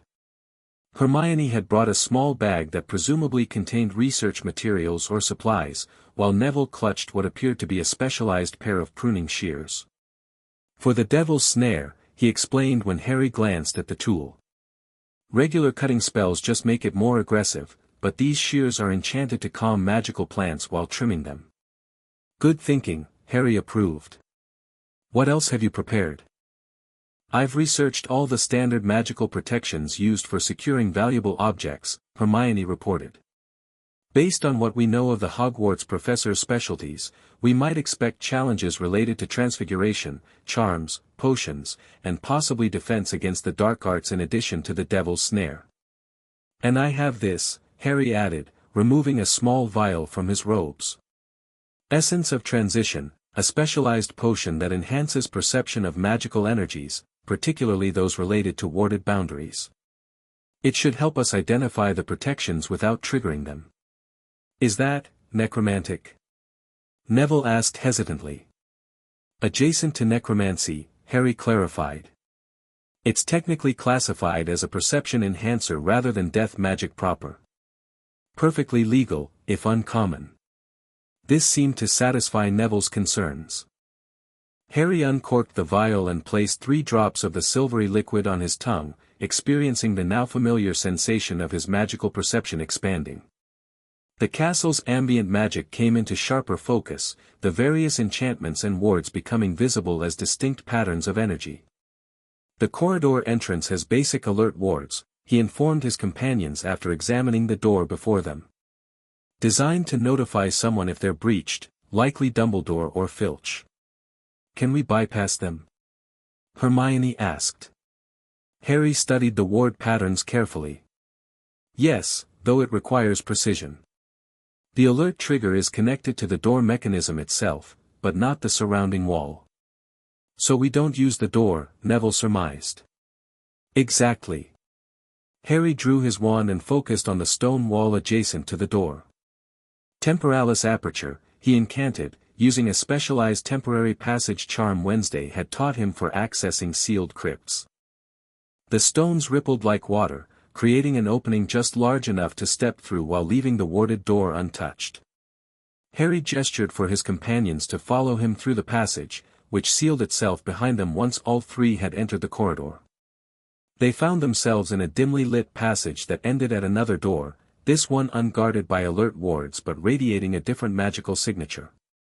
Something's moving behind that door, Harry whispered, sensing the magical energies beyond. Something large. The first protection, Hermione concluded. Should we look? Harry nodded, carefully easing the door open just enough to peer through. What he saw made him immediately close it again. 3-headed dog, he reported quietly. Massive one. Classical Cerberus, guardian of the underworld in Greek mythology, now apparently guarding whatever leads to the stone. How do we get past it? Neville asked nervously. Music, Hermione answered promptly. Cerberus falls asleep when exposed to music. It's in Fantastic Beasts and Where to Find Them. Can either of you play an instrument? Harry asked. Both shook their heads. Then we'll need an alternative approach, Harry decided, considering their options. A magical music source or a sleeping draught potent enough for a creature that size. Or we just observe for now, Hermione suggested practically. We're here to assess the protections, not necessarily breach them all tonight. Harry nodded agreement. Good point. Let's continue our evaluation without confronting the Cerberus directly. He performed a specialized revealing charm that allowed him to sense magical structures beyond visible barriers. The essence of transition enhanced the spell's effectiveness, revealing a series of chambers beneath the room with the 3-headed dog. There's a trap door under the Cerberus, he reported. Leading to what appears to be the Devil's Snare Neville mentioned. Beyond that, I can sense at least 5 additional chambers, each with distinct magical signatures corresponding to different types of protections. Can you identify them? Hermione asked eagerly. Harry focused more intently, pushing his perception further. The plant chamber connects to a room with flying objects. Beyond that is something with a strong animation charm, possibly enchanted chess pieces or similar guardians. Then a chamber with potent alchemical energies, likely Snape's contribution. After that, the magical signatures become too distorted to read clearly from this distance. And the stone itself? Neville questioned. At the end of the sequence, Harry confirmed.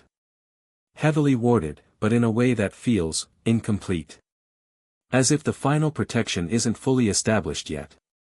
This was concerning. If the stone's ultimate protection wasn't completely in place, Quirrell/Voldemort might be closer to accessing it than they had feared. We should determine if any of the protections have already been compromised, Hermione suggested. If Quirrell poisoned Professor Sprout, he might have already found a way past the devil's snare. Harry agreed, extending his enhanced perception once more to examine the sequence of protections more carefully. The plant barrier shows signs of recent disturbance, but it's still active. Someone has attempted to create a path through it, but the devil's snare has regrown. That fits, Neville nodded. Devil's snare regenerates quickly unless completely destroyed by fire, which would set off the castle's flame detection wards. What about the other chambers? Hermione pressed.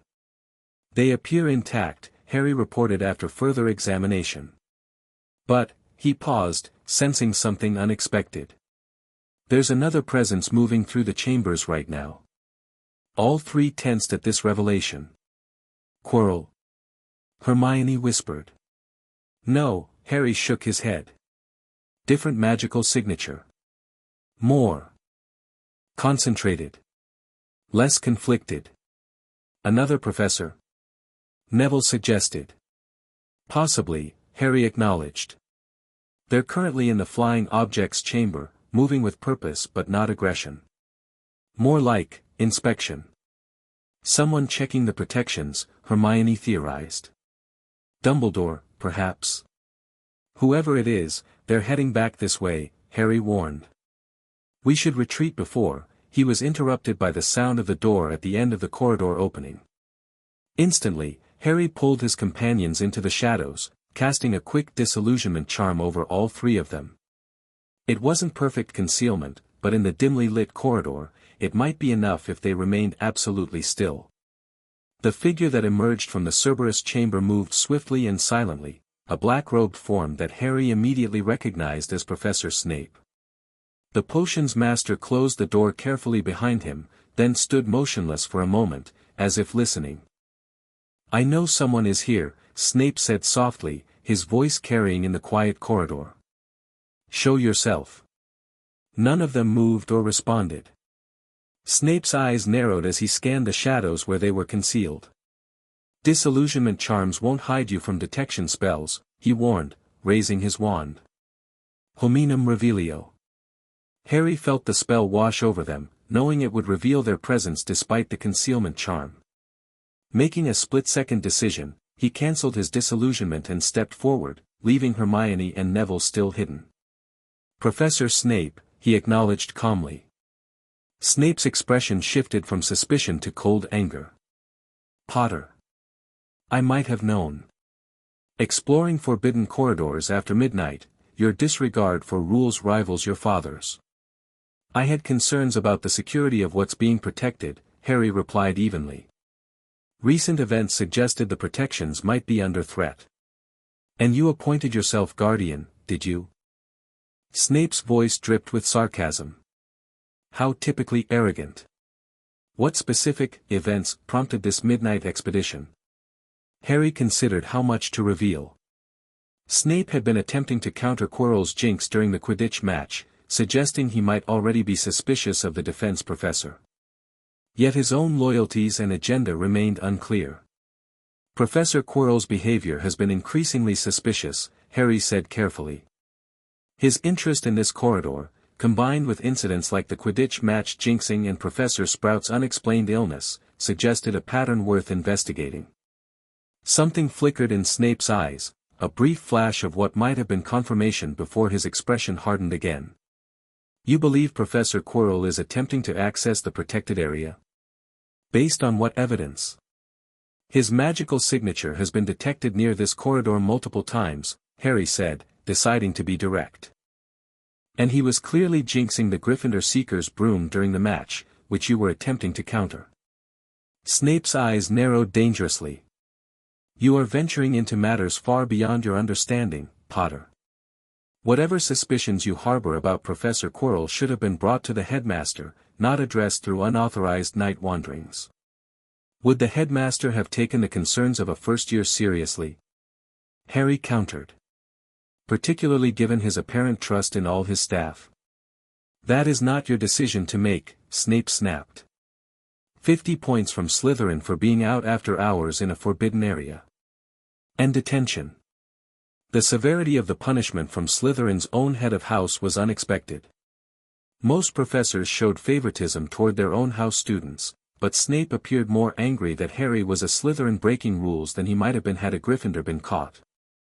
"Now, return to your dormitory immediately," Snape ordered. "We will discuss your detention arrangements tomorrow." "Professor," Harry said before turning to leave, "whatever is being protected here, the Philosopher's Stone, it's valuable enough that someone might be willing to harm students to obtain it. That merits concern regardless of house points or detentions." Snape went very still. "What did you say?" "The Philosopher's Stone," Harry repeated calmly. "That's what's hidden beyond these protections, isn't it? And someone with connection to Voldemort seeks it." At the mention of Voldemort, Snape's face drained of what little color it had. He grabbed Harry's arm in a grip that was almost painful, voice dropping to a harsh whisper. "Where did you hear that name in connection with current events?" "I have my sources," Harry replied, meeting Snape's gaze steadily.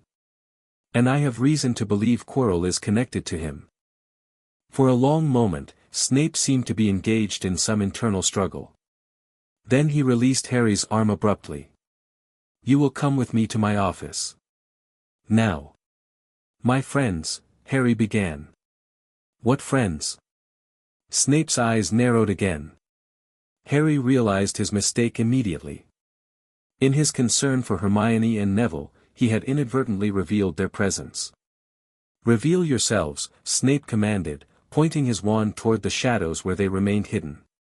After a moment's hesitation, Hermione cancelled her disillusionment charm, followed reluctantly by Neville. Both looked terrified at being discovered by the intimidating potions master. Granger and Longbottom, Snape identified them with clear disdain. How predictably disappointing. 50 points from Gryffindor. Each. Neville looked like he might faint, while Hermione bit her lip, clearly distressed by the substantial point loss but not arguing. "All of you will accompany me to my office," Snape ordered. "Immediately." They followed Snape in silence through the darkened castle, the gravity of their situation settling heavily upon them. 150 house points lost in a single night would not be well received by either Slytherin or Gryffindor, and whatever Snape had planned for their detention was unlikely to be pleasant. Yet Harry found himself more concerned with Snape's reaction to the mention of Voldemort and the Philosopher's Stone. The professor's response had been not just angry but genuinely alarmed, suggesting he was already aware of the connection between Quirrell and Voldemort, and possibly actively working against whatever plan was in motion. When they reached Snape's office in the dungeons, the professor warded the door with privacy spells before turning to face them, his expression severe. "Explain," he demanded, looking directly at Harry. "Everything you know or suspect about Professor Quirrell and his connections. Leave nothing out." The directness of the request surprised all three students. This wasn't a standard disciplinary meeting. Snape was treating their information as genuinely important. Harry glanced at Hermione and Neville, who both nodded slightly, deferring to his judgment on how much to share. "We believe Professor Quirrell is hosting Voldemort's consciousness," Harry stated plainly. "Likely the result of a possession that occurred during his sabbatical in Albania. He's seeking the Philosopher's Stone to restore Voldemort to physical form." Snape did not flinch at the name this time, his focus entirely on the substance of Harry's statement. "Evidence." Harry outlined their observations methodically: Quirrell's inconsistent stutter and personality shifts, his documented presence at necromantic sites in Albania, the jinxing incident at the Quidditch match, the correlation between his presence and Harry's scar pain, and the apparent targeting of staff members involved with the stone's protection. Throughout the explanation, Snape remained silent, his expression revealing nothing. Only when Harry mentioned the scar connection did a flicker of something, recognition, perhaps, cross his features. When Harry finished, Snape turned to Hermione. "Miss Granger. Your contribution to these theories." Hermione straightened, falling naturally into her academic reporting mode. "I've researched historical cases of possession and found several parallels to Professor Quirrell's behavior patterns. Additionally, I documented the correlation between his presence and Harry's scar reactions through systematic observation. The statistical significance is too high to be coincidental. Finally, Snape addressed Neville. "And you, Longbottom? What convinced you to participate in this ill-advised investigation?" Neville swallowed hard but managed to respond without stammering. "I saw Professor Quirrell put something in Professor Sprout's drink during the Quidditch match. She's been ill ever since, and she maintains the devil's snare protecting the stone." This specific detail seemed to particularly interest Snape. "You witnessed this directly? You're certain it was Quirrell?" "Yes, sir," Neville confirmed. "I was watching the professors because of the strange accidents that keep happening in herbology when Professor Quirrell is nearby." Snape fell silent again, apparently processing this information. The three students exchanged uncertain glances, unclear whether they had convinced him of the legitimacy of their concerns or merely dug themselves deeper into trouble. Finally, Snape spoke. "You will return to your dormitories. The point deductions stand. Your information, while potentially valuable, does not excuse breaking school rules and endangering yourselves. However," he added before they could protest, "I will bring these matters to the headmaster's attention." "Will you tell him everything?" Harry asked, sensing Snape might be selective in what he reported. "I will convey the relevant information," Snape replied carefully. "Some of your methods of investigation might be best omitted." "And Quirrell?" Hermione pressed. "He's dangerous to the students if our theory is correct." "Professor Quirrell is being monitored," Snape stated. "More than that, you do not need to know." He moved toward the door, indicating their meeting was concluded. "One final matter. You will not continue your investigations independently. Any further information or suspicions are to be brought directly to me, not addressed through amateur detective work. Is that understood?" All three nodded, though Harry suspected none of them intended to fully comply with this directive. "Good.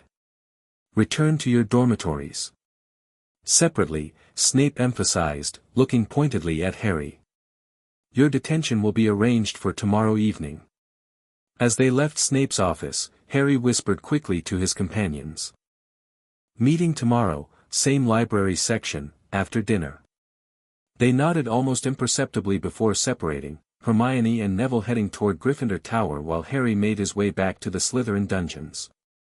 The night's investigation had yielded more information than anticipated, though not in the way they had planned.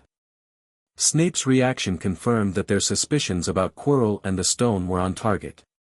More importantly, it suggested that at least some of the staff were already aware of and responding to the threat.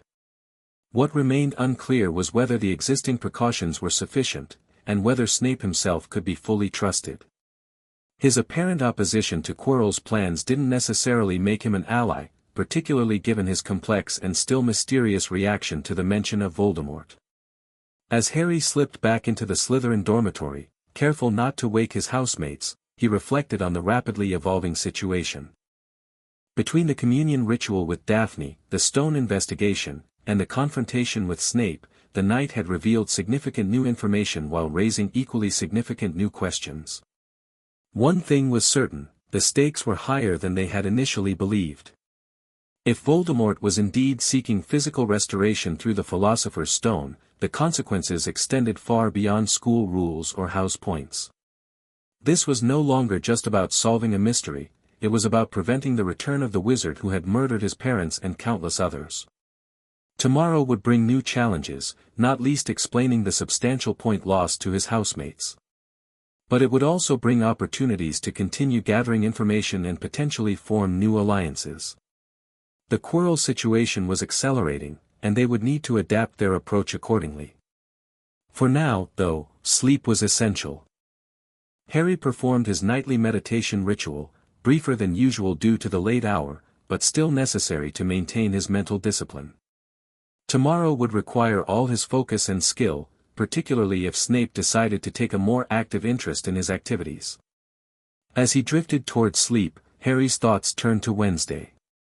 He would need to update her on these developments as soon as possible. Her perspective on Snape's involvement and the stone's significance would be invaluable as they navigated the increasingly complex situation.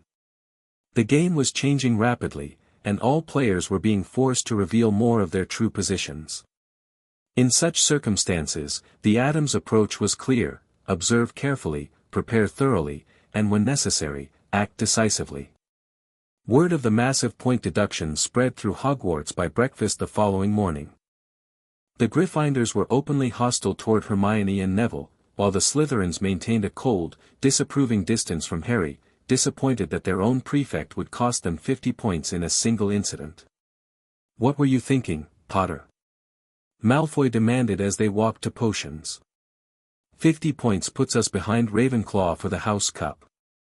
"Some matters transcend house points," Harry replied calmly. "Like what?" Pansy Parkinson sniffed disdainfully. "Whatever midnight adventure you thought was worth it has damaged Slytherin's standing." "The potential return of Voldemort," Harry said quietly, causing several of his housemates to flinch at the name. "That's what I was investigating." This silenced the immediate criticism, replacing it with uncertain glances. While most Slytherins came from families with traditional values that might have aligned with Voldemort's purported goals, few were eager to see the return of a regime that had ultimately brought destruction and disgrace to many pure-blood houses. "That's not something to joke about, Potter," Theodore Nott said seriously. "I'm not joking," Harry responded.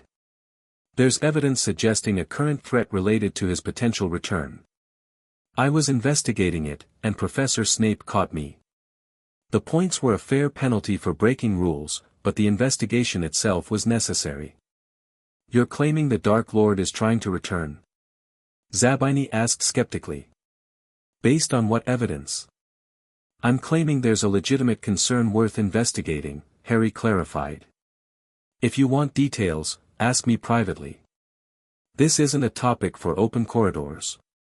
This measured response, combined with Harry's reputation for magical knowledge and seriousness, gave his housemates pause. Rather than continued open criticism, they retreated to whispered discussions among themselves, reassessing the situation. Potions class brought additional tension, with Snape being particularly harsh toward both Harry and the Gryffindors. The detention announced at the end of class was equally unpleasant. All three would be serving it with Filch, cleaning trophy cases without magic for 4 hours that evening. "A strategic choice," Hermione whispered to Harry as they packed their potion supplies. "Filch's detention keeps us occupied but doesn't involve Snape directly supervising us." Giving him freedom to address the Quirrell situation, Harry agreed. "Though I'm not convinced he'll take the actions we would prefer." Their planned library meeting had to be postponed due to the detention, but they managed a brief exchange during an afternoon break. "I've been researching Nicholas Flamel," Hermione reported hurriedly. "He's the creator of the Philosopher's Stone and over 600 years old. The stone not only produces the elixir of life but can transform any metal into gold. Making it doubly valuable," Harry noted. "And explaining why the protections are so extensive." "Gran sent an owl," Neville added, glancing around nervously. "I asked her about traditional protections against possession. She says old families used to create specialized amulets using grave soil from ancestors who died resisting mental control curses." "Useful information," Harry acknowledged. "Though implementing it would be challenging without access to appropriate materials." Their conversation was cut short by the arrival of other students, forcing them to separate until their detention that evening. Harry spent the remainder of the day carefully observing the staff dynamics, particularly noting that both Quirrell and Snape were absent from dinner, a concerning development that suggested events might be accelerating. The detention with Filch was as tedious as expected, with the caretaker taking particular pleasure in assigning them the oldest, most tarnished trophy cases. They worked in silence under his watchful eye, unable to discuss their investigation or plans. It was well past midnight when they were finally released. Exhausted and aching from hours of physical labor, they still managed a brief whispered conference before separating. "Quirrell's still absent from the castle," Harry informed them. "I checked the Marauders map I found in the restricted section last month. It shows everyone's location within Hogwarts, and he's nowhere on it." That can't be good, Hermione worried. Could he be making another attempt on the stone? Possibly, Harry acknowledged. Though Snape's absence suggests he might be monitoring the situation. We should check the third-floor corridor again, Neville suggested with surprising boldness. Make sure the protections are still holding. Too risky tonight, Harry decided. Filch and the professors will be on high alert after our last capture. We need to be strategic. They agreed to meet the following afternoon in the library to continue their planning. As they prepared to separate, Hermione asked one final question. Have you told your guardian about all this? Wednesday Addams might have insights about possession and Voldemort that could help. I've been updating her regularly, Harry confirmed. Her latest response suggested something interesting, that Quirrell's possession might be becoming unstable, explaining his increasingly erratic behavior. Like a body rejecting a foreign presence, Neville mused. Gran says that happens with long-term possessions. The host eventually fights back, even unconsciously. Which could make Quirrell/Voldemort more desperate and dangerous, Hermione concluded. We need to be careful. With that sobering thought, they parted ways, each returning to their respective dormitories under disillusionment charms to avoid further point deductions. Harry found the Slytherin common room empty except for Daphne Greengrass, who sat reading by the dying fire. She looked up as he entered, cancelling his disillusionment charm. Long detention? She inquired calmly.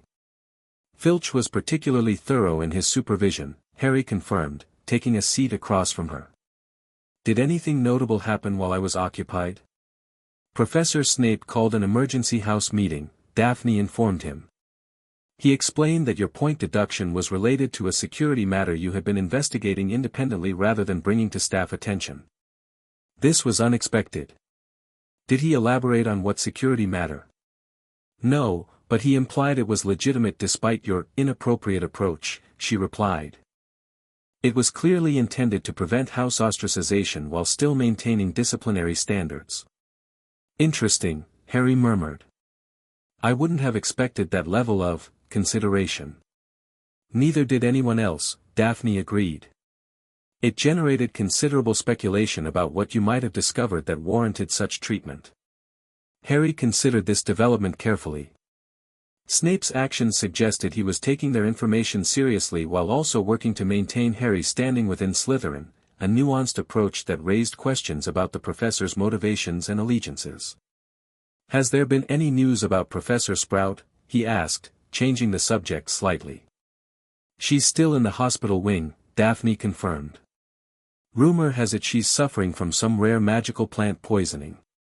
Specialized healers have been called from St. Mungo's. This aligned with their theory that Quirrell had deliberately incapacitated her to weaken the Devil's Snare protection. If specialized healers were required, the poisoning was likely complex and difficult to counter, designed to keep her out of commission for an extended period. One other development, Daphne added, lowering her voice further. A ministry official was seen entering the headmaster's office this afternoon. Lucius Malfoy accompanied them in his capacity as school governor.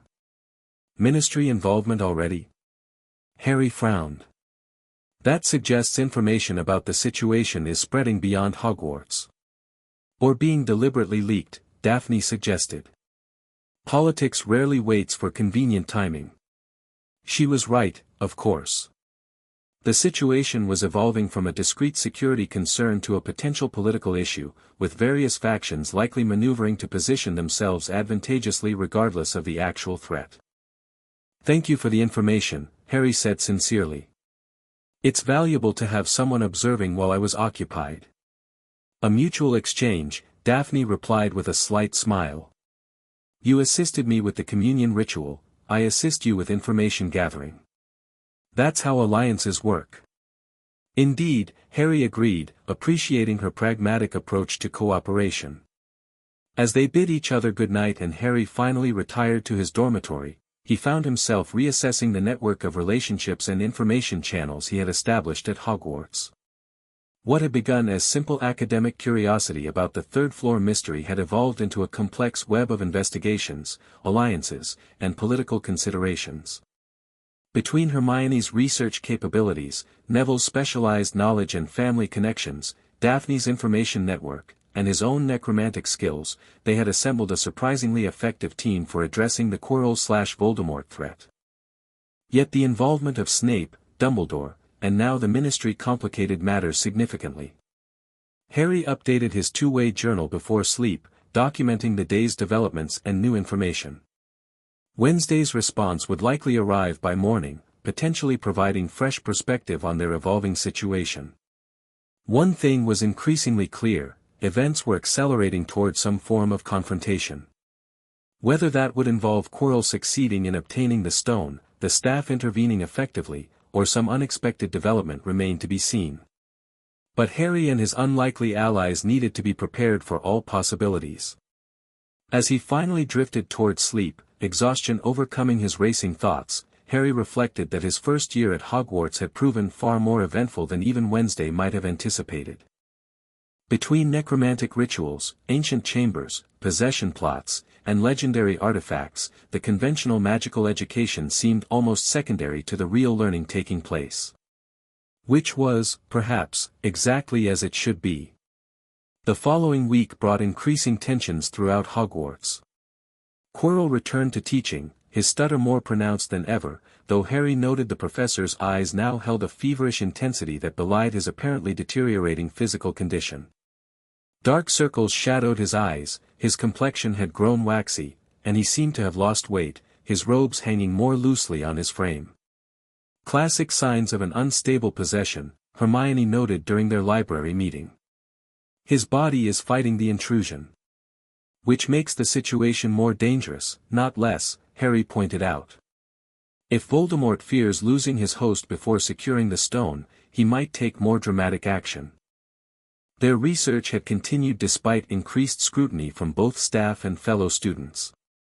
They had established a rotation system, never all meeting together to avoid drawing attention, with Daphne now formally integrated into their information network. Her family connections and Slytherin positioning provided valuable perspectives the others couldn't access. The Ministry's involvement is expanding, she reported during her scheduled meeting with Harry. Father says Fudge is sending Umbridge to conduct an educational review of Hogwarts, a transparent excuse to investigate rumors about the stone and potential security concerns. Umbridge, Harry frowned, remembering the unpleasant woman from his Ministry interview. Her involvement suggests political maneuvering rather than genuine security concern. Precisely, Daphne agreed. The various factions are positioning themselves. If Voldemort returns or attempts to return, they want to be on record as having identified concerns beforehand. While doing nothing actually useful to prevent it, Harry noted dryly. This political dimension complicated their planning. Ministry interference might disrupt whatever protections Dumbledore had established around the stone, potentially creating opportunities Quirrell could exploit. Matters came to a head more quickly than any of them anticipated. On a Wednesday evening in late November, Harry was returning from the library when his scar suddenly erupted in searing pain, more intense than any previous episode. He staggered against the wall, vision blurring as emotions not his own flooded his consciousness: triumph, anticipation, and vicious satisfaction. Through the haze of pain, Harry forced himself to focus. Something had changed. Voldemort was experiencing a victory of some kind, suggesting he had overcome a significant obstacle in his quest for the stone. Fighting through the disorientation, Harry made his way to the nearest empty classroom and withdrew his two-way journal, documenting the experience in urgent terms. Wednesday's response came almost immediately. This represents a critical escalation. The emotional transference suggests your connection to Voldemort is strengthening as his own power grows. The timing indicates he has likely overcome one of the major protections or eliminated a significant obstacle. Immediate action may be necessary. Contact your allies. If staff intervention appears inadequate, you may need to directly address the threat. The protective amulet I instructed you to create should provide some shielding from the worst of the connection's effects. Harry touched the small amulet concealed beneath his robes, a simple design of twisted silver wire containing grave soil from the Addams cemetery and a drop of his own blood, enchanted with protective runes. It had dampened the scar pain during previous encounters with Quirrell, but this episode had overwhelmed its capabilities. Moving quickly, he sent messages to Hermione, Neville, and Daphne using the enchanted parchment they had prepared for emergency communications. The message was simple: threshold, immediate meeting. Critical development. Within 20 minutes, all 4 students had assembled in the ancient necromantic chamber beneath the castle. Harry had shared the location with his allies after determining it provided the most secure meeting place available, its ancient protections preventing eavesdropping or detection by conventional means. "Something's happened," Harry explained once they had gathered. "Voldemort is experiencing a significant triumph. I felt it through the scar connection, more powerfully than ever before." "Could he have obtained the stone already?" Hermione asked, alarmed. "I don't think so," Harry shook his head. The emotion felt like progress toward a goal, not final achievement. "A protection breached, then," Daphne suggested. "Or an opponent neutralized." "Snape," Neville said suddenly. "He wasn't at dinner tonight. And he cancelled his afternoon classes without explanation." This observation sent a chill through the group. If Snape had been actively working against Quirrell's plans, his absence could indeed represent a significant victory for Voldemort. "We need to check the third-floor corridor," Harry decided. "Determine if the protections are still intact." "That's incredibly dangerous," Hermione protested. "If Quirrell is actively moving against the remaining protections, which is precisely why we need to know what's happening," Harry countered. "The staff may be compromised, the ministry representatives are focused on political maneuvering rather than practical intervention, and we have specific knowledge about the threat that others may lack." "Harry's right," Daphne supported. "Information is essential for any effective response. We need to know what we're facing." After brief debate, they developed a plan. Harry and Hermione would investigate the third-floor corridor to assess the protections, while Neville would check on Professor Sprout's condition in the hospital wing. Daphne would monitor staff movements and alert them to any significant developments. "If the protections are compromised, what then?" Hermione asked as they prepared to implement their plan. "We alert Dumbledore immediately," Harry stated. "Whatever his other failings, he's the one wizard Voldemort has historically feared. If he's unavailable, we contact McGonagall or another senior staff member." "And if that fails?" Daphne pressed. Harry met her gaze steadily. "Then we may need to intervene directly. But only as a last resort." With their roles established, the group separated to execute their plan. Harry and Hermione made their way carefully toward the third-floor corridor, using the Marauder's map to avoid patrols and staff members. "Quirrell's not on the map," Hermione noted with concern as they consulted it one final time before approaching their destination. "Neither is Snape," Harry confirmed grimly. "That suggests both could be beyond the protections already." They reached the forbidden corridor without incident, finding it ominously quiet.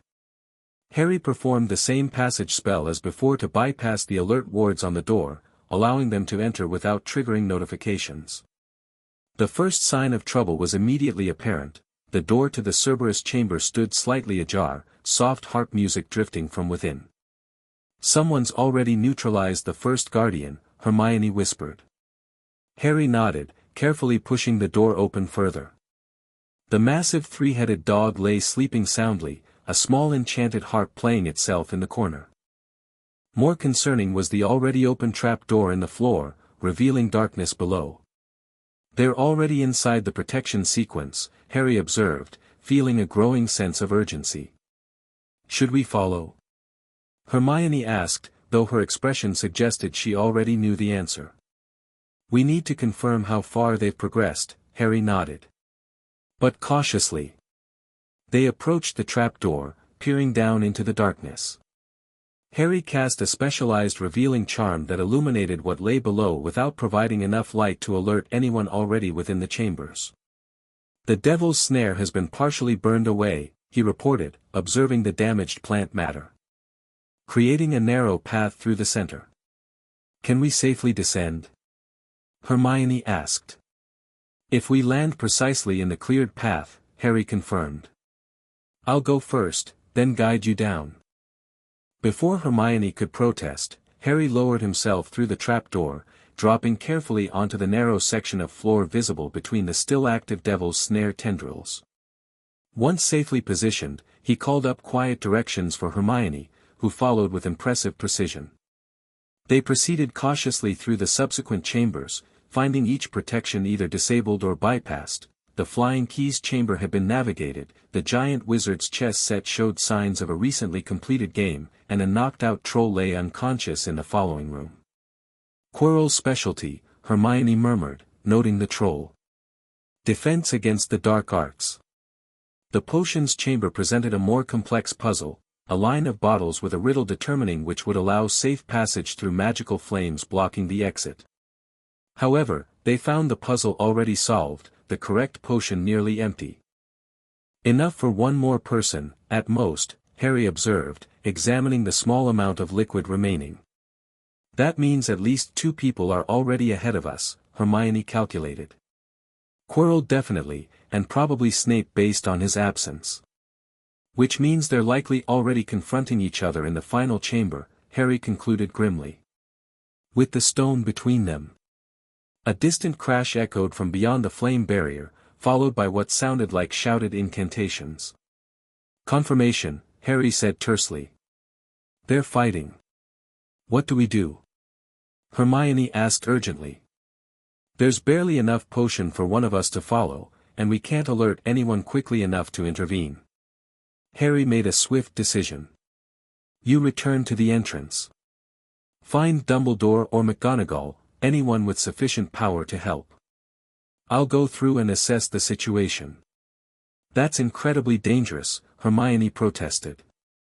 If it's truly Voldemort, I have certain protections, Harry assured her, touching the amulet beneath his robes.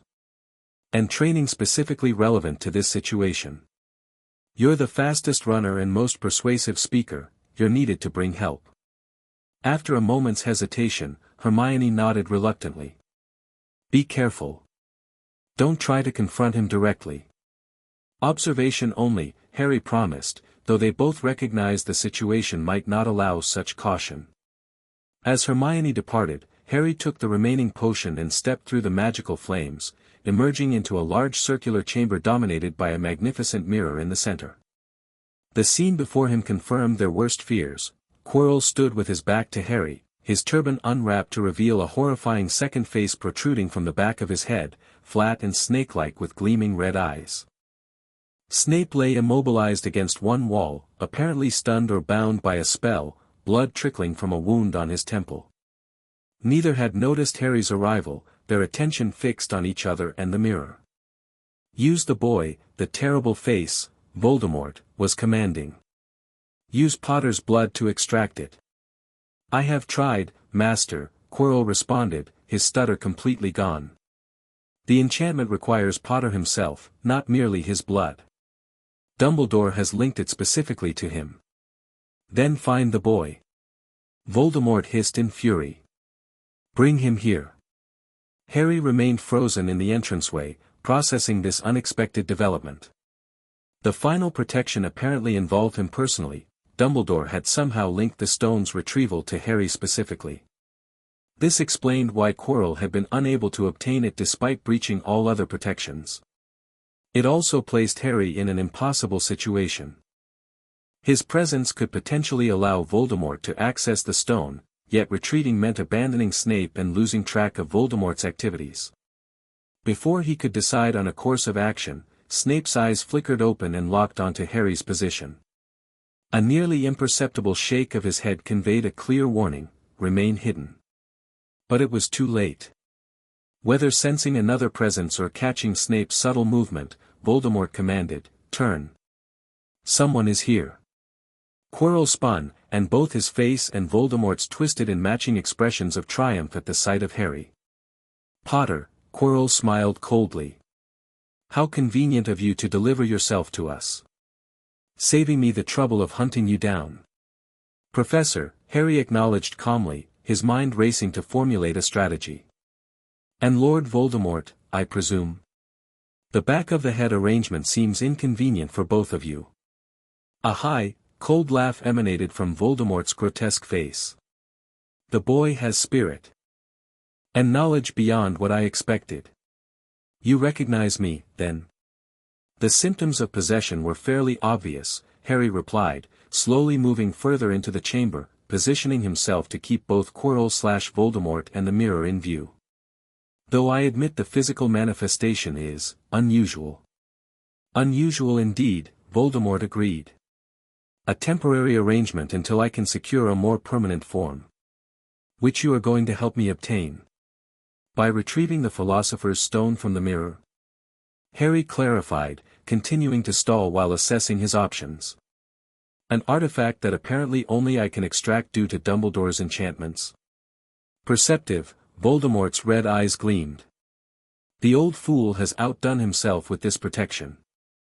The mirror shows the viewer's deepest desire, but only one who wishes to find the stone, not use it, can retrieve it from the mirror's depths. And somehow, he has bound this enchantment specifically to you. Harry glanced at Snape, who remained immobilized but conscious, his eyes conveying an intensity Harry couldn't fully interpret. Warning. Instruction. Simple fury at Harry's presence. It was impossible to determine. And if I refuse to help? Harry asked, though he suspected the answer. Then I will kill Severus while you watch, Voldemort replied coldly.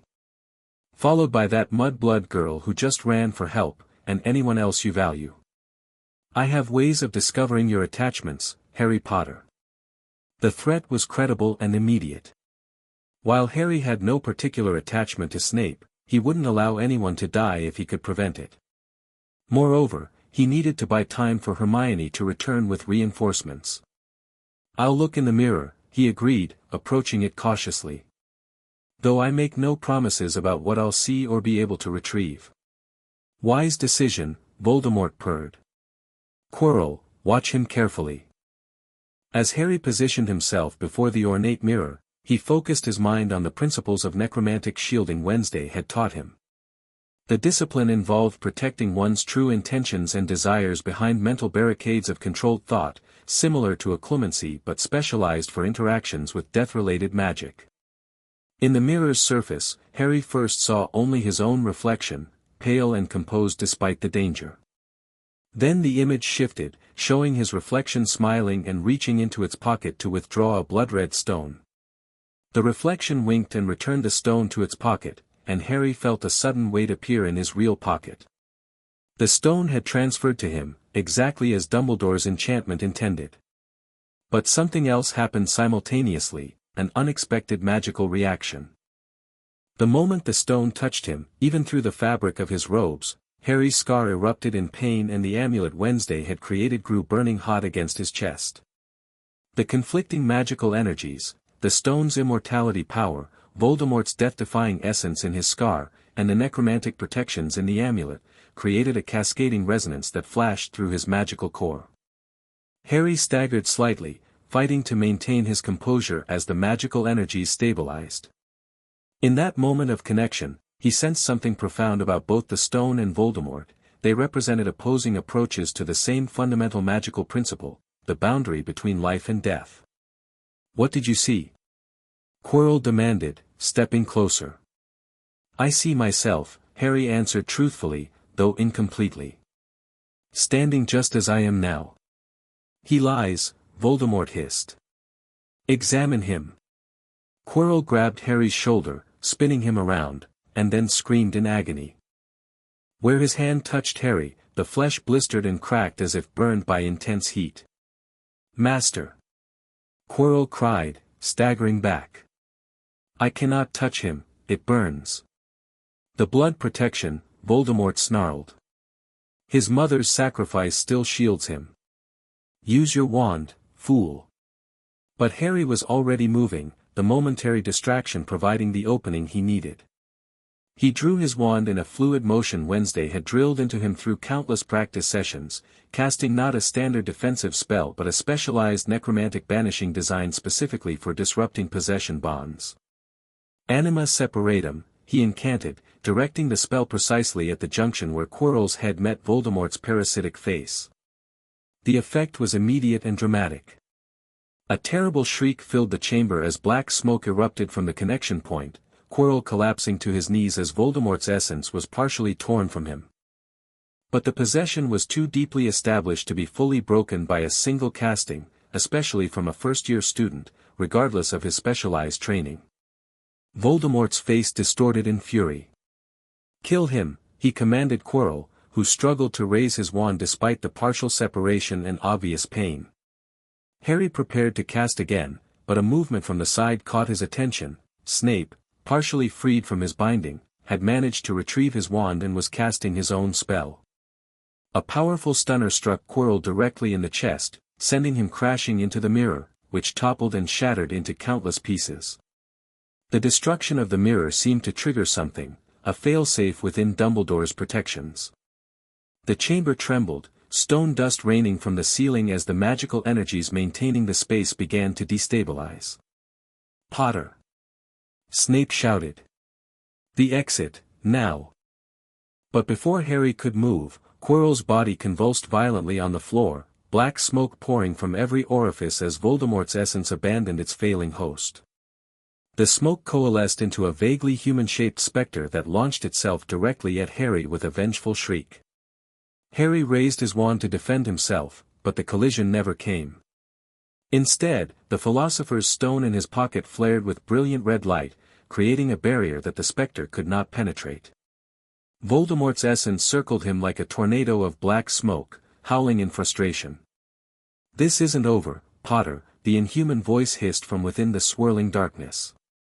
"What your mother began, what you continue, it merely delays the inevitable.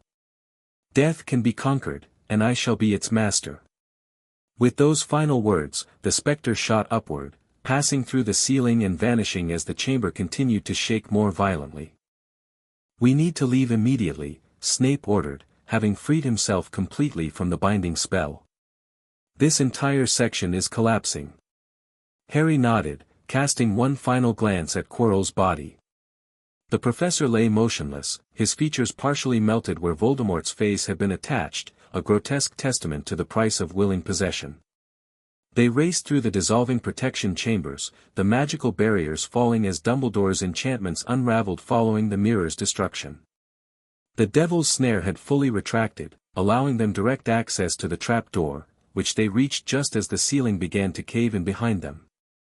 They emerged into the third-floor corridor to find Dumbledore, McGonagall, and Flitwick rushing toward them, Hermione following close behind with Neville and, surprisingly, Daphne. "Severus." "Harry." Dumbledore's normally twinkling eyes were grave. "What happened?" "Quirrell is dead," Snape reported tersely. "The Dark Lord possessed him, as Potter somehow deduced. They breached the protection seeking the stone." "And the stone itself?" Dumbledore asked urgently. Harry reached into his pocket and withdrew the blood-red crystal. "Secured, Headmaster. Though the mirror is destroyed." Relief washed over Dumbledore's face. "Well done, Harry. Though I must ask how you came to be in that chamber at such a critical moment." "A question I share," Snape added, his expression returning to its typical severity now that the immediate danger had passed. Before Harry could formulate a response, the floor beneath them trembled ominously. "Perhaps explanations should wait until we're all safely away from the collapsing section," McGonagall suggested practically. They retreated to Dumbledore's office, where the full story gradually emerged through questioning. Harry provided a carefully edited version of events, emphasizing the research that had led them to identify Quirrell's possession while downplaying some of their more rule-breaking investigations. His friends corroborated his account, each contributing details from their perspective. "Remarkable detective work," Dumbledore acknowledged when they had finished. "Though extremely dangerous. You might have come to the staff with your suspicions rather than investigating independently." "We did," Harry pointed out. Professor Snape was informed of our concerns. All eyes turned to the potion's master, who scowled. "I was investigating the matter myself." The children's amateur sleuthing merely complicated an already delicate situation. Yet their observations proved accurate, Dumbledore noted mildly. And Harry's intervention may have been providential. The blood protection his mother provided, combined with his specialized magical training, created a defense Voldemort could not overcome. The reference to Harry's necromantic abilities was subtle but clear. Dumbledore had clearly been aware of his studies, despite never directly addressing them before now. What happens now? Hermione asked. With the stone? Nicholas and I will discuss its fate, Dumbledore replied. Its presence at Hogwarts has proven more problematic than anticipated. And Voldemort? Harry pressed. He escaped, weakened but not destroyed. Dumbledore's expression became grave. Yes, that is the concerning reality we must address. Tom Riddle, Lord Voldemort, continues to exist in a form beyond conventional death yet short of true life. His pursuit of restoration will undoubtedly continue. Using other means, Harry added, thinking of the Horcrux references Quirrell had discussed with him. He's clearly explored multiple approaches to immortality. This comment earned him a sharp look from both Dumbledore and Snape, suggesting he had touched on knowledge they hadn't expected him to possess. Indeed, Dumbledore said carefully. A matter for another discussion, perhaps. For now, I believe medical attention is in order for those injured in tonight's events, followed by much-needed rest. The dismissal was polite but firm.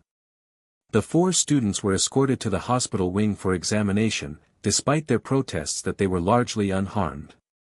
Madame Pomfrey insisted on keeping Harry overnight for observation, citing concerns about his magical exhaustion and the lingering effects of his proximity to Voldemort's essence.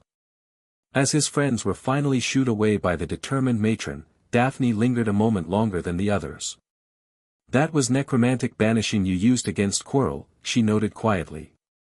Advanced magic, even for someone with your training. Desperate circumstances, Harry replied simply. She nodded thoughtfully. The Greengrass family archives mention similar banishing techniques, though used against different types of spiritual intrusions. I'd be interested in comparing approaches sometime. Once things settle, Harry agreed.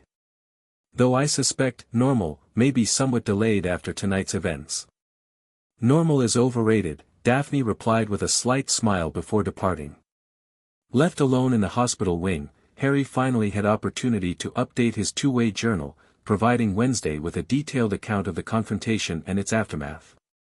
Her response came quickly, reflecting both concern and approval. Your handling of the situation demonstrated appropriate application of your training, though the risks you accepted were significant.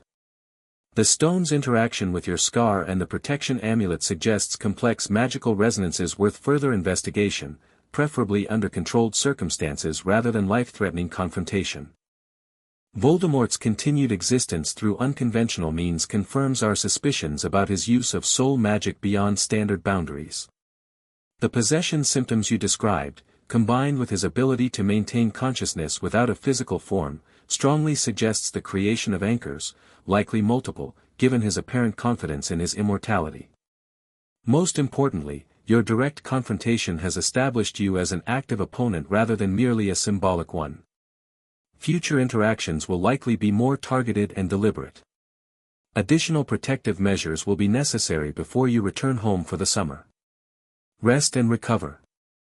We will discuss comprehensive response strategies when you return for the Yule break.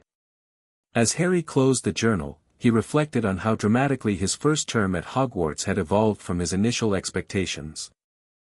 What had begun as an opportunity to expand his necromantic education while exploring traditional magical studies had become something far more complex, a direct confrontation with the wizard who had murdered his parents and threatened the entire wizarding world.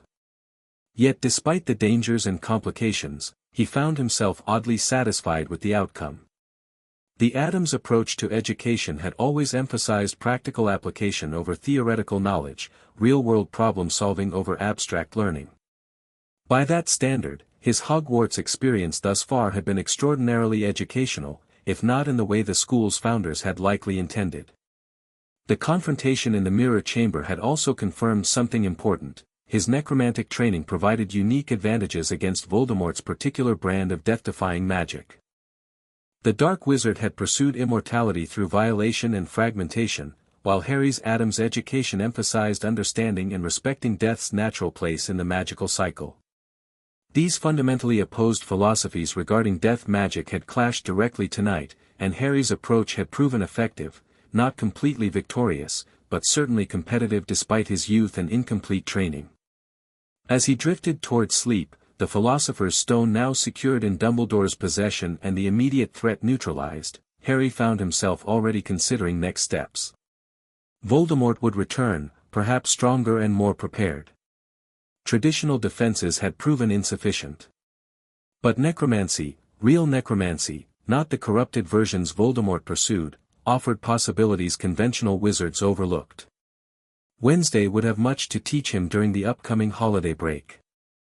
And he had much to share with her about what he had learned at Hogwarts, both from classes and from tonight's confrontation with a wizard who had twisted death magic into something unnatural and ultimately self-defeating. The true art of necromancy, as the Addams family practiced it, might prove to be Voldemort's unexpected undoing. A satisfying irony that would have made Uncle Fester cackle with delight and Grandmama nod in grave approval.